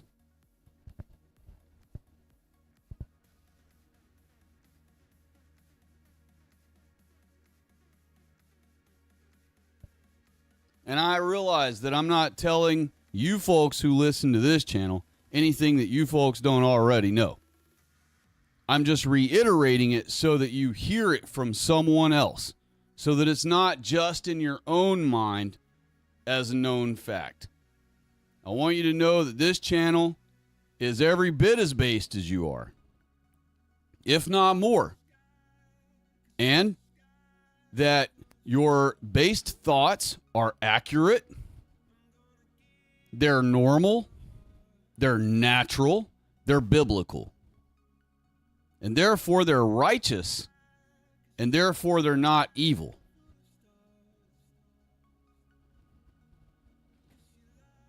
And again, I realize that you folks already know that stuff too.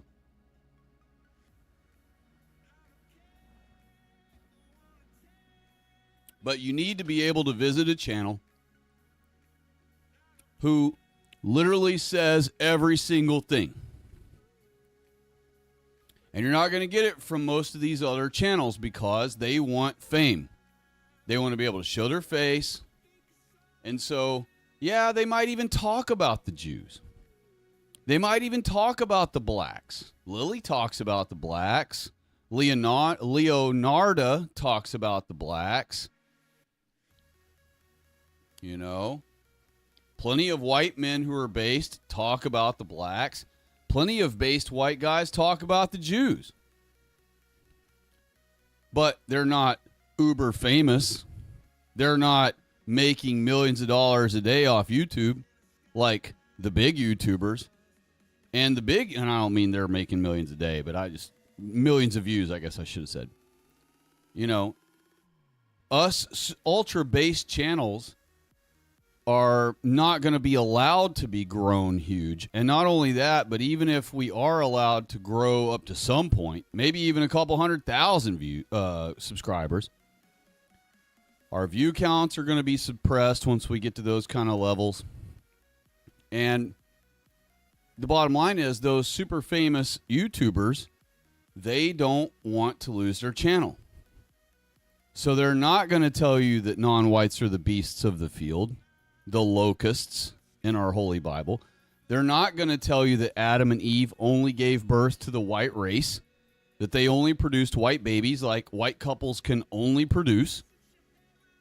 They're not going to tell you that all three of Noah's sons produced the white race over again, started the white race over again.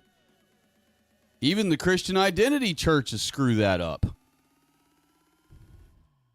They say that blacks came from one of Noah's sons and that Arabs came from some other son of Noah's. That's not true at all. Arabs didn't come from any particular descendant. They are just straight up mongrels. The word Arab means mongrel. And Jews are Canaanite mongrels who came from Cain, or Canaan, I should say, not Cain, Canaan. And his two, well, let me not say they came from Canaan. They came from Esau and his two Canaanite mongrel wives. So they are descendants of Canaan also, but really they're mongrel mixed of Esau and Canaan.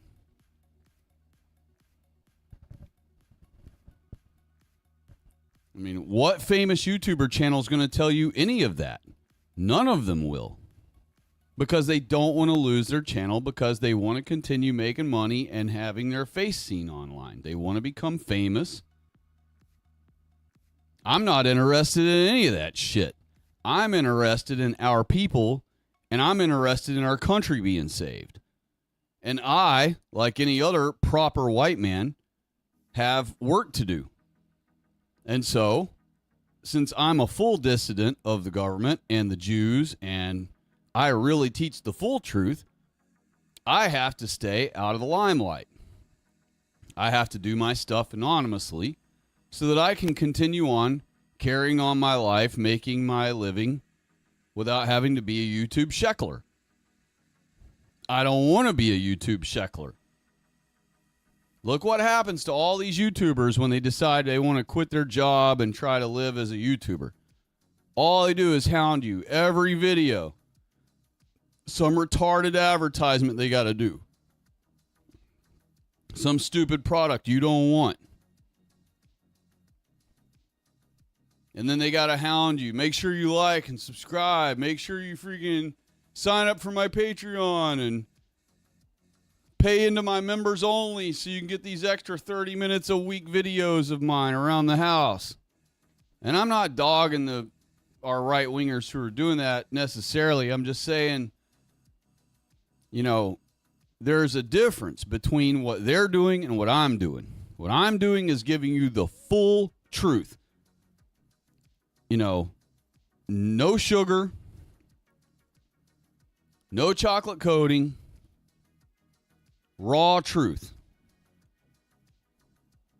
And you're not going to get that fully, 100% and completely from any famous YouTube channel, no matter who it is. Whether it's Mark Dice or some other mega channel, you know, you're not going to get it. You're not even going to get the info I give you here, the real truth, from halfway popular channels. In fact, I would say 99% of the hardcore right-wing channels, you'll never get any of this info I tell you either.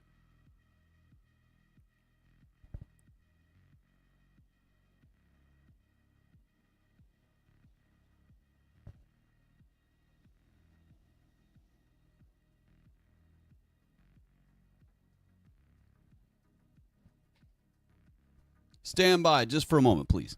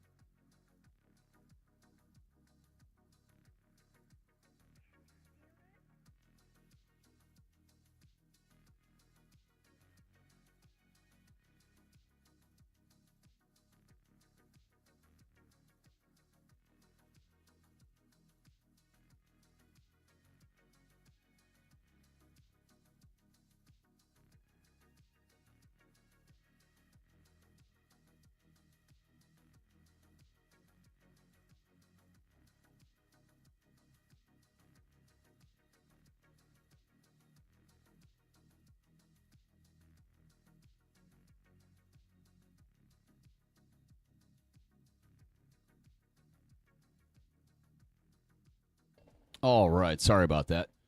All right. This device died on me, so I got to get a different device to fire up. I was going to check the chat. I'm sure Vlad has said some things that I'm sorry I have not gotten to.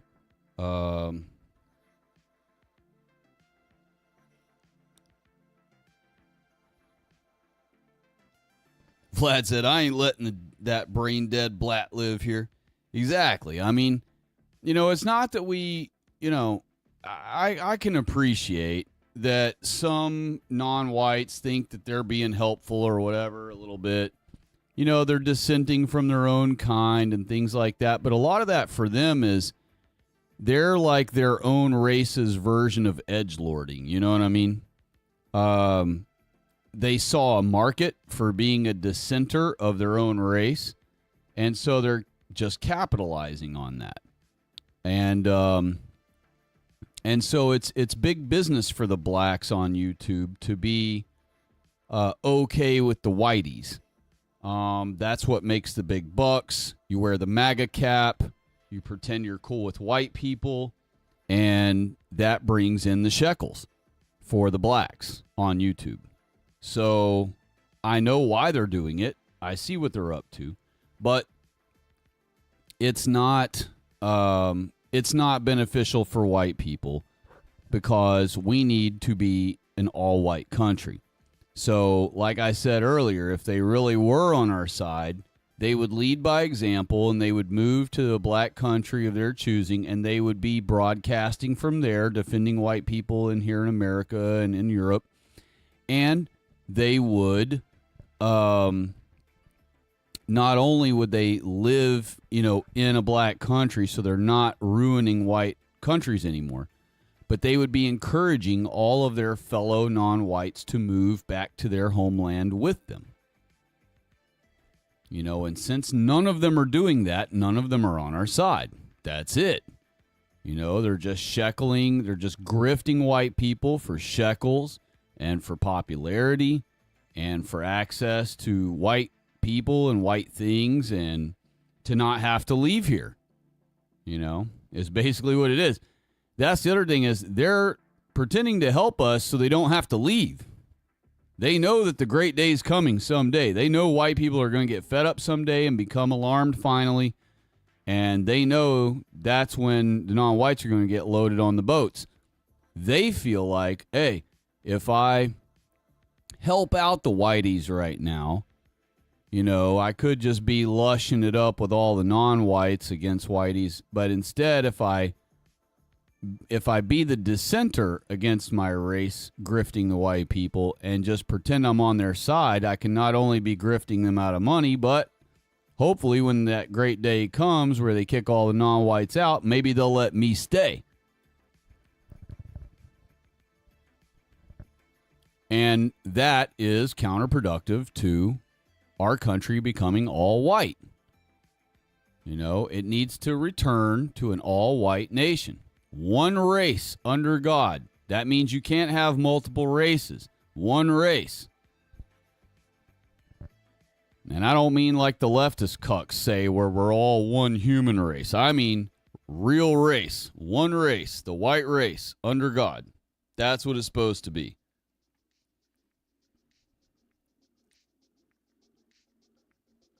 Vlad said he's been pacing around. Haha, get that exercise in, son. Yeah, I actually do. I don't have a pedometer, but I must get thousands of steps in during a stream because I just pace around, in the yard, on the porch. I walk around the house, and so by the end of a stream, I've gotten a lot of walking in. I've probably done several miles of walking easily, even though I'm just taking small steps around the property,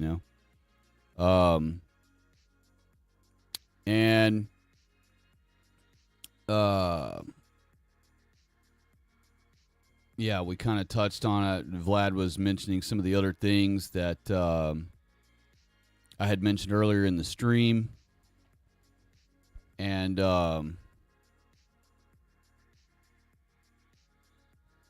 yeah, it's basically I just because of the Trump debacle, I wanted to hop back on tonight and talk about some of the reactions I had seen and some of the Q-turd stories that are popping up in his defense. Now we have Ghislaine supposedly going to give some names out, which, who knows what is going to come of that. We'll have to see, as time goes on, what that's going to entail. But this whole crash out of his was huge. It was necessary. It was expected.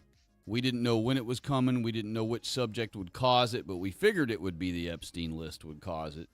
But But we didn't know that for sure. We figured maybe he might crash out about some other thing. But we knew it was coming. We knew some sort of the wool being lifted off of the sheep's eyes would eventually come. And, of course it didn't.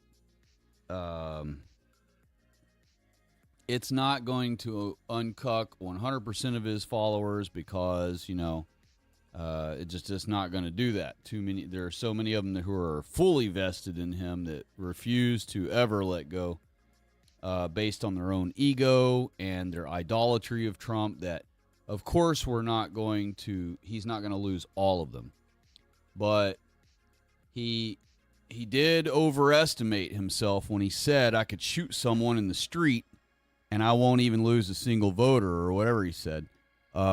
He did overestimate that by a little bit, because this one debacle has now cost him, at least I would say, and I'll be generous here, I'll be conservative on my estimate, but I'm going to say he's probably lost at least 20% of his followers over this crash out. So,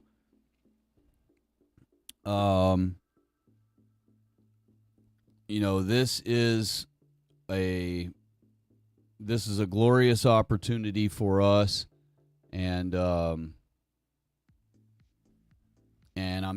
hoping that everyone helps out in any way you can in the comments and in chats on live streams. It's the least amount we can do, and everything else is more. So, at minimum, at least, please help us out in the comments. Help us out in the chats on these other channels. Even if it's not a conservative channel, even if it's a pro-white channel, but they do a video about the subject, give them a click, give them their like, say a comment to tickle the algo, as Fleckus likes to say.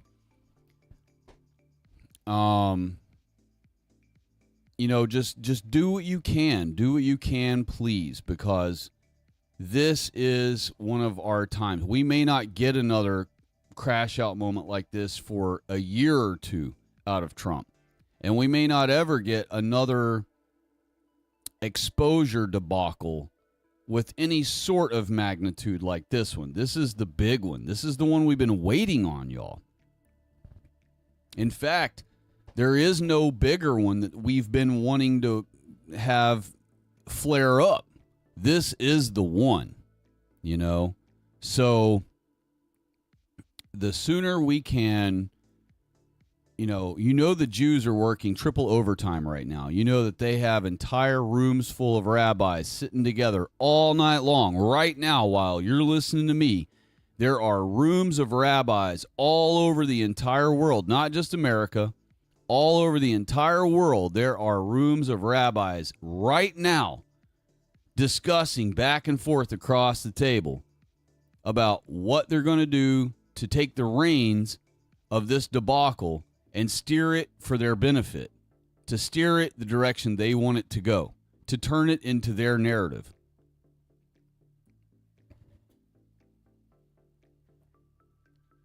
And when I mean worldwide, I mean worldwide. There is a room full of Jews in Spain right now brainstorming how to come up with a way to spin this whole debacle in their favor. There are Jews in Britain right now doing the same thing. There are Jews in Germany and France and Australia and New Zealand and Canada and Mexico. Right now, while we're on this stream, they're all brainstorming how to spin this in their favor. So we need to be brainstorming how to spin it the right way.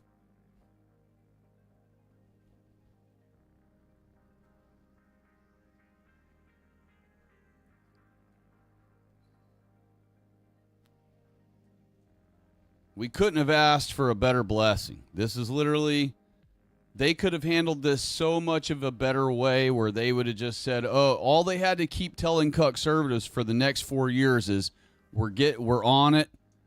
You know, I forget who said that earlier today. It was either Jeremy from the Quartering or Asmongold or one of those guys that I had listened to today that has, you know, a big following. They said, and it's totally true, maybe it was Elijah that said it earlier, but somebody said that all they had to do was just keep telling the conservatives, yeah, we're on it. You know, don't worry. It's coming soon. I mean, they already have strung the conservatives along for 12 years about Hillary and Obama's and all this other stuff going to Gitmo someday. So it would have been no thing at all. It would have been effortless for them to just have told them, look, we're reviewing everything. You know, we're on it. We're all over it. We'll figure it all out. We'll let you know once we know. And then 6 months later, the conservatives could inquire about it, and they could be like, yeah, there's just so much to go through. We've been going through it all.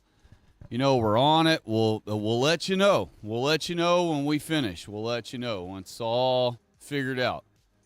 And all they had to do was just keep saying that.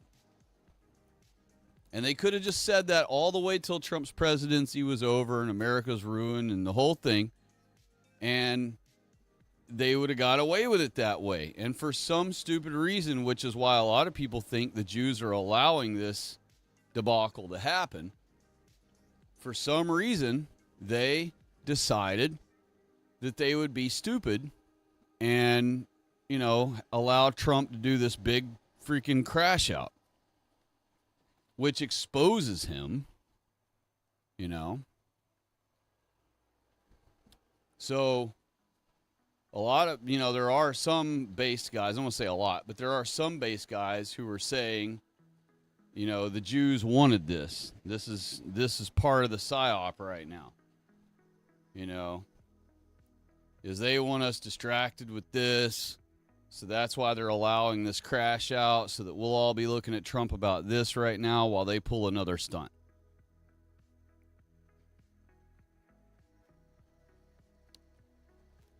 And I guess one more thing I should add to all of this is, you know, be expecting another 9/11 coming soon. All right? They talk about how they need another 9/11 so that we'll support them in attacking Iran. They've already set up the narrative for that, saying that Iran's got sleeper cells of Iranians are in our country ready to attack us whenever. They've got everything set. They've got the whole stage set for some sort of large attack on us again. A 9/11 size attack. And it will be blamed on Iran, because that's who the Jews have decided they want us to destroy next for them. And so, you know, now that this debacle has happened, now they really need a new 9/11. So now not only do the Jews need a 9/11, but Trump needs it. Trump needs a 9/11 now. Swish that around in your mind for a minute. Not only do the Jews need a new 9/11 now, because they want to attack Iran, or they want to take it over, you know, and they want us to do it for them. But now, Trump needs a 9/11. And what that'll do is that'll restore all of his Trump conservatives back to his loyalty.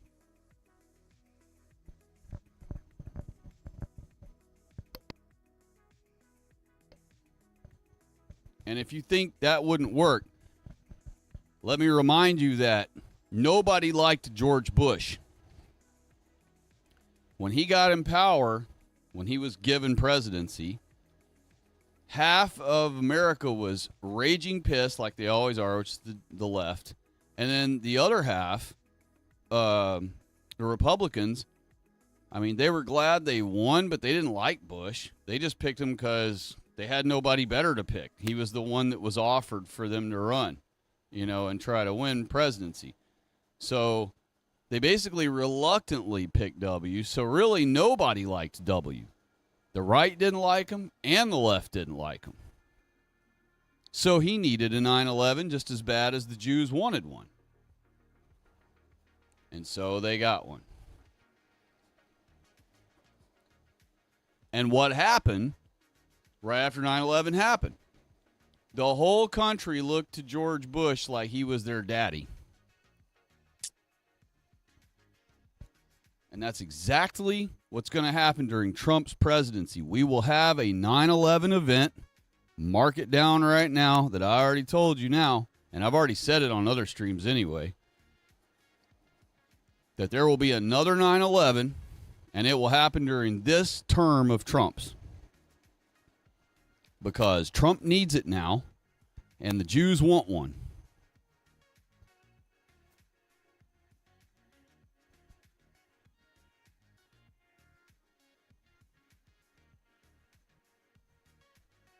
And that's unfortunate, and that sucks, but you need to be aware of it and be on the lookout for it. And you need to act accordingly. And by that, I mean, don't go visit, big events right now. Refrain from going to, big, heavy visited areas, I would refrain from going to any historic places like D.C., monuments, like big historic landmark places, things that Jews would enjoy destroying to cause the attack.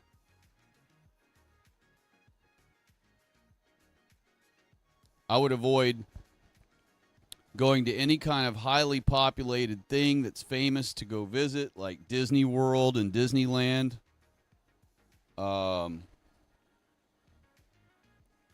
I've been saying since many years ago that I just feel in my plums that Disney World or Disneyland will be a place that the Jews attack someday. They already control it now, and it's where our white children go. It's the happiest place on earth. What better thing for the Jews to destroy than the happiest place on earth? So I would avoid going to those kind of places. I think you'd be safe at going to Universal or maybe Six Flags or any of those, because those have a lot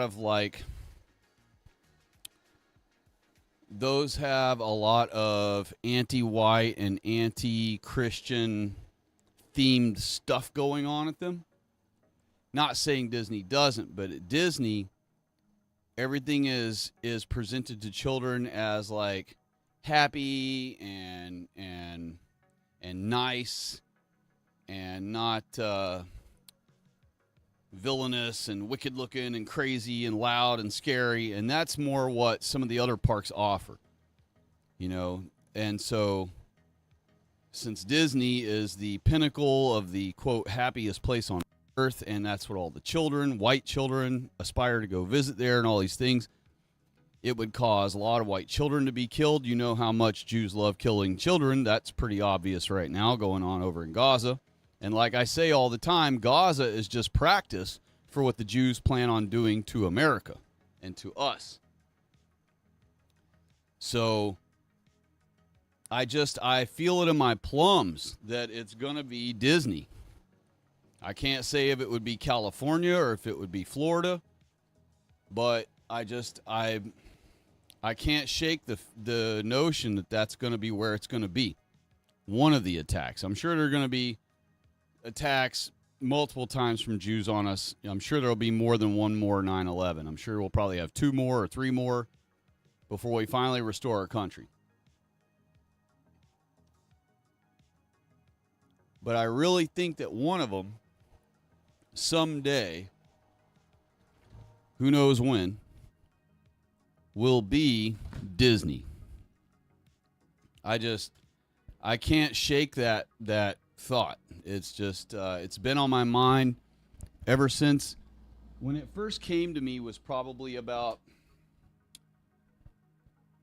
I would say 2007 or 8. I was at Disney, and I forget exactly what I was doing, but I remember just having this flash moment where I looked across the park at the sea of white people and thought to myself, 9/11 was only 4 years from when it happened. And I just somehow this flash came over me. It was kind of like the beginning of the movie Terminator. I had like this flash come over me where I looked across the park and I saw all these happy white children, and I had this thought just came over me, like, this is where they'd want to attack. And at the time, I hadn't been fully uncucked about the Jews, but I did know that it was a satanic bloodline. I knew about the Rothschilds. I just hadn't put two and two together that, all of these names, Warburg and Rothschild, they're all Jews. And we had even said they were all Jewish and the whole thing, but we just hadn't put it all together, or I hadn't yet. Many men before me had already. And I hadn't found the Christian Identity men yet or any of that stuff, so I just had no guidance that was wiser than myself to guide me further into the understanding.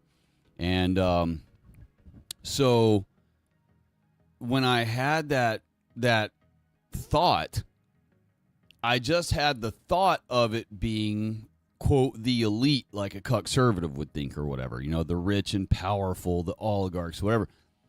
I had that thought that this is what they'd want to attack. Our children at the, quote, happiest place on earth. What better humiliation ritual? What better way to cause donations to come pouring in from white people all over the country and all over the world even to their charity that they set up to supposedly pay back to the victims of the attack, or not pay back to them, but to supposedly donate to the victims of the attack. And of course, they just pocket all the money. And that's the problem, by the way, with all these charities that pop up overnight for disasters. I recommend you don't give to those because they are Jewish pop-ups. The Jews know they're going to create a catastrophe, so in advance they create and establish this charity organization, fundraiser, whatever, for the disaster that they plan on causing. And then once they cause the attack on the people, then they immediately roll out the fundraiser, the charity to donate to the victims of the attack. And they just put all the money in their pocket.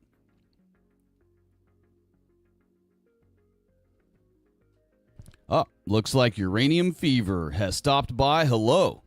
God bless you. And he said, oy vey. Those weapon mass destruction got to be somewhere. Avoid gas stations at night. Yeah, that's a good one to avoid for sure. And on a more local, smaller scale, where, at a gas station, you got to worry about the random nogs. And so, yes, definitely avoid gas stations at night. That's for sure, especially if you're in Memphis, by the way. But, there are other places, if you just think about it, big, like I would avoid malls just because of the niggers, and I would avoid gas stations at night for the same reason. But I would avoid, Disney, and maybe I would avoid, I feel like one of the other things the Jews would like to destroy would be something really epic of ours, like the actual monuments of the D.C. Capitol, like Lincoln Memorial and maybe the Washington Monument, things like that. I feel like that would perhaps be one of their target points. Also, we've seen on the Samson option that they have several places in America located. One is L.A., one's New York. One is where NORAD is. Not that you'd be visiting NORAD, so I guess you don't have to worry about that. But I'm just mean, there are, use your best judgment. There are highly populated areas or popular tourist things and stuff that that the Jews may have in mind to attack. Chances are you have about a 0.00001% chance that you'll ever be the place that they decide to attack. But and who knows what it'll be? It might be skyscrapers again, in New York, or there's no telling. So I'm not telling you live in fear and stay at home and don't go out and do anything. I'm just saying, be smart. And just in your mind, think about, is this the kind of place that the Jews, is this an important enough place that I was thinking about going, that the Jews, might perhaps be thinking about attacking for their little new 9/11? Because there is one coming, and it will happen in Trump's term, and it's probably going to happen sooner than later because, the Jews are impatient. They want things, even though they are the most patient of any group, I would say, perhaps, because they play a super long game. But in this case, they are eager to get the war started against Iran. They are eager to go ahead and drive and have full conquerorship over Gaza. And so now with this whole Epstein debacle, whether they allowed it and meant for it to happen or not, either way, the Jews are now in overdrive, guaranteed. The Jews are having think tank sessions all across the world right now, even at this very hour. Some places in the world it's daytime, middle of the day. Some places in the world it's middle of the night. But they are all up and think tanking right now of how to spin this debacle in their favor. And so we need to be smarter than them. We need to have better arguments for what's going on than they do. We need to stick to the facts and not get sucked into their fantasy world stuff. If they throw a straw man argument your way, if they start creating hypotheticals, avoid trying to argue those things, because that's when you're in their world. Then you're in their ballpark.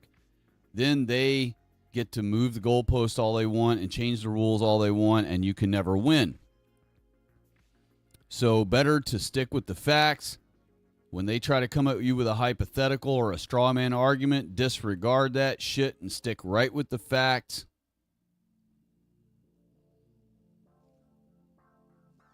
You already have the winning arguments on your side. There's no need to have to reduce yourself down to some hypothetical or some straw man argument they want to try to conjure up to pretend as though they have arguments against the facts. And, uncuck as many of our people as you possibly can. This is a race. This is a race, y'all. We're in a race. The Jews are running. White people are sitting down. Non-whites are running. The only ones sitting down are white people. And then we have another half of our white people who are running the opposite direction. So, we're very limited on how much help we have. You feel like, most people want to feel like, well, I'm part of the group, but I'll let the group handle it, and I just, I'll cheer them on and I'll support them as far as in my mind and in my heart and in my soul. But that's about as far as I'm going to go with it. Instead, I would encourage you to aspire to do more than that. Be involved on YouTube. It's the largest media platform in the world by far. There's not even a remotely close second place. So, sure, spend some time on Rumble or Odyssey or Locals or whatever dumb crap somebody wants you to go to see their extra footage. But then get your butt back to YouTube and be in the comments, be in the chats, be involved, help us out, give our pro-white channels their like, give them their view, give them their like. Whether it's Anthony Cumia or Lily or Queen Lily. I've queened her already as well. She's crowned queen. Queen Leonarda. Queen Sarah. Whoever is based, you know, and I know I'm throwing all girls out here right now, but that's because they've been the most new up and coming popular ones out, you know. Now that Elijah is not doing as much of his gay talk anymore, which he ran a lot of his fan base off by just never shutting up with the stupid gay jokes and the overly vulgar sexual gay jokes and crap. And I kept telling him in the comment section, stop that garbage, dude. You're running off your Christian base. They don't want to hear about dicks and anal this and all these stupid gay jokes. They don't want to hear that fucking garbage. Stop that crap. You know, in 1 minute he's saying Christ is king and all this, and the next minute he's talking about dicks and having sex with some dude on break and everything. It's like, bro, enough with that stupid garbage. You know, why would you want to sit there and make Jew jokes the whole time? And I don't mean jokes about Jews. I mean jokes that Jews would want to say around our little white kids and girls. Why would you make stupid jokes like that nonstop on your show when you're supposed to be a based Christian show? You know, you want to throw an F-bomb, throw an F-bomb, but you don't have to be sitting there talking about dicks and gay crap and all this shit. And he was like saying vulgar details all the time in his jokes, and it was like, he'd spend half of his show doing that, you know? And funny enough, what was happening for him? The Jews were funding him, and he was getting thousands of views. Now that he's not doing that anymore, he's getting 50 views per hour. He's getting like 600 views total instead of not even 1,000 sometimes. But he's not doing the stupid gay joke crap as much anymore, and he's obviously not getting promoted by JewTube anymore like he was. So now he actually does need your help and does need your like and does need your view, because he's not getting the free fake views anymore from YouTube, and he's not getting the shekels apparently from them. So he's way, way down on view count, and he's way, way down on likes.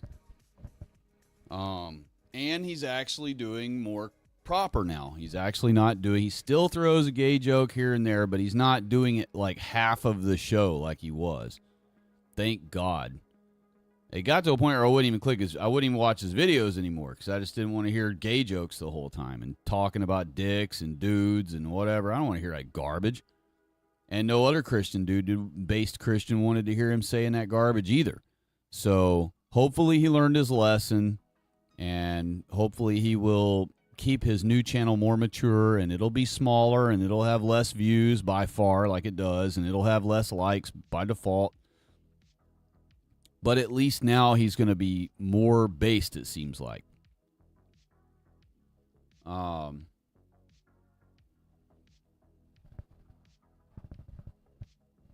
I know there's a couple other things I was going to point out before the night was over.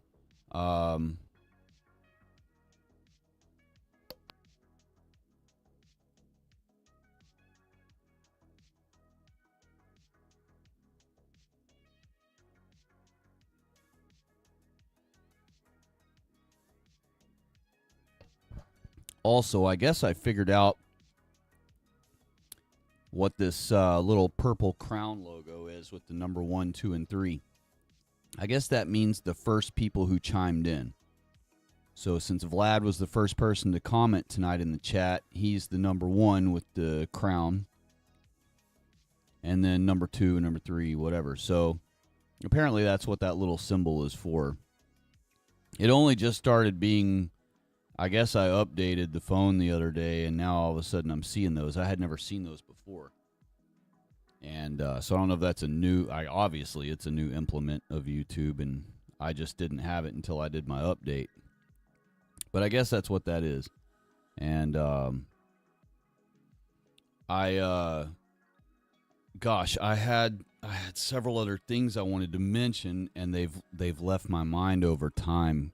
the Trump debacle thing has definitely had the majority of my attention, just because I've, been trying to absorb all the Q-turd made-up fantasies to defend him so that I could, mention them, or mention some of them tonight, the majority of the big ones. And then, just all the other things about, it was necessary to talk about it again, especially after all the reaction. I wanted to do another stream just because of all the reaction of the world from it. And, it's a little odd to see most of the big right-wingers still giving Trump the benefit of the doubt. I don't know if that's because they're all shecklers as well, or, interact with some yid somewhere and obey them or whatever, or if they genuinely just, truly think that, I just think it's hard. I just find it hard to believe that all these big YouTubers, all in unison, are all giving Trump the benefit of the doubt.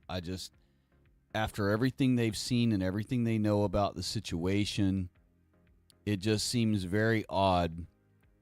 I would say it seems suspicious. I think it's very suspect that that practically all of them are trying to give him the benefit of the doubt, as though he's not on the list, as though, like one of the other ones is that, of course, one of the big ones is that he's had a threat to his family and everything, right? But I've pointed out before that him and his family go anywhere they want. They don't have guards surrounding them. They walk out in the open, where anybody could attack them or whatever. Granted, they have the guards around them, but not fully blocking their bodies. They're like out in the open on their own. The guards are like 10 feet from them, 12 feet from them, 6 feet from them. So, they're exposing themselves everywhere they go without a care in the world. So that means they're not worried about the Yids wanting to take them out because they obey the Yids. And I still haven't ruled out a fake assassination of Trump. Trump's already getting up into his golden years, and he's obviously just obeying their commands. And the next 9/11 might be an attack on the country, the infrastructure, whatever. But the next 9/11 after that, before Trump's term is up, is probably going to be a fake assassination of him. And then he will just move to Israel and live out the rest of his days with Jeffrey Epstein and Ghislaine Maxwell and all the others. Which would make sense why he would want to build a hotel over there, so he'd have somewhere to stay that's all his own. And that will make the country loyal to whatever the Jews say. If all the Trump conservatives believe that Trump was killed, they are going to obey whatever the Republican side, says. Their loyalty will heighten greatly from their mourning of their hero and da-da-da. And so they'll be looking to the Republican Party for what to think, what to say about it, what to do about it. And so that is when the Jews will put, whoever they have in mind, they will bring to the forefront. And that will be the pre-chosen person that they long in advance chose to take over. And then at that point, they'll have the conservatives by the balls all over again. And that would heal them from this debacle. That would, and by healing them from this debacle, that would mean that the conservatives all go back to voting Republican, believing in the two-party system, and that one party is working against the other party's values. Because the longer the Jews can keep that going, the longer they can keep the whole ruse up. You know, if conservatives ever figure out that it's all one uniparty, then the Republican Party's done for, you know, and then there's no more ruse that makes white people think that their vote matters. So the whole point of Jews having the voting system continuing on is it keeps white people docile, thinking that their votes count, you know. And if white people realize that Jews never count their goyim votes and that they select and decide on purely on their own every single politician, you know, that would be detrimental to the Jews because white people may perhaps rise up finally over that. But as long as white people think that they have a party that's on their side, a.k.a. the Republican Party, they're going to keep siding with it and keep participating in the scam and keep lining up for the slaughter. We're hoping to shed them of that.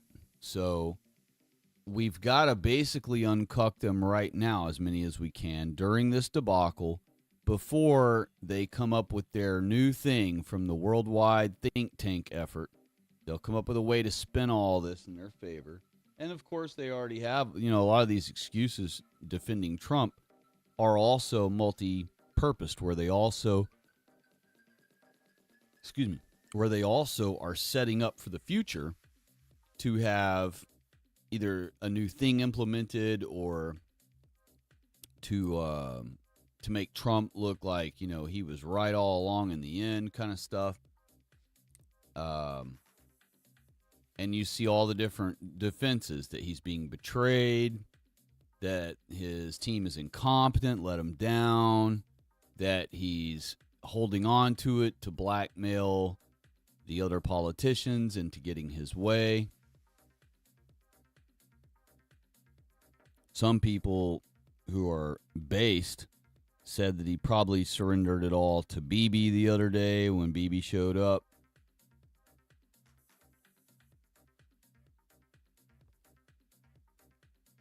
Because after all of it goes to Israel, and then that's it. None of it can be extradited. Not the evidence, not the list, nothing. So Netanyahu may have actually been here to retrieve the rest of Jeffrey's things. And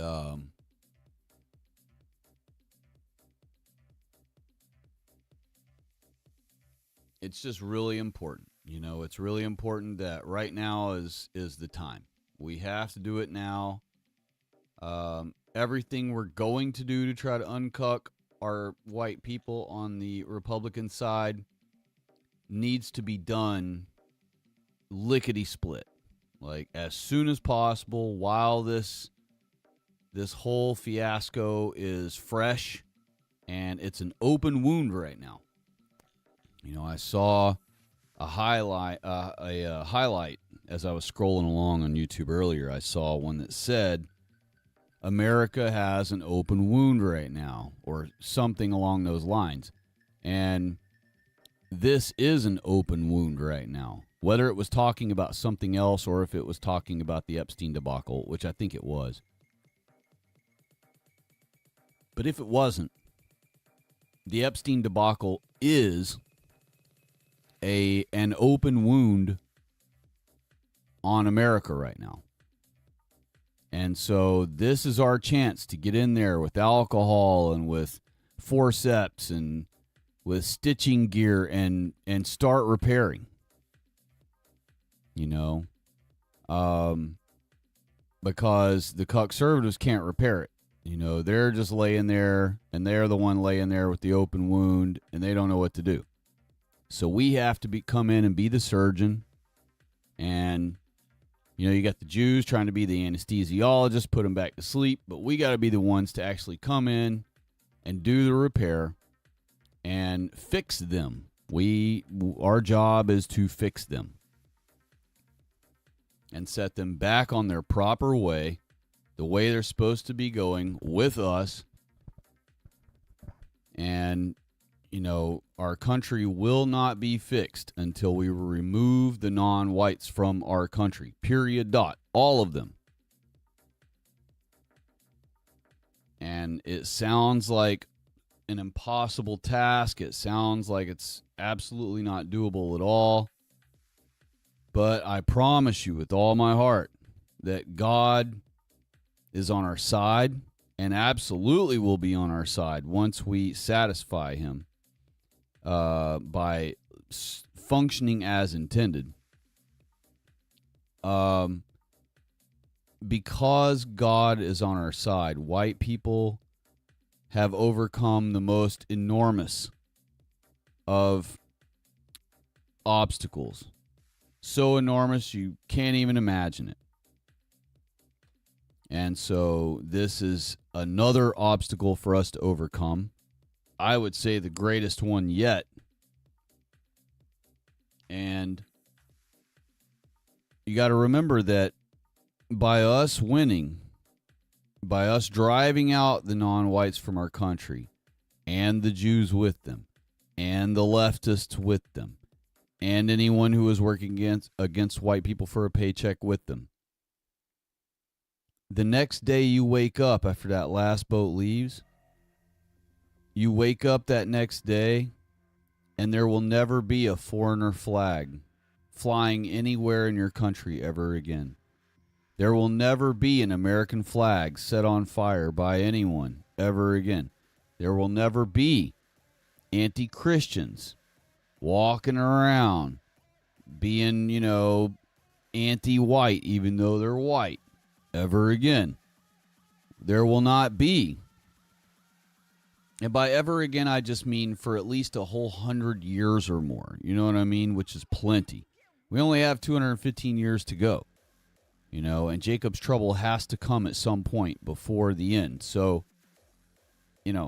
we have maybe 200 years more and that's it. And then the last 15 years will be Jacob's trouble, or however many years Jacob's trouble, the final one, is going to be. If we subtract that and look at what's left, we still have 100 and almost 200, like 180, 190, 200 years maybe left. And so in that 200 years, we can, we might be able to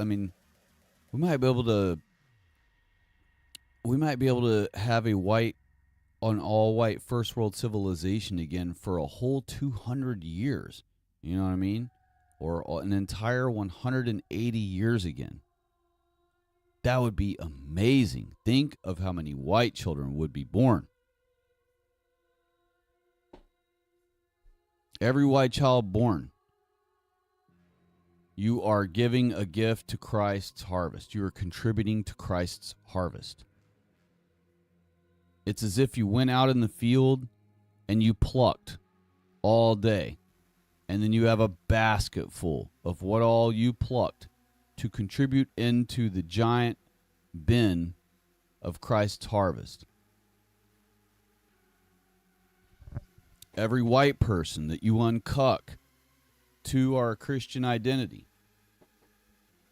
uncuck them and convert them over to proper Christian identity. Every white person you do that for is another bushel, another basket full that you pour into the big bin of Christ's harvest.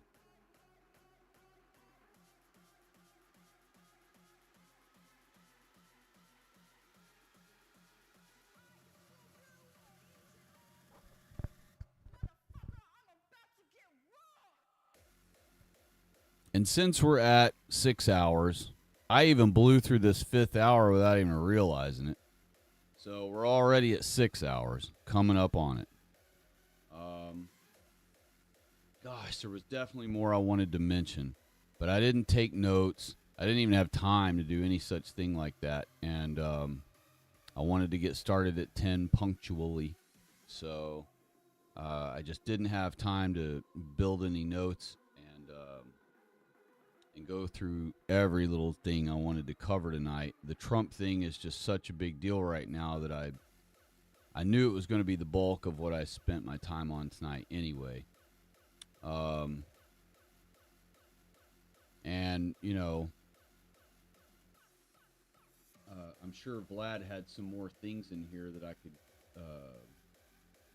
follow up with. But, I'm trying to, I was trying to keep this under 8 hours tonight. And I've already went about double what I planned on going. But it's just so important, you guys and gals. It's so important that I was just compelled to do it. I had to do it. I was excited to do it. I was looking forward to coming talking to you all again about it all. And the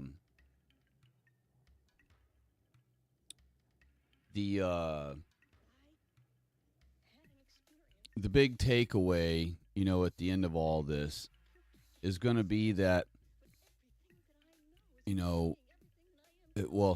want to say the big takeaway from it all, but like the big main thing you can press for our normie conservative fellow kinsmen is that both sides of government are liars. They need to understand that. They kind of already understand that, but they blame it on rhinos, right?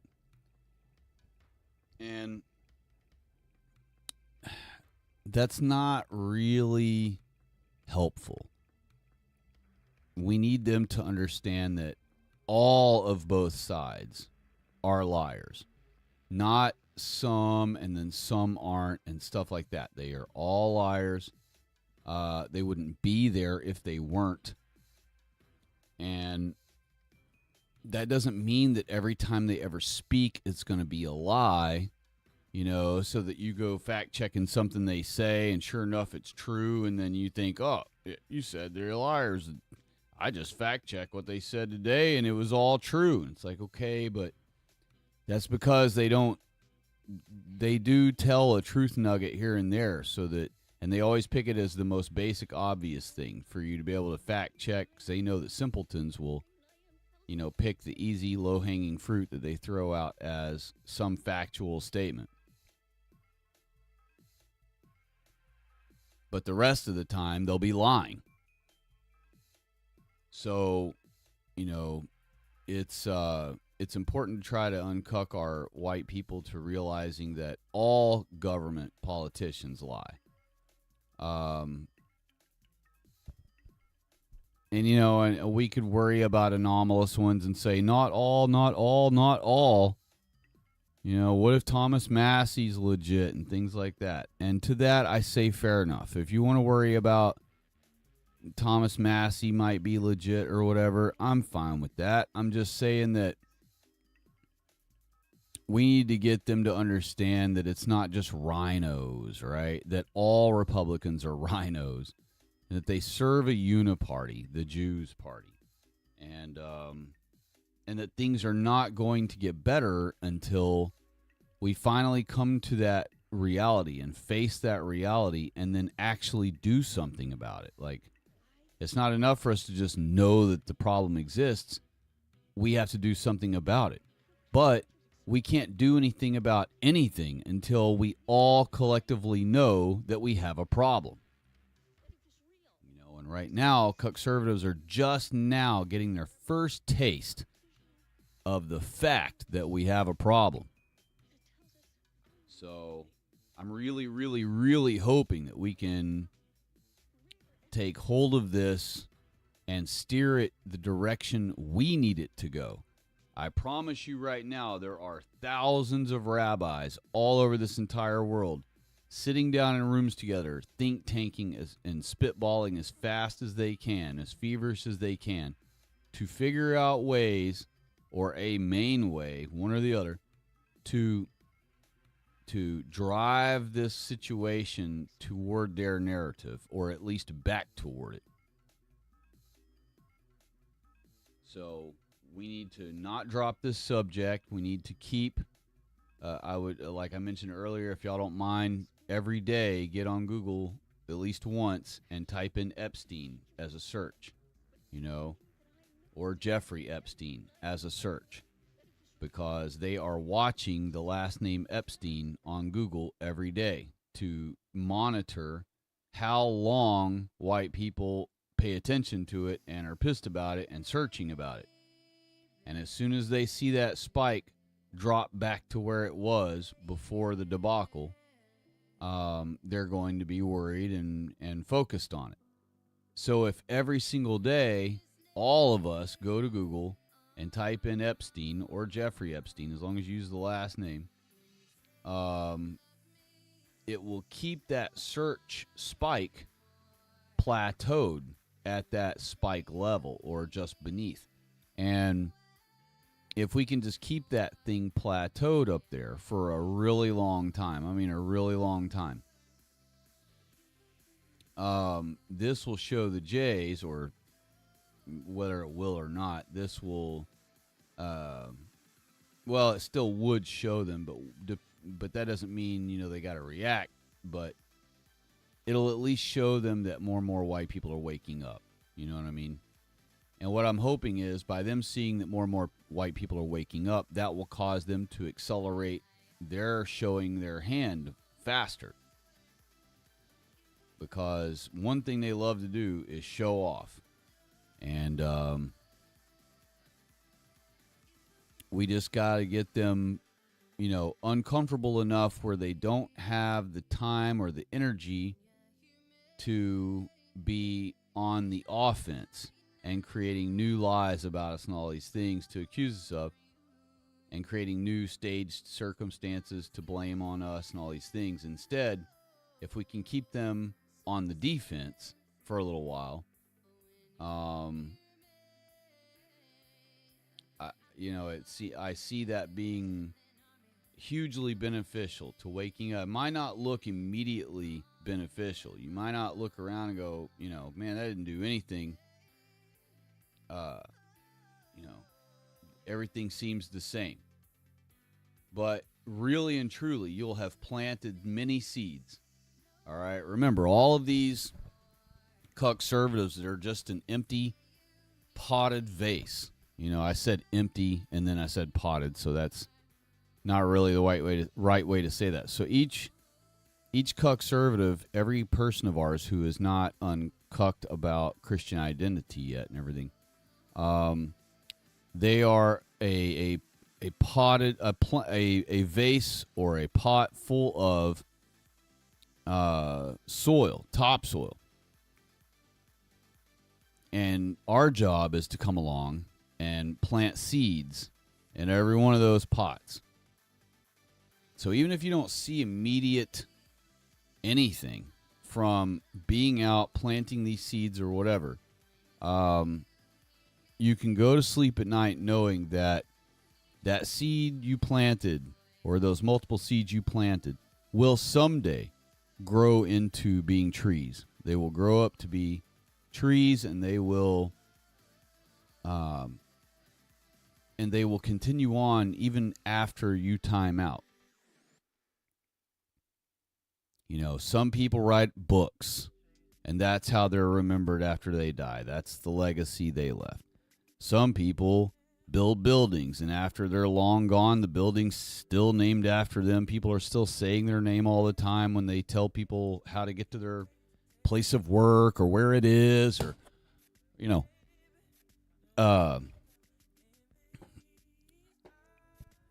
But our legacy, you know, needs to be that we kicked off the restoration of America.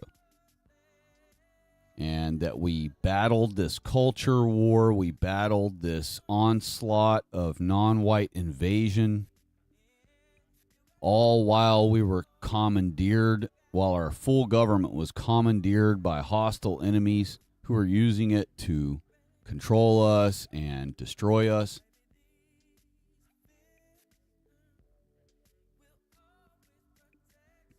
And those seeds you plant in those conservatives, as they grow, those seeds will develop into strong-based white people who can then carry our country forward. And as you and I grow into our elder years and time out and go into the ground to wait on Christ, and we leave behind this world and this country to our white children and our white grandchildren,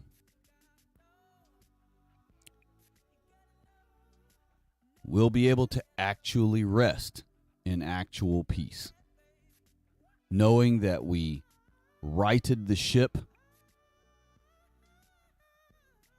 knowing that we pointed it in the right direction, knowing that we gave it propulsion in the right direction, and knowing that we left behind a crew of white sailors who will know how to get her home.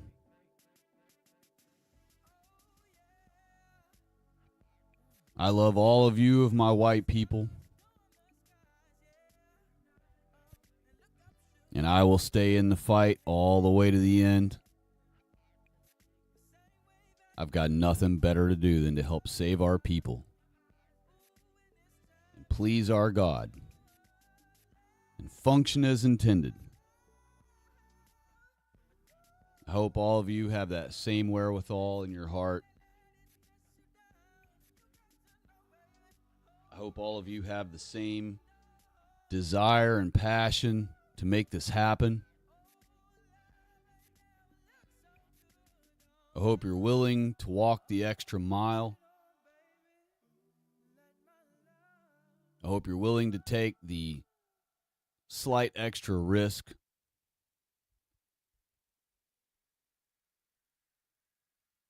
We need you in the fight with us. This is an all-hands-on-deck effort. I mean, we're calling all cars here, y'all. We're in red alert.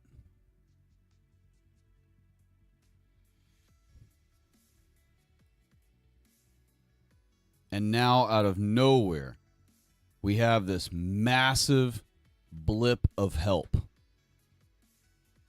The freaking Epstein debacle.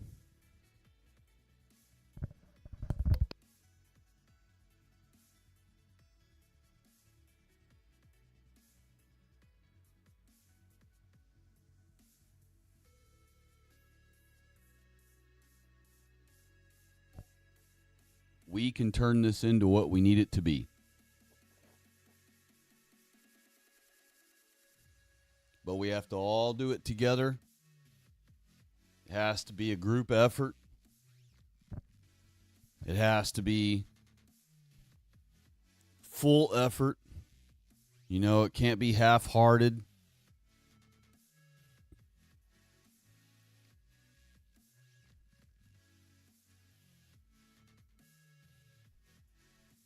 And it has to be multi-pronged. It has to be aggressive.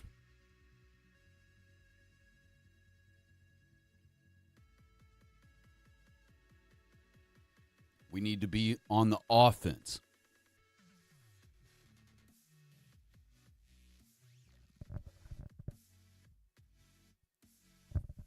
White people have spent the last 70 years on the defense.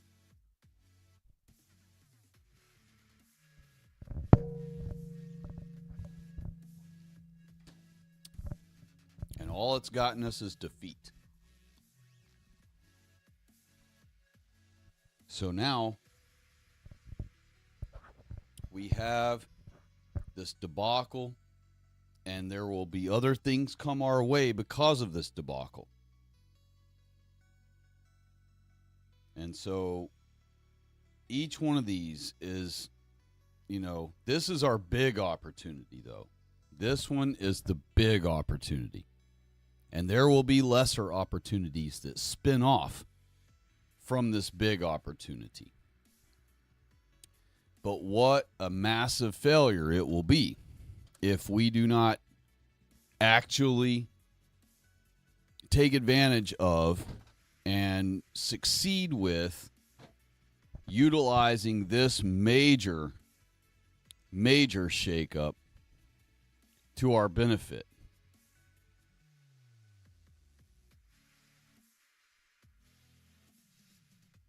I know that you folks have the creativity in you. I know that you folks, we are the top brass. You understand what millions of other white people do not understand. You've already figured it out. You're already there. Everywhere you go in public and you look around at all the white people, you know that you know millions of times more what's going on than any white person standing around you in public.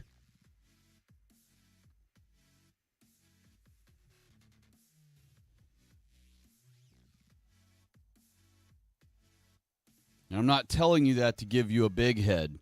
I'm telling you that to remind you that that's how high our responsibility is. As high of understanding as you have over our people, the common populace of our people, the 99 percentile of our people,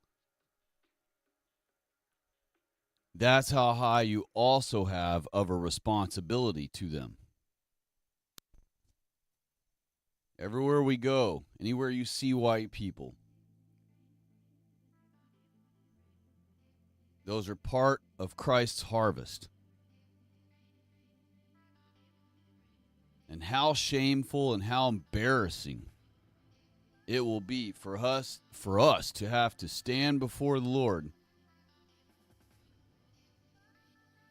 and not have a good answer for why we didn't do our part in taking back our country. God will be sitting there looking at you. Disappointed, smug look on his face. I sent you a Trump debacle. What did you do with it? I literally laid on a silver platter in your lap a way to kick off the restoration of the country by using that obvious bone I throw y'all to wake up your people. What happened? What'd you do with it? Why didn't y'all succeed? What's going on? What are you going to be able to say back? Oh, sorry, God, I was, that week I had stomach cramps, or that week I had things going on at work, and so when I'd get home, I was just tired and slept most of the week whenever I'd get off work. Whatever it is, whatever your excuse is, it won't be good enough. We're talking about our people's future here. We're talking about this entire country. Really, the entire world. Because again, once we restore our country, all other white countries will fall in line and follow suit.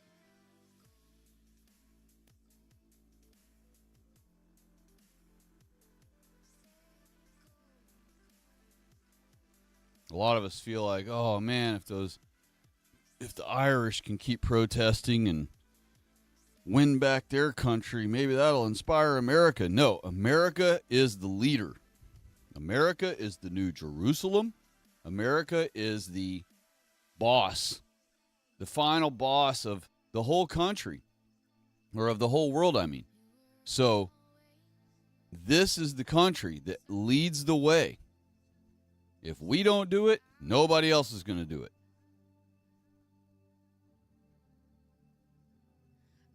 Especially when it comes to this particular subject matter. The more cucked America is, the more ruined America is, the worse Europe is. The worse Canada gets.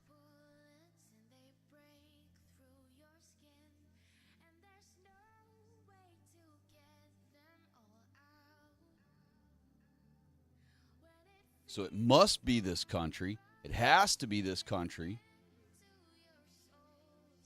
And it will be, thanks to you and thanks to all of us who are in the group, if we all just do our part, whatever we can do. It doesn't have to be a lot. It doesn't have to be huge. Remember, the Jews kill us by death by a trillion little cuts, by trillions of little microscopic cuts. Sometimes they get us with big cuts. Sometimes the cuts are big and bigger and even huge. But the 95 to 99% of the death we've experienced from the Jews are one little micro cut at a time. And that's exactly what you're doing every time you do just a little something to help our cause. Whether it's as simple as just clicking on every pro-white video and that talks about these things and is exposing our enemy, using this debacle to expose them. Give them a view. Give them a like. Give them a comment. Now keep in mind, I'm giving you the least amount you can do. Example.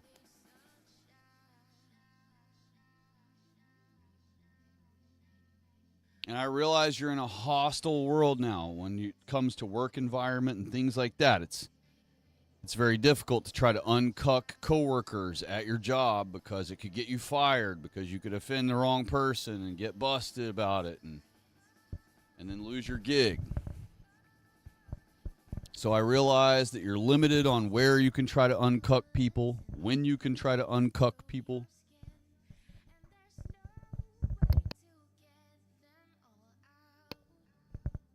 But that's the beauty of YouTube, is you have a place where you can safely try to uncuck people best you can without having to worry about being fired at your job for trying to uncuck your coworkers, or without having to try to lose your family members because you're trying to uncuck them.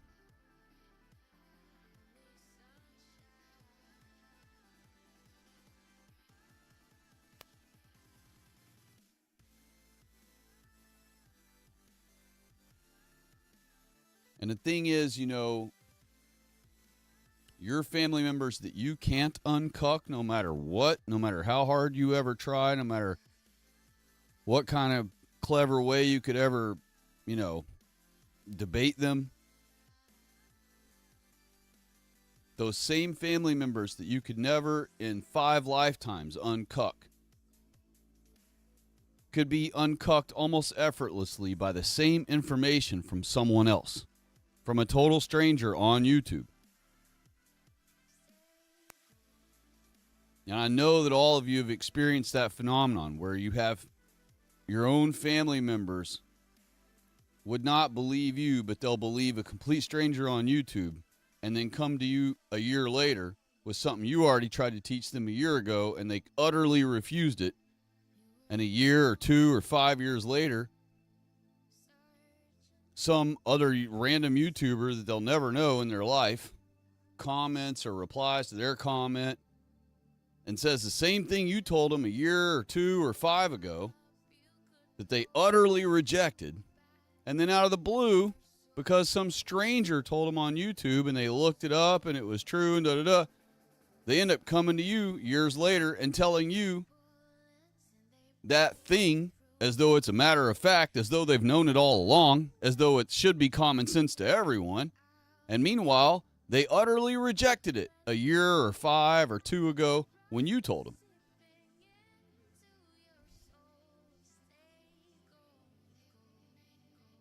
And the only reason I mention that is to say that that's why it matters that you make the comments that you do on YouTube. Because your comment or your reply to someone's comment may be the one that uncucks a person who some other based white person who's related to them has been trying to tell them for years. And for whatever reason, the phenomenon is that a lot of family members don't like listening to their own family members, but they'll listen to a complete stranger.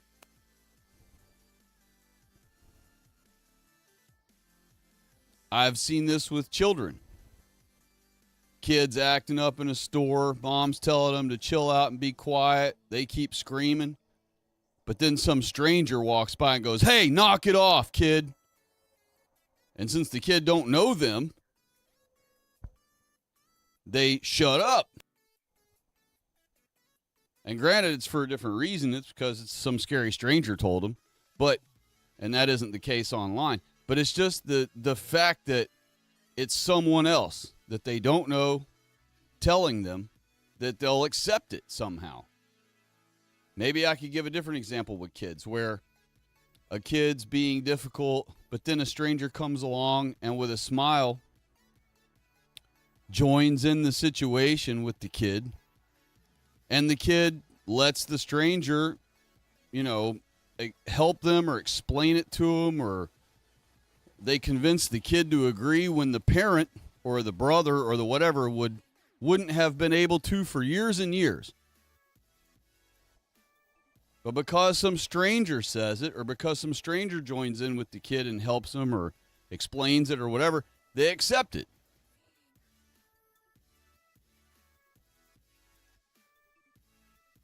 Hard to explain why that phenomenon exists. It's probably just because of ego. But in any case, it's a thing. So that's why it's important that your comments, you may not be able to uncuck your own family, but some total stranger on YouTube doing the same thing you are, making comments and stuff, may be the one who comments to uncuck them. And then while they have family members that won't listen to them, your comment may be the one that uncucks their family members. And we can all thank each other once the country's back to restored.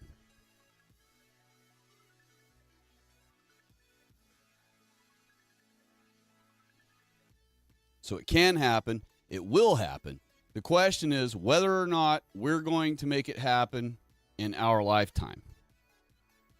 Do you want to live the next 30 years with our country getting worse and worse and more brown and more black and more like Haiti and more like South Africa? And then you become elderly and immobilized, trapped in your own elderly body, can't do anything for yourself anymore. You're back to being reduced to practically an infant, and be tortured by blacks till you're murdered by them in a nursing home. And then you die wondering, when will America finally ever be saved? Will Gen Z do it before they get old and die? Will the millennials do it before they get old and die? Will Gen Alpha do it before they get old and die? Who's going to do it? And you die defeated. You die while your country is still in peril. All because while you could have been doing stuff to help, you didn't. And many others who could have been helping didn't.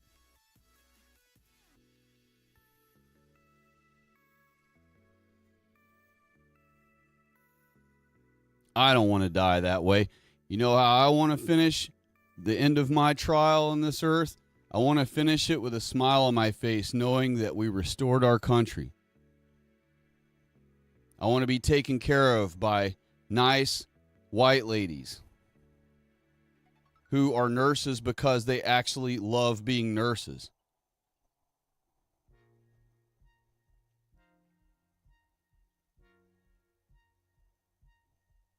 And I want to take my last breath thanking God for the blessing to be a part of the opportunity of one of the of helping cause one of the most epic changes in Christ's harvest of the entire 6,000-year trial. Who wouldn't want to go to bed like that for the rest of their waiting on Christ? That's the way to go. With a smile on your face, knowing that our country is restored and that many more millions of white children will be born for Christ's harvest before the time is up. Slow Boy, Whiteboard, just chimed in and said, good morning, hello.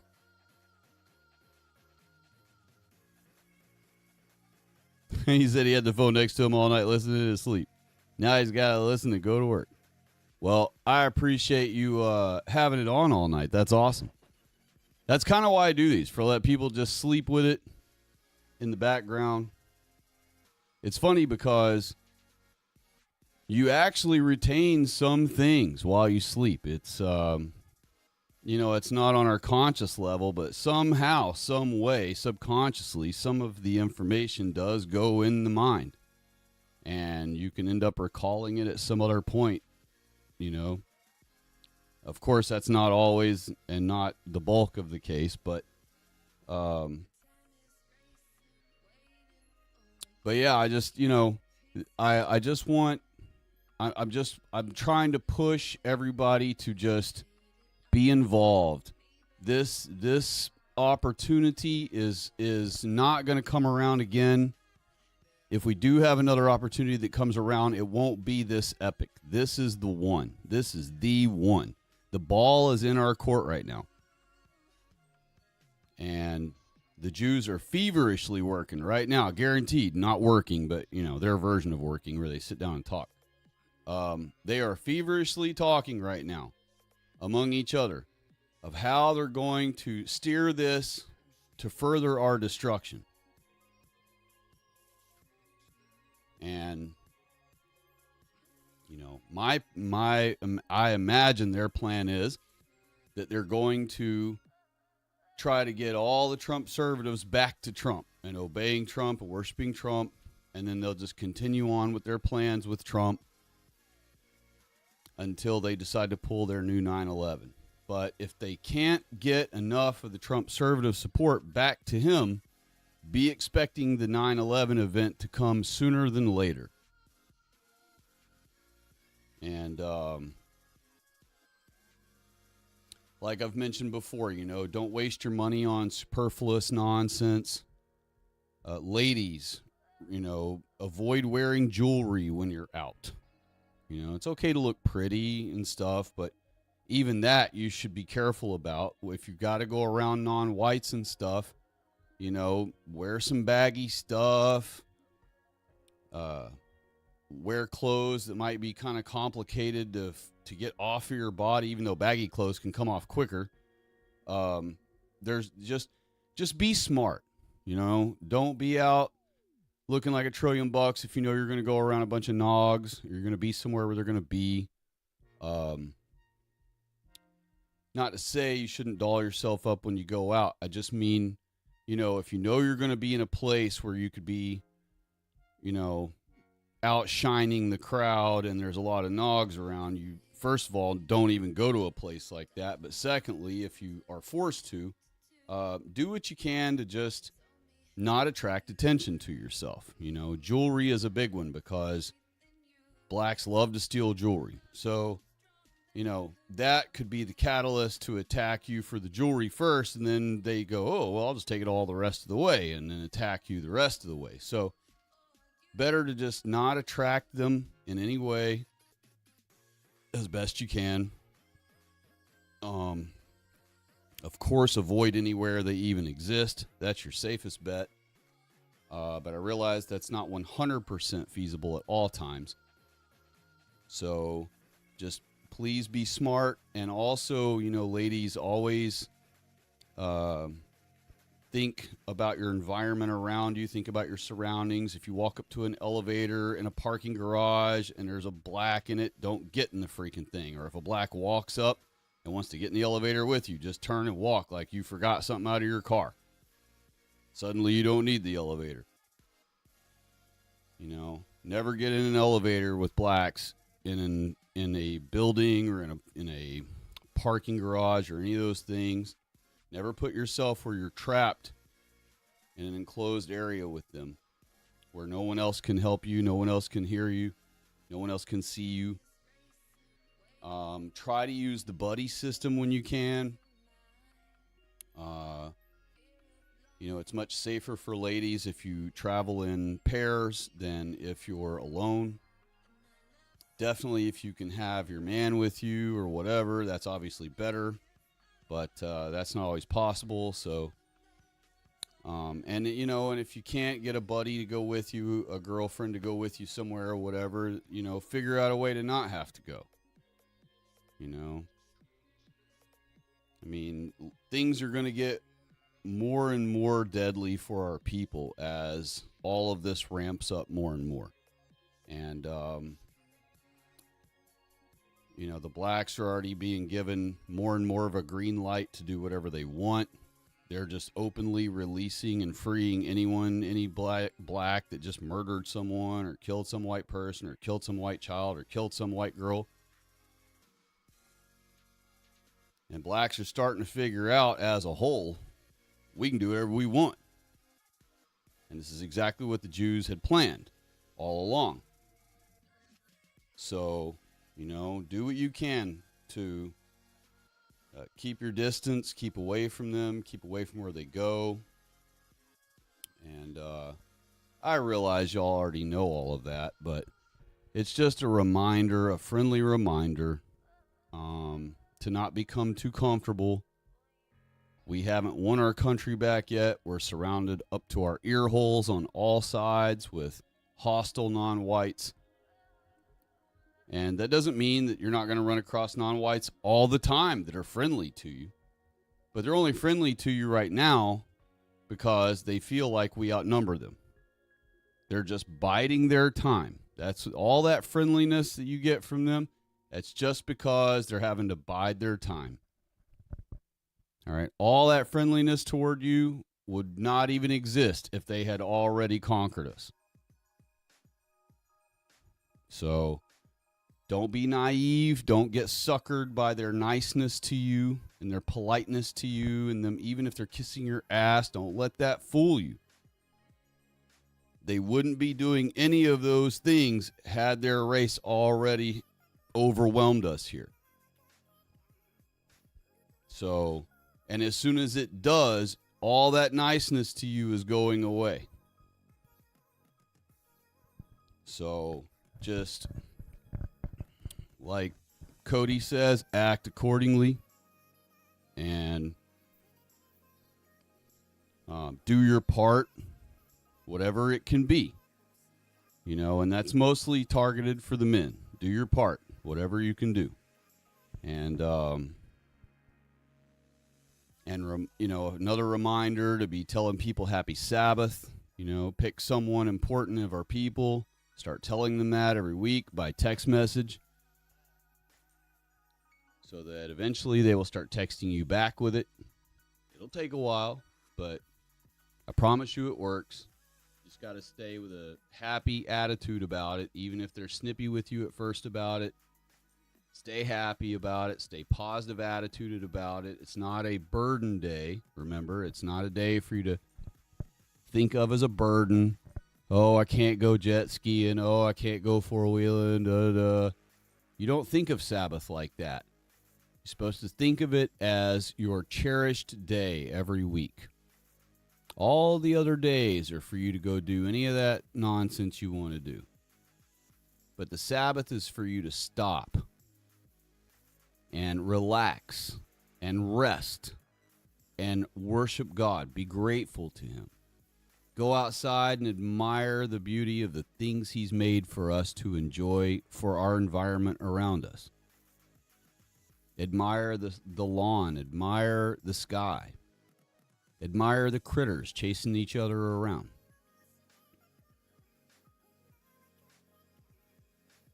Give your detailed, itemized Sabbath prayers to our God.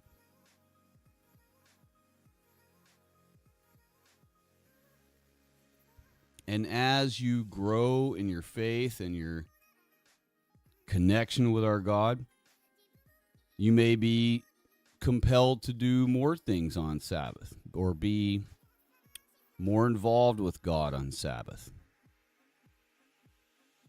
But you got to start somewhere. So the beginning is just start keeping Sabbath. Start remembering it every week. Start revolving your week around it, as all of our godly men of the Holy Bible did. When Friday comes, that's preparation day. Be excited in your heart. Tell God happy early Sabbath.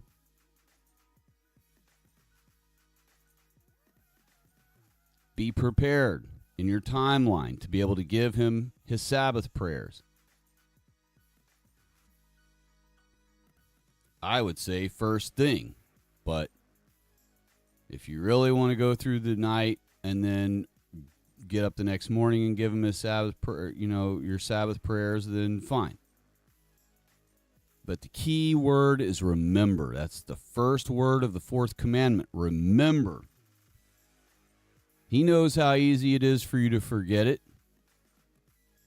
You spend 6 days running a rat race. Day 7 just seems like just the next day in the rat race. But instead, you put everything down. And you stop. And part of why is it's to show God that nothing else is more important than God. And when it's time for you and God to have God time, which is Sabbath, you put everything down to show God that you know that nothing's more important than him.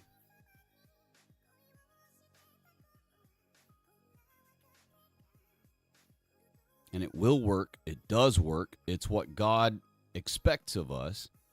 And as soon as you start following his way, even if negative things still come your way, the Holy Ghost will be with you more than he is with the average white person. And the deeper and stronger your connection becomes with him through Sabbath, the more interactive God will be with you in real time in your life now during this mortal trial. I've mentioned before, you don't have to go your whole life living and wondering and hoping like, man, I hope, God's pleased with me and da-da. He will let you know in real time. The blessings come in this mortal life. Now, that's not to say that 100% of white people who follow God's way as best they can will be just showered with blessings and never have bad problems come their way. You will still have trials. Everyone has to have trials. Otherwise, there was no point in sending you here. But we are overcomers. God created the white man to be an overcomer. When he placed us in the Garden of Eden, he placed us there to keep it. And what that means is guard it. Guarding takes effort.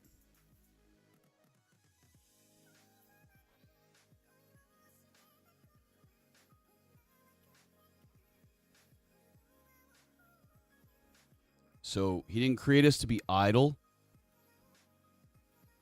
And what was God telling us to guard the garden from? All the world's non-whites who would want to invade it. Knowing all of that, the United States of America is the real and literal Garden of Eden. Real, true, and literal. God originally placed us here to guard this country.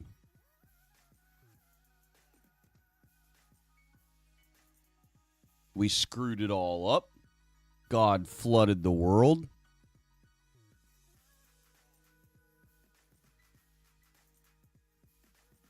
And after a period of time of punishment in a desert, all the way across the world from where we belonged, he finally allowed us to be freed of that barren sandbox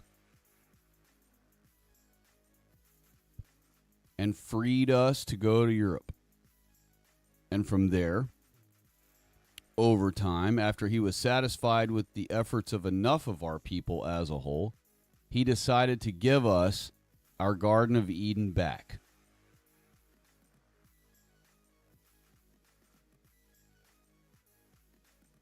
But now that we have it back, our job is to keep it again. Guard it again. And we have not been guarding it, and that is why it's being taken away from us again. So this is just the history of Noah's time, repeating over again. And what did Christ say would come at the end times?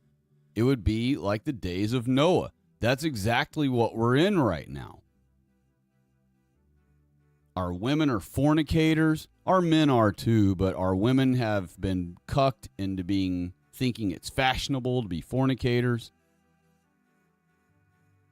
And fornication means race mixing. It does not mean sex out of wedlock.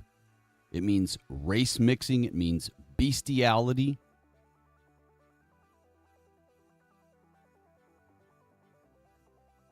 Our country is enthralled with millions and millions and millions and millions of non-white invaders.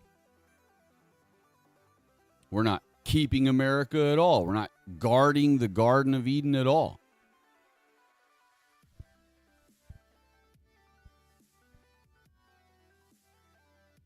So it's time for us to return to our original responsibility. Hello, Tobias. God bless you. And it's time for us to reestablish our original responsibility. Guard the Garden of Eden. That's America, literally. And by guarding the Garden of Eden, we will by default restore and be guarding all of the other white countries that will fall in suit.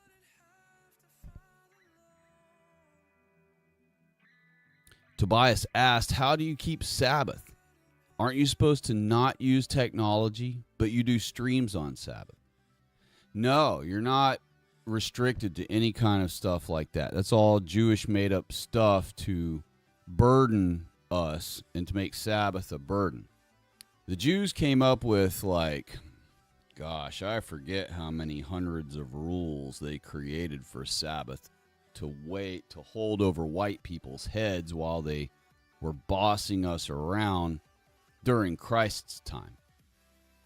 But that's what Christ came to break us free from, was all of their made up nonsense about Sabbath.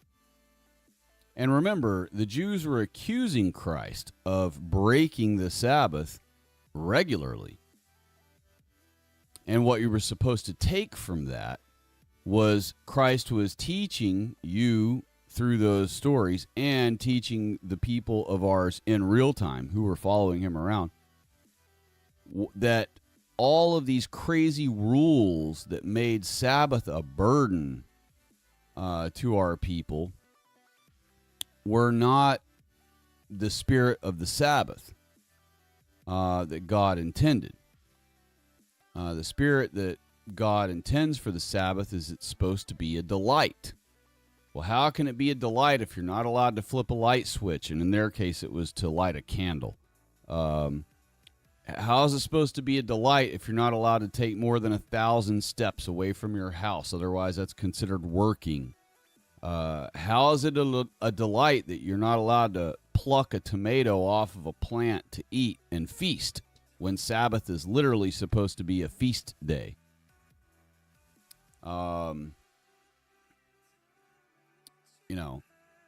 Sabbath is not meant to be thought of as a burden, as a day where you can't do this and you can't do that.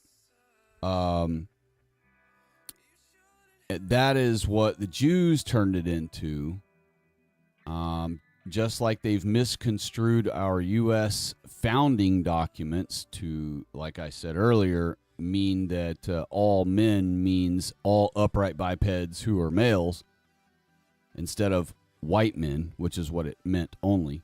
And how they misconstrued our U.S. founding documents to say freedom of religion means every shitholer religion is allowed here too, and they can freely praise Allah or have synagogues and mosques and praise Buddha and all sort of crap and have Buddha temples here. No, that's not what any of that meant. It meant only white Christian Protestantism of your choice were you free to worship Jesus Christ through. And because our elders were assuming that no white people in the future beyond them would be cucked beyond belief and think of non-whites as the same as us and all these things, they never in a million years dreamed that we would misconstrue or allow Jews to misconstrue their founding documents to mean non-whites and non-white religions also and all these other things. And so in the same spirit, the Jews also did that with our Sabbath. You know, God wrote a few specific things he didn't want us to do on Sabbath. He said, 6 days shall you work, but the seventh day of the week is holy unto the Lord. And in it you shall do no work. And he details one or two more things, you know, but it's not anything major. And at this point, let me also just say that because we haven't been keeping Sabbath as a people at all, God will happily accept any amount of remembering Sabbath and honoring Sabbath every week that you start putting forward. All right, so Sabbath isn't something where you can be like, oh, okay, it's Sabbath. Gosh, what do I do for God? I mean, I can pray or I'll do my prayer, but beyond that, what can I do? You know, or what am I not allowed to do? I don't want to make God mad at me on the Sabbath. That's not how Sabbath is supposed to be spent. Sabbath is a delight. It can't be a delight when you're worried about what you can or cannot do. So when I tell people, you know, it's not the day for you to go four-wheeling, it's not the day for you to go jet skiing, it's not the day for you to go boating or camping or whatever. The reason I'm saying that is because white people are very routine-based. And if white people start four-wheeling on Sabbath, guess what? They're going to start four-wheeling every Sabbath. And so then are you really ever honoring God's Sabbath? No, it's your four-wheeler day, not God's day. Right? It's your go out and four-wheel in the woods for fun day with all your buddies who like to drink beer and party and whatever. Well, that's not keeping Sabbath. That's not honoring God's holy day. Is it okay to go on a trip once in a blue moon on a Sabbath, a special occasion? Sure. But it's not okay for every single Sabbath. It's boating day, or four-wheeling day, or jet ski day, or basketball day with the friends, or the nightclub, or whatever. God gives you 6 days a week to do all that stuff. To work, to play, to do whatever you want. And on Sabbath, he just wants a little alone time with you. And your family if you have one. And he wants to hear you say thank you to him. I've mentioned this many times before. I'll mention it again, that when you get to heaven and you're facing God and he's going through your records like a typical judge would if you're standing in court, I imagine one of the things he might say is, all right, I'm sitting here looking at gratitude. Let's see here, the gratitude category. You thanked non-whites a total of in your lifetime 28,640 times. You thanked your parents 4,940 times. You thanked complete stranger white people, but white people, 24,512 times. Guess how many times you thanked me? Now imagine what that number will be. It might not even be 1,000. He just got done rattling off tens of thousands of times you said thank you to non-whites. Tens of thousands of times you said thank you to white people who were total strangers. Thousands of times you said thank you to your parents when really it ought to be the other way around. You should have said thank you to your parents tens of thousands of times instead of total strangers or non-whites. But it'll be asked backwards the other way around. But then you get to God's number. When God gets to his number, how many times have you thanked him and his son? And it'll be an abysmal number.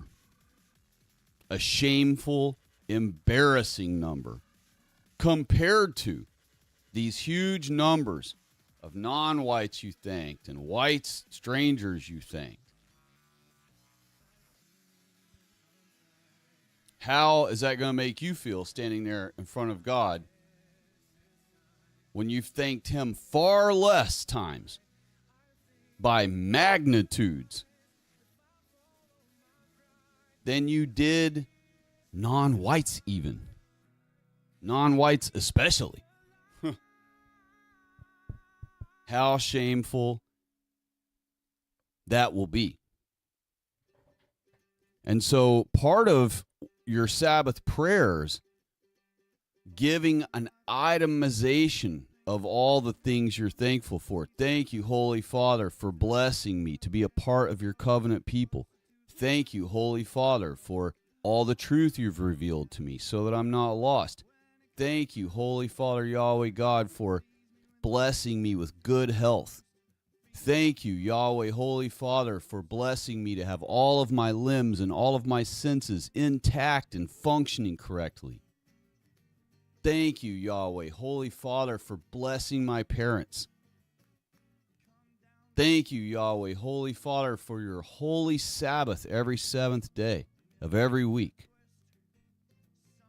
Thank you, Holy Father, Yahweh God, for blessing my income. Thank you, Yahweh, Holy Father, for blessing my home. Thank you, Yahweh, Holy Father God, for blessing my children. Of course, I'm saying these out of order. Children should have been way before home and all other things, but, you know, you'll figure it out as you go. Thank you, Yahweh, Holy Father, for blessing me to live in the time frame that you've placed me in this 6,000 years of mankind's trial. You truly live in one of the most epic times. All the people before us would give anything to live in this time frame that you are blessed to live in right now. With technology and things that work wirelessly without, you know, it would all seem like magic to our ancestors before us.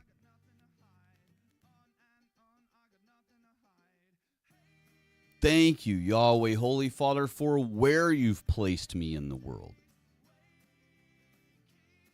And as you're itemizing each of the things that you are thankful for to our holy God, you are actually starting to add up your thank you numbers.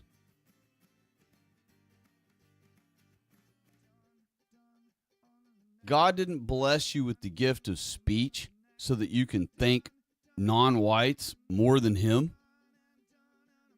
You're not even supposed to have them in your country to be thanking them more than him by the end of your lifetime. God gave you the blessing of speech so that you can give him thanks. So, in your own mortal trial before you time out, your goal should be to catch your thank yous to God up with your thank yous that you've already amassed among all the non-whites and white strangers of the world. You thank them for handing you something. Thank them for freaking sitting your plate, serving your plate. Thank you for leaving the door open. Whatever it is. You've thanked strange non-whites millions of times more than you've thanked God. That's not to say you shouldn't be saying thank you to anyone out in the public anymore so that you don't keep raising that number and keeping the ratio great. The answer is to start thanking God more, to decrease that ratio.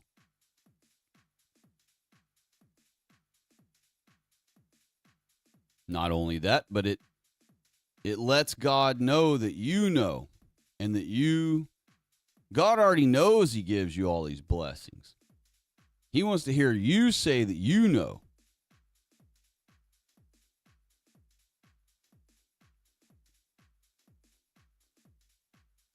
So I hope that I've given you enough things to ponder about that with thanking God and with Sabbath prayer, that you will apply those things to your lives.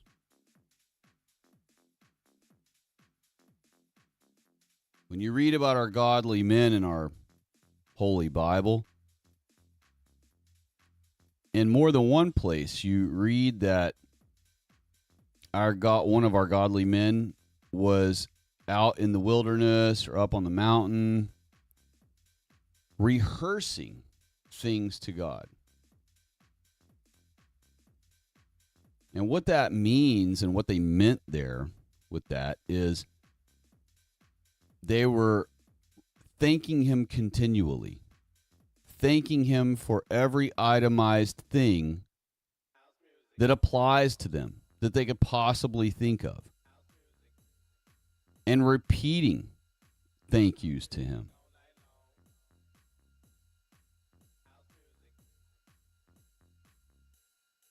Sometimes those godly men may have said, "Thank you, Holy Father Yahweh, for blessing me with good health," 10 times in one sitting prayer.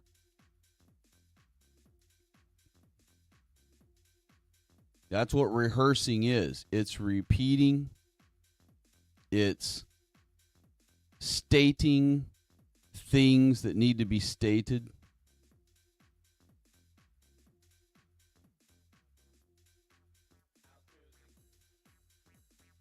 And it's stating things in an itemized form, which is exactly what I was detailing a minute ago. And by doing so, you will start increasing your thank yous to God. You will start being more conscious of your blessings. You know, it's not just about giving God thanks. It is about that, and it's really mostly about that. But God knows in his infinite wisdom that by you thanking him every week, it is healthy for your own mind and soul, because it re-humbles you, it resets you, it puts you, after 6 days of getting all wound up and thinking that you create your own way, and thinking that you're in control.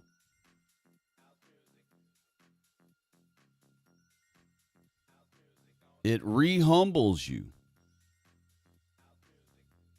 You get on your knees voluntarily, and you voluntarily humble yourself, and you voluntarily slow down your mind, and you voluntarily start focusing on what really matters, that God has blessed you to enjoy.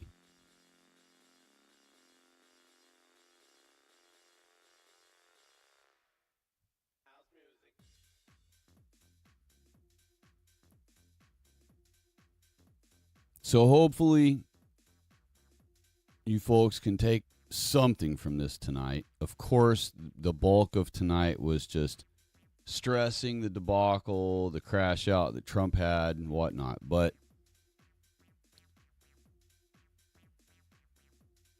all in all, ultimately, not only is this our opportunity to pounce on this situation and try to win more white people over to the truly based side,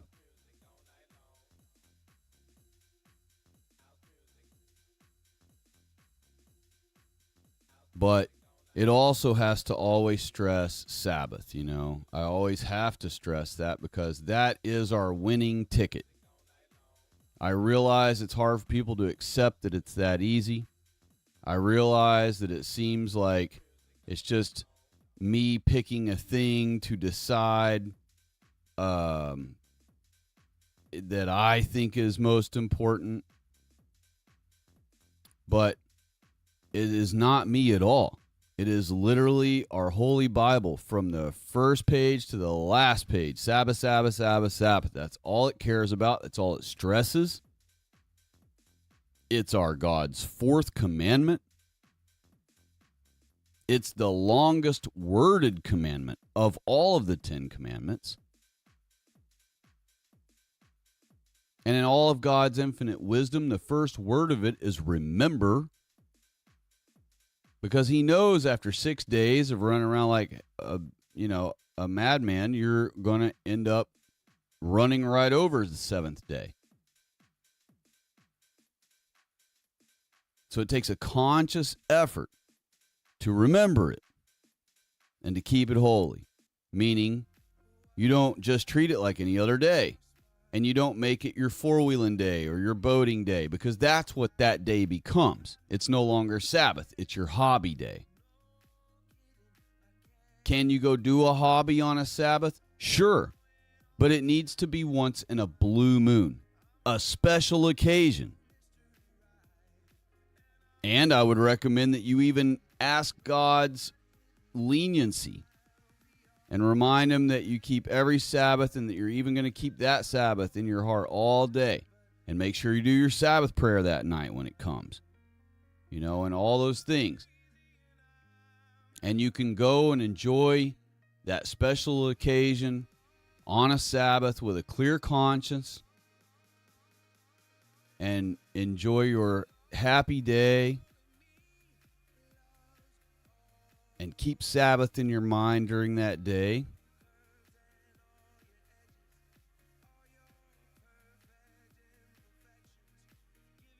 But it doesn't mean it becomes every week. Every week. Sabbath is not to be your hobby day. It is a pleasure day for you, but it's not for certain types of pleasure. It's for like hobbies. Instead, it's for the pleasure of going outside, being among God's nature he created, or like in the wintertime when we can't go outside, it's for, reading the Bible, contemplating stories within it. You got to get creative in the winter. I realize that. But it's just a different, it requires a different mindset. Sabbath requires its own special mindset for that special day. And then every other day of the week is just the same as any other day of the week. So you can treat those all the same. And one can be your boating day and whatever.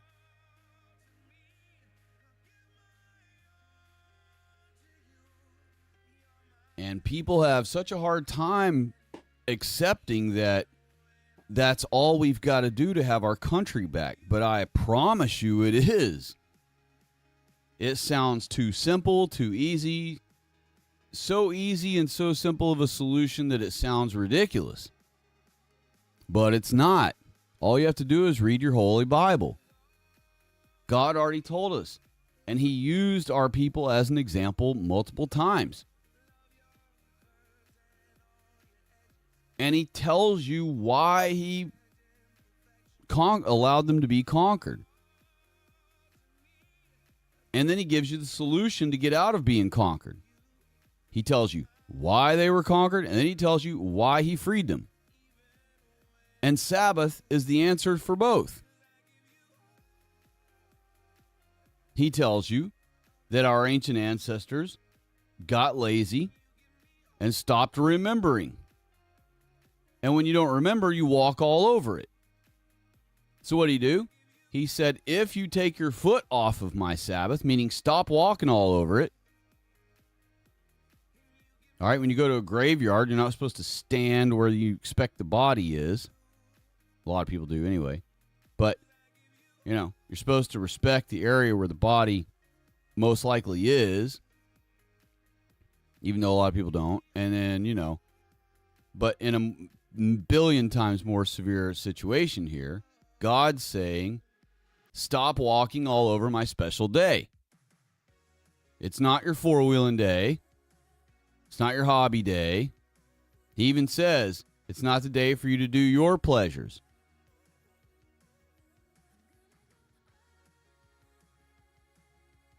That's not to say you can't do pleasurable things on the Sabbath. Of course you can. You like taking a bubble bath on Sabbath? Take one.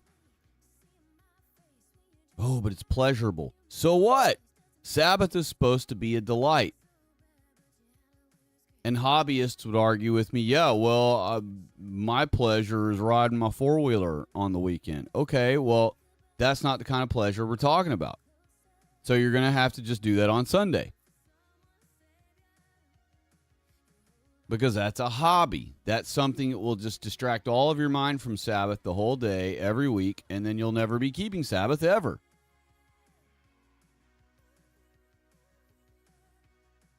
But what I mean by pleasure is Sabbath is for you to get up and go outside and enjoy the weather, enjoy the songs of the birds, admire the land, come inside, make yourself a nice drink, maybe watch a sermon, catch up on Pastor Gaiman or Pastor Jennings' most recent offering of a sermon, or Pastor Rob. I think Pastor Rob's kind of down in health right now. He hasn't been posting lately, I don't think. So I'm thinking he's in poor health perhaps right now. I hope that's not the case. I hope I'm totally wrong, and I hope he's just out of town on a trip or something else. But I haven't seen him in a while posting. So I hope he's all right. I wish him well. God bless him. So Pastor Rob, Pastor Jennings, Pastor Gaiman, you can catch up on one of their sermons. Make sure you always give them their like. All right. Almost no one gives them their likes. That's absurd for y'all to be robbing God like that. I'm not saying y'all as in you all listening to the chat, but anybody who visits our pastors for a sermon, who don't give them their like, you're robbing God. You're not robbing that church or that pastor. You're robbing God of his like, so that the algorithm is more influenced.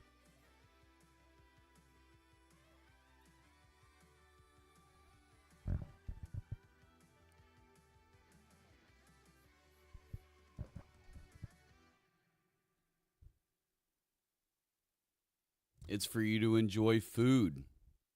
Sabbath is a feast day.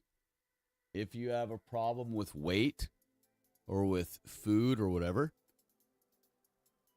then don't feast, but still just enjoy a nice meal. Mini feast it, if you will.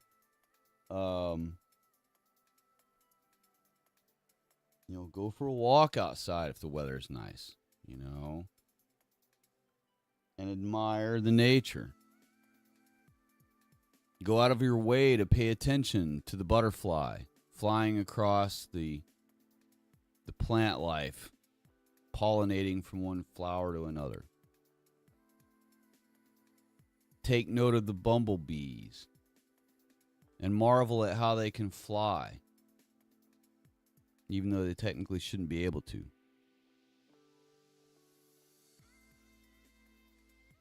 Admire the hummingbirds or the grasshoppers jumping in the grass. The crickets making their funny sound.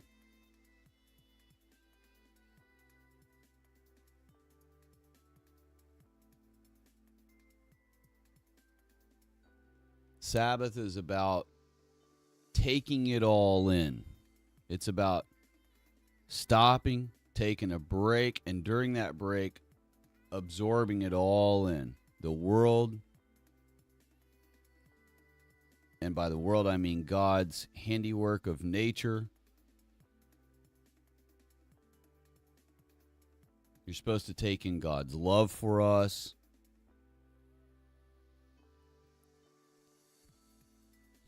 Christ always taught stories from scriptures on the Sabbath.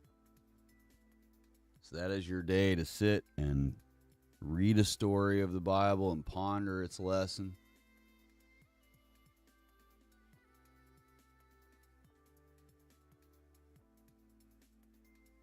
It's more important than anything else. God said, if you take your foot off of it, but you'll notice that wasn't enough for him. He said, if you take your foot off of it, and, that means you got to do this also, and call my Sabbath a delight, then I will drive the invaders out and heal your land.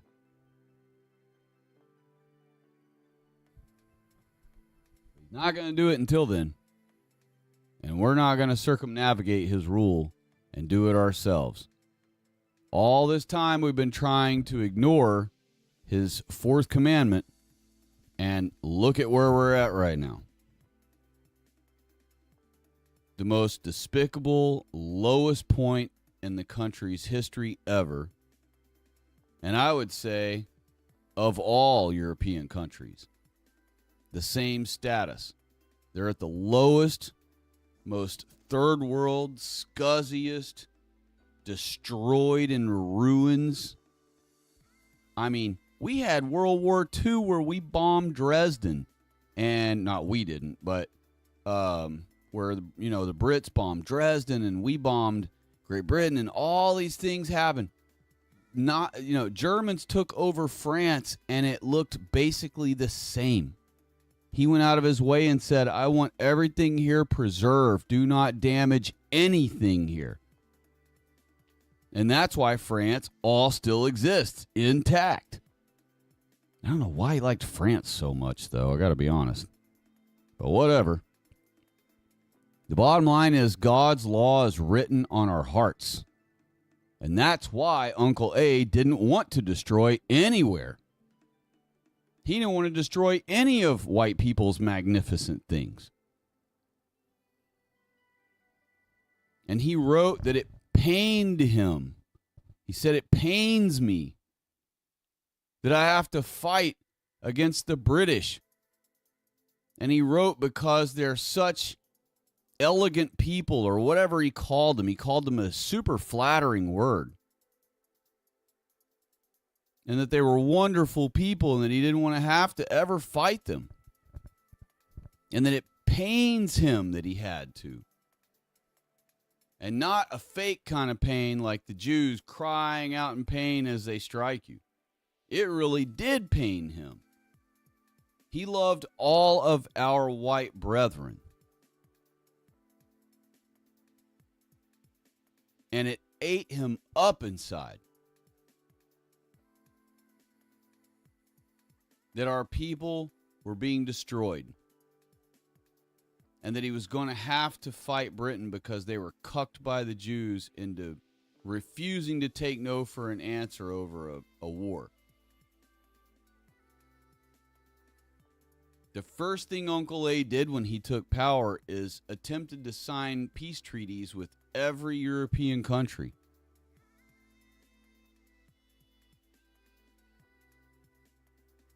And he never broke that agreement with anyone.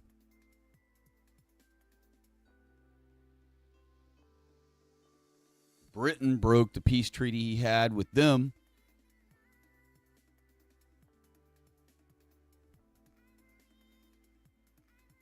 He never attacked any country.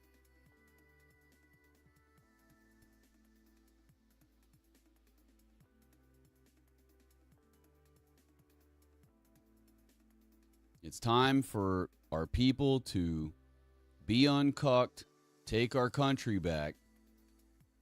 This is the time. We are the ones. God has given us the technology. I mean, imagine having to face him after not successfully taking our country back. You can be like, man, what the hell is wrong with y'all? I gave you automobiles. I gave you the luxury of air conditioning to sit inside when you're working on your things. I gave you the ability to create flights so you could get from one place to another, lickety split. Something that would have taken your ancestors 2 or 3 months to make the journey, you can make in 2 hours. I gave you the digital age. I gave you social media. You have immediate connection to anyone in the whole world, anybody, anytime. I gave you the entire world's known information at your fingertips.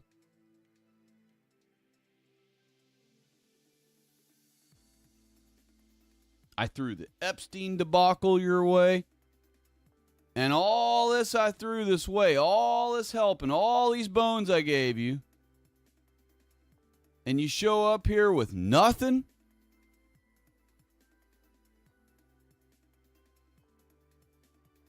All that help I gave y'all and you couldn't win the country back? You couldn't win your white people's common sense over?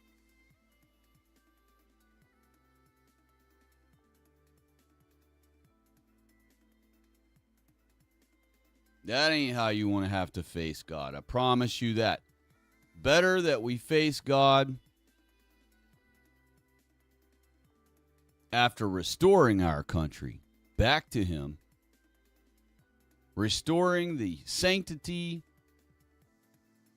of our women and children and elderly back to Him.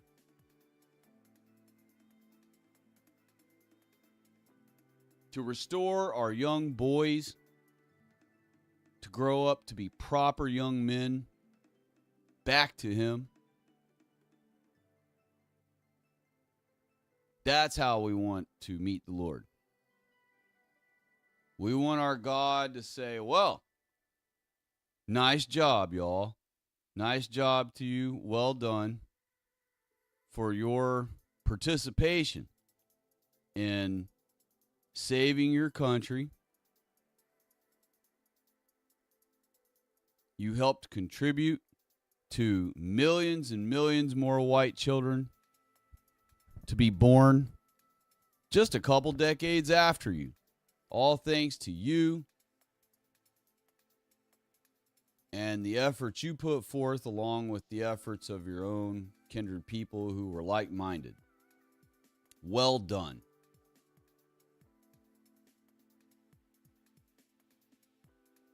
And He'll look to the 24 elders and He'll say, what say you?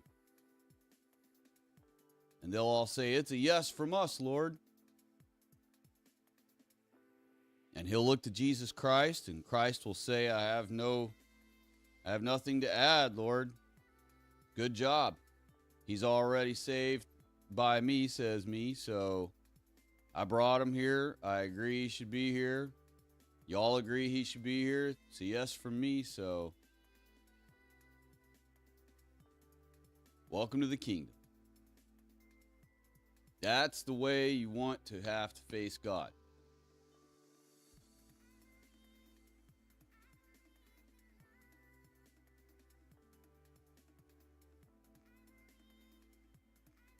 And despite the fact that He has laid this in our lap,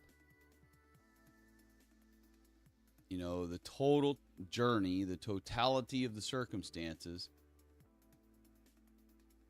are going to prevent it from being an easy, you know, walk in the park victory. It already hasn't been this whole time. So we've got to just, this is our time. This is our time to shine.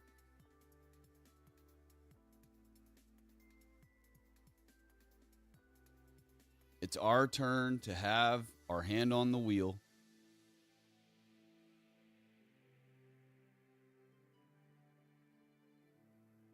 We're going to drive this boat back to glory.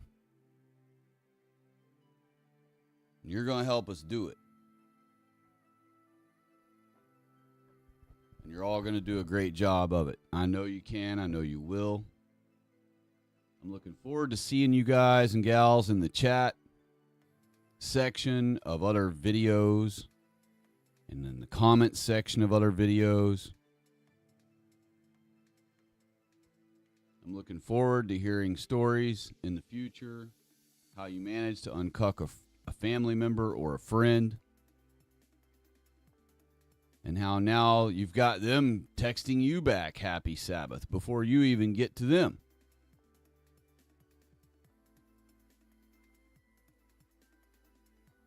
I look forward to us all being called up into the clouds.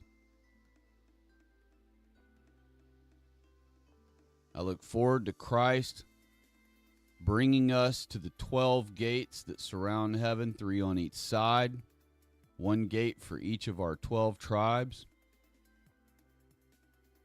I look forward to all of us entering in and standing before God, wearing all white and having a Florida palm in our hand, reminding him that we are one of the descendants of Adam and Eve, whom he placed in Florida in the Garden of Eden to start white man off.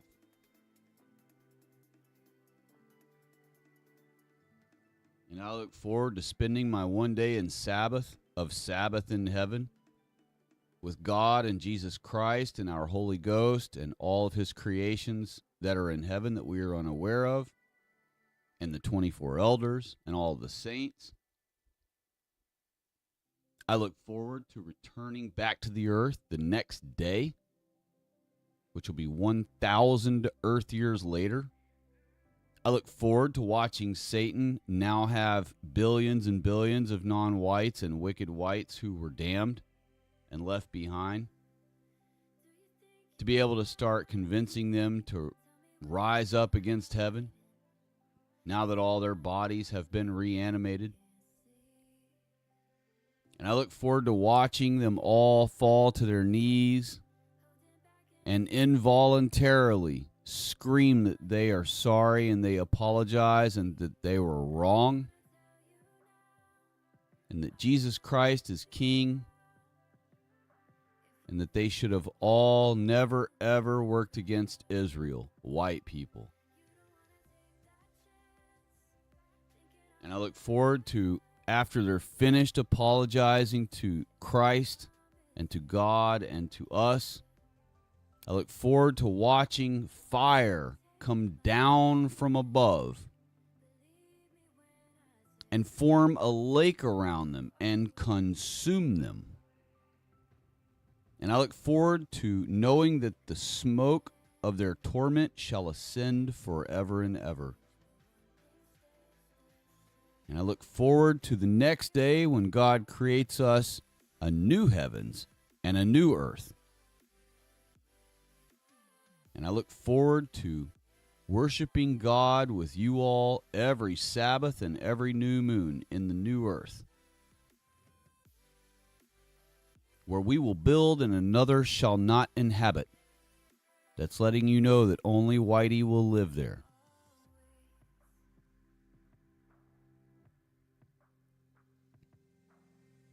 Have you not noticed that white people have this huge problem of we build somewhere and we live in it for a while, but eventually non-whites show up, impose their way in to our area. Now our life becomes miserable, so we move. And wouldn't you know, now another, meaning another race, another kind, another species, inhabits. But in the new earth we will build and another shall not inhabit. That means there won't even be one non-white there to ever impose themselves into our area in order which would end up causing us to feel like we need to move, which therefore would then allow them to move right on in and inhabit. So that whole scenario is over with once Jesus Christ returns. So in the new earth, I look forward to being with all of you white people, celebrating our holy God every seventh day and every new moon. And I look forward to all of the knowledge He's going to reveal to us. All the questions you've ever had that were never answered. I look forward to the eternal bliss that we will live in a state of that isn't even describable or fathomable by us mortals right now.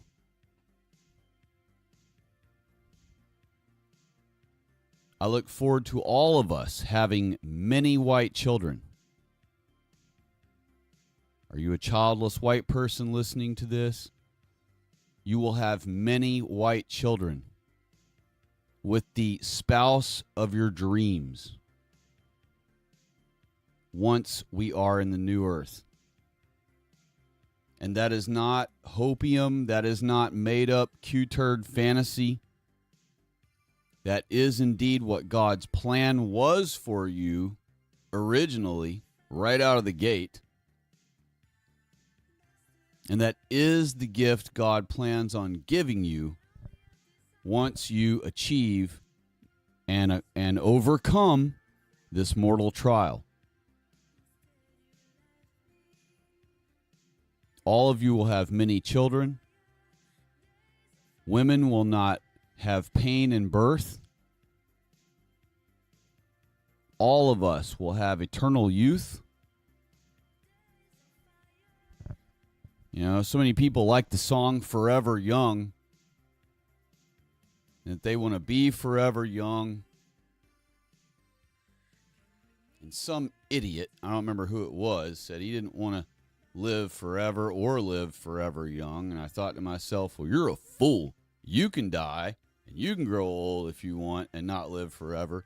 I plan on living forever with our Holy Father. And I plan on living forever in bliss with the love of my life and many children. And those children will grow up and they will have children. And as you have more children and grandchildren, none of us will age. We will all grow up to a prime in our lives of youth and stay that way. And of course, we who were in the 6,000-year mortal trial, we will be adults out of the gate as we are introduced to our new world. But the children we create while we're there, they will be genuine children that are birthed in the new earth and are raised and grow up their whole lives in the new earth in perfection, in perfect bliss. Imagine the greatest white utopia clips you've ever seen that make you long for our country to be that way. Now imagine 100 million times more blissful than that.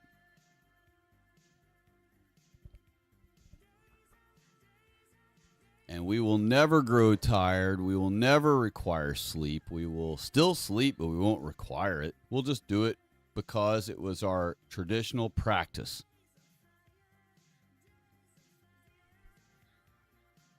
But there will be no hunger. There will be no tears. There will be no pain. There will be no suffering. There will be no misery.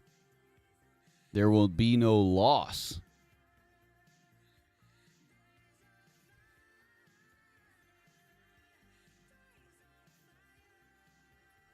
I look forward to being there, and I look forward to seeing every single one of you there.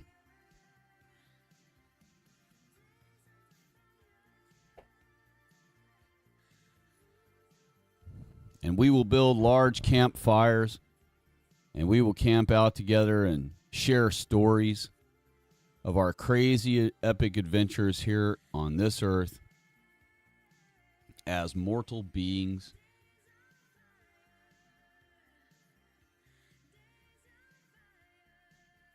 And we will tell our children about those stories. And the children that we had here on earth, they will be adults there, and they will be able to tell stories to our new children that we've had in the new earth, their new brothers and sisters.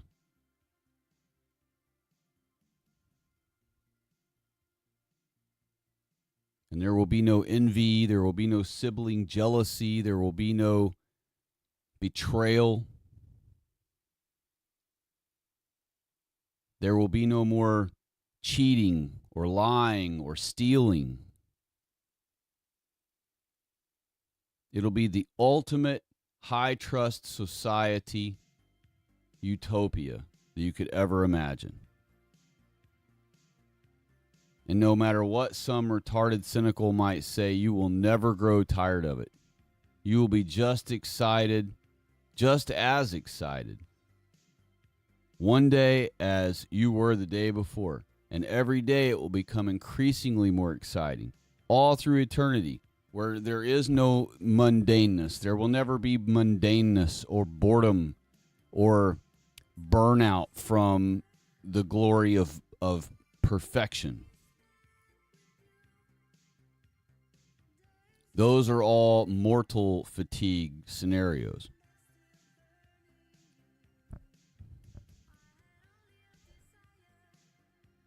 I hope all of you end up being there with me. I hope I'm there. I hope I see all of you there. And we will share stories about this time frame here on Earth, and they will just be distant memories.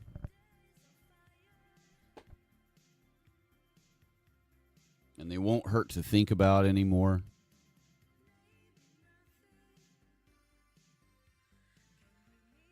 Everyone you ever loved that you lost, that caused you grief and misery in your lifetime as a mortal, they'll be right there with you in glory.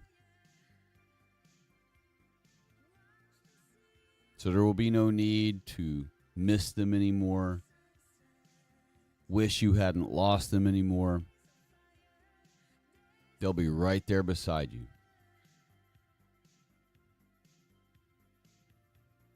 It's hard to describe what bliss will be like.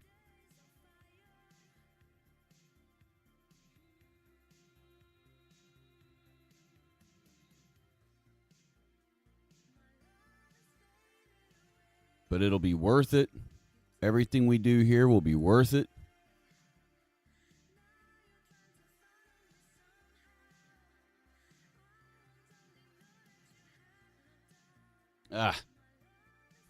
It's going to be awesome, y'all.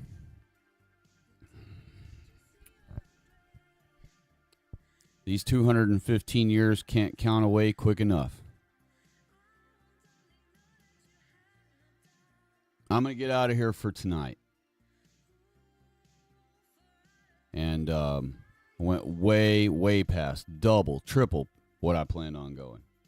So, as usual, we still ended up hitting almost 8 hours. Actually, this is longer than the Sabbath stream. I was planning on doing a really short stream. This ended up being longer than the Sabbath stream. The Sabbath stream, I think, was only 7 hours, 7 minutes. So, I kind of shot past that on accident. Whoops. But I just, I was compelled to talk to you all tonight, and I was looking forward to it anyway. I didn't really have to be compelled, but I was anyway. I was involuntarily just amped up to want to talk to you folks about all this stuff that's been going on, the reactions, the crash out and the reactions. And I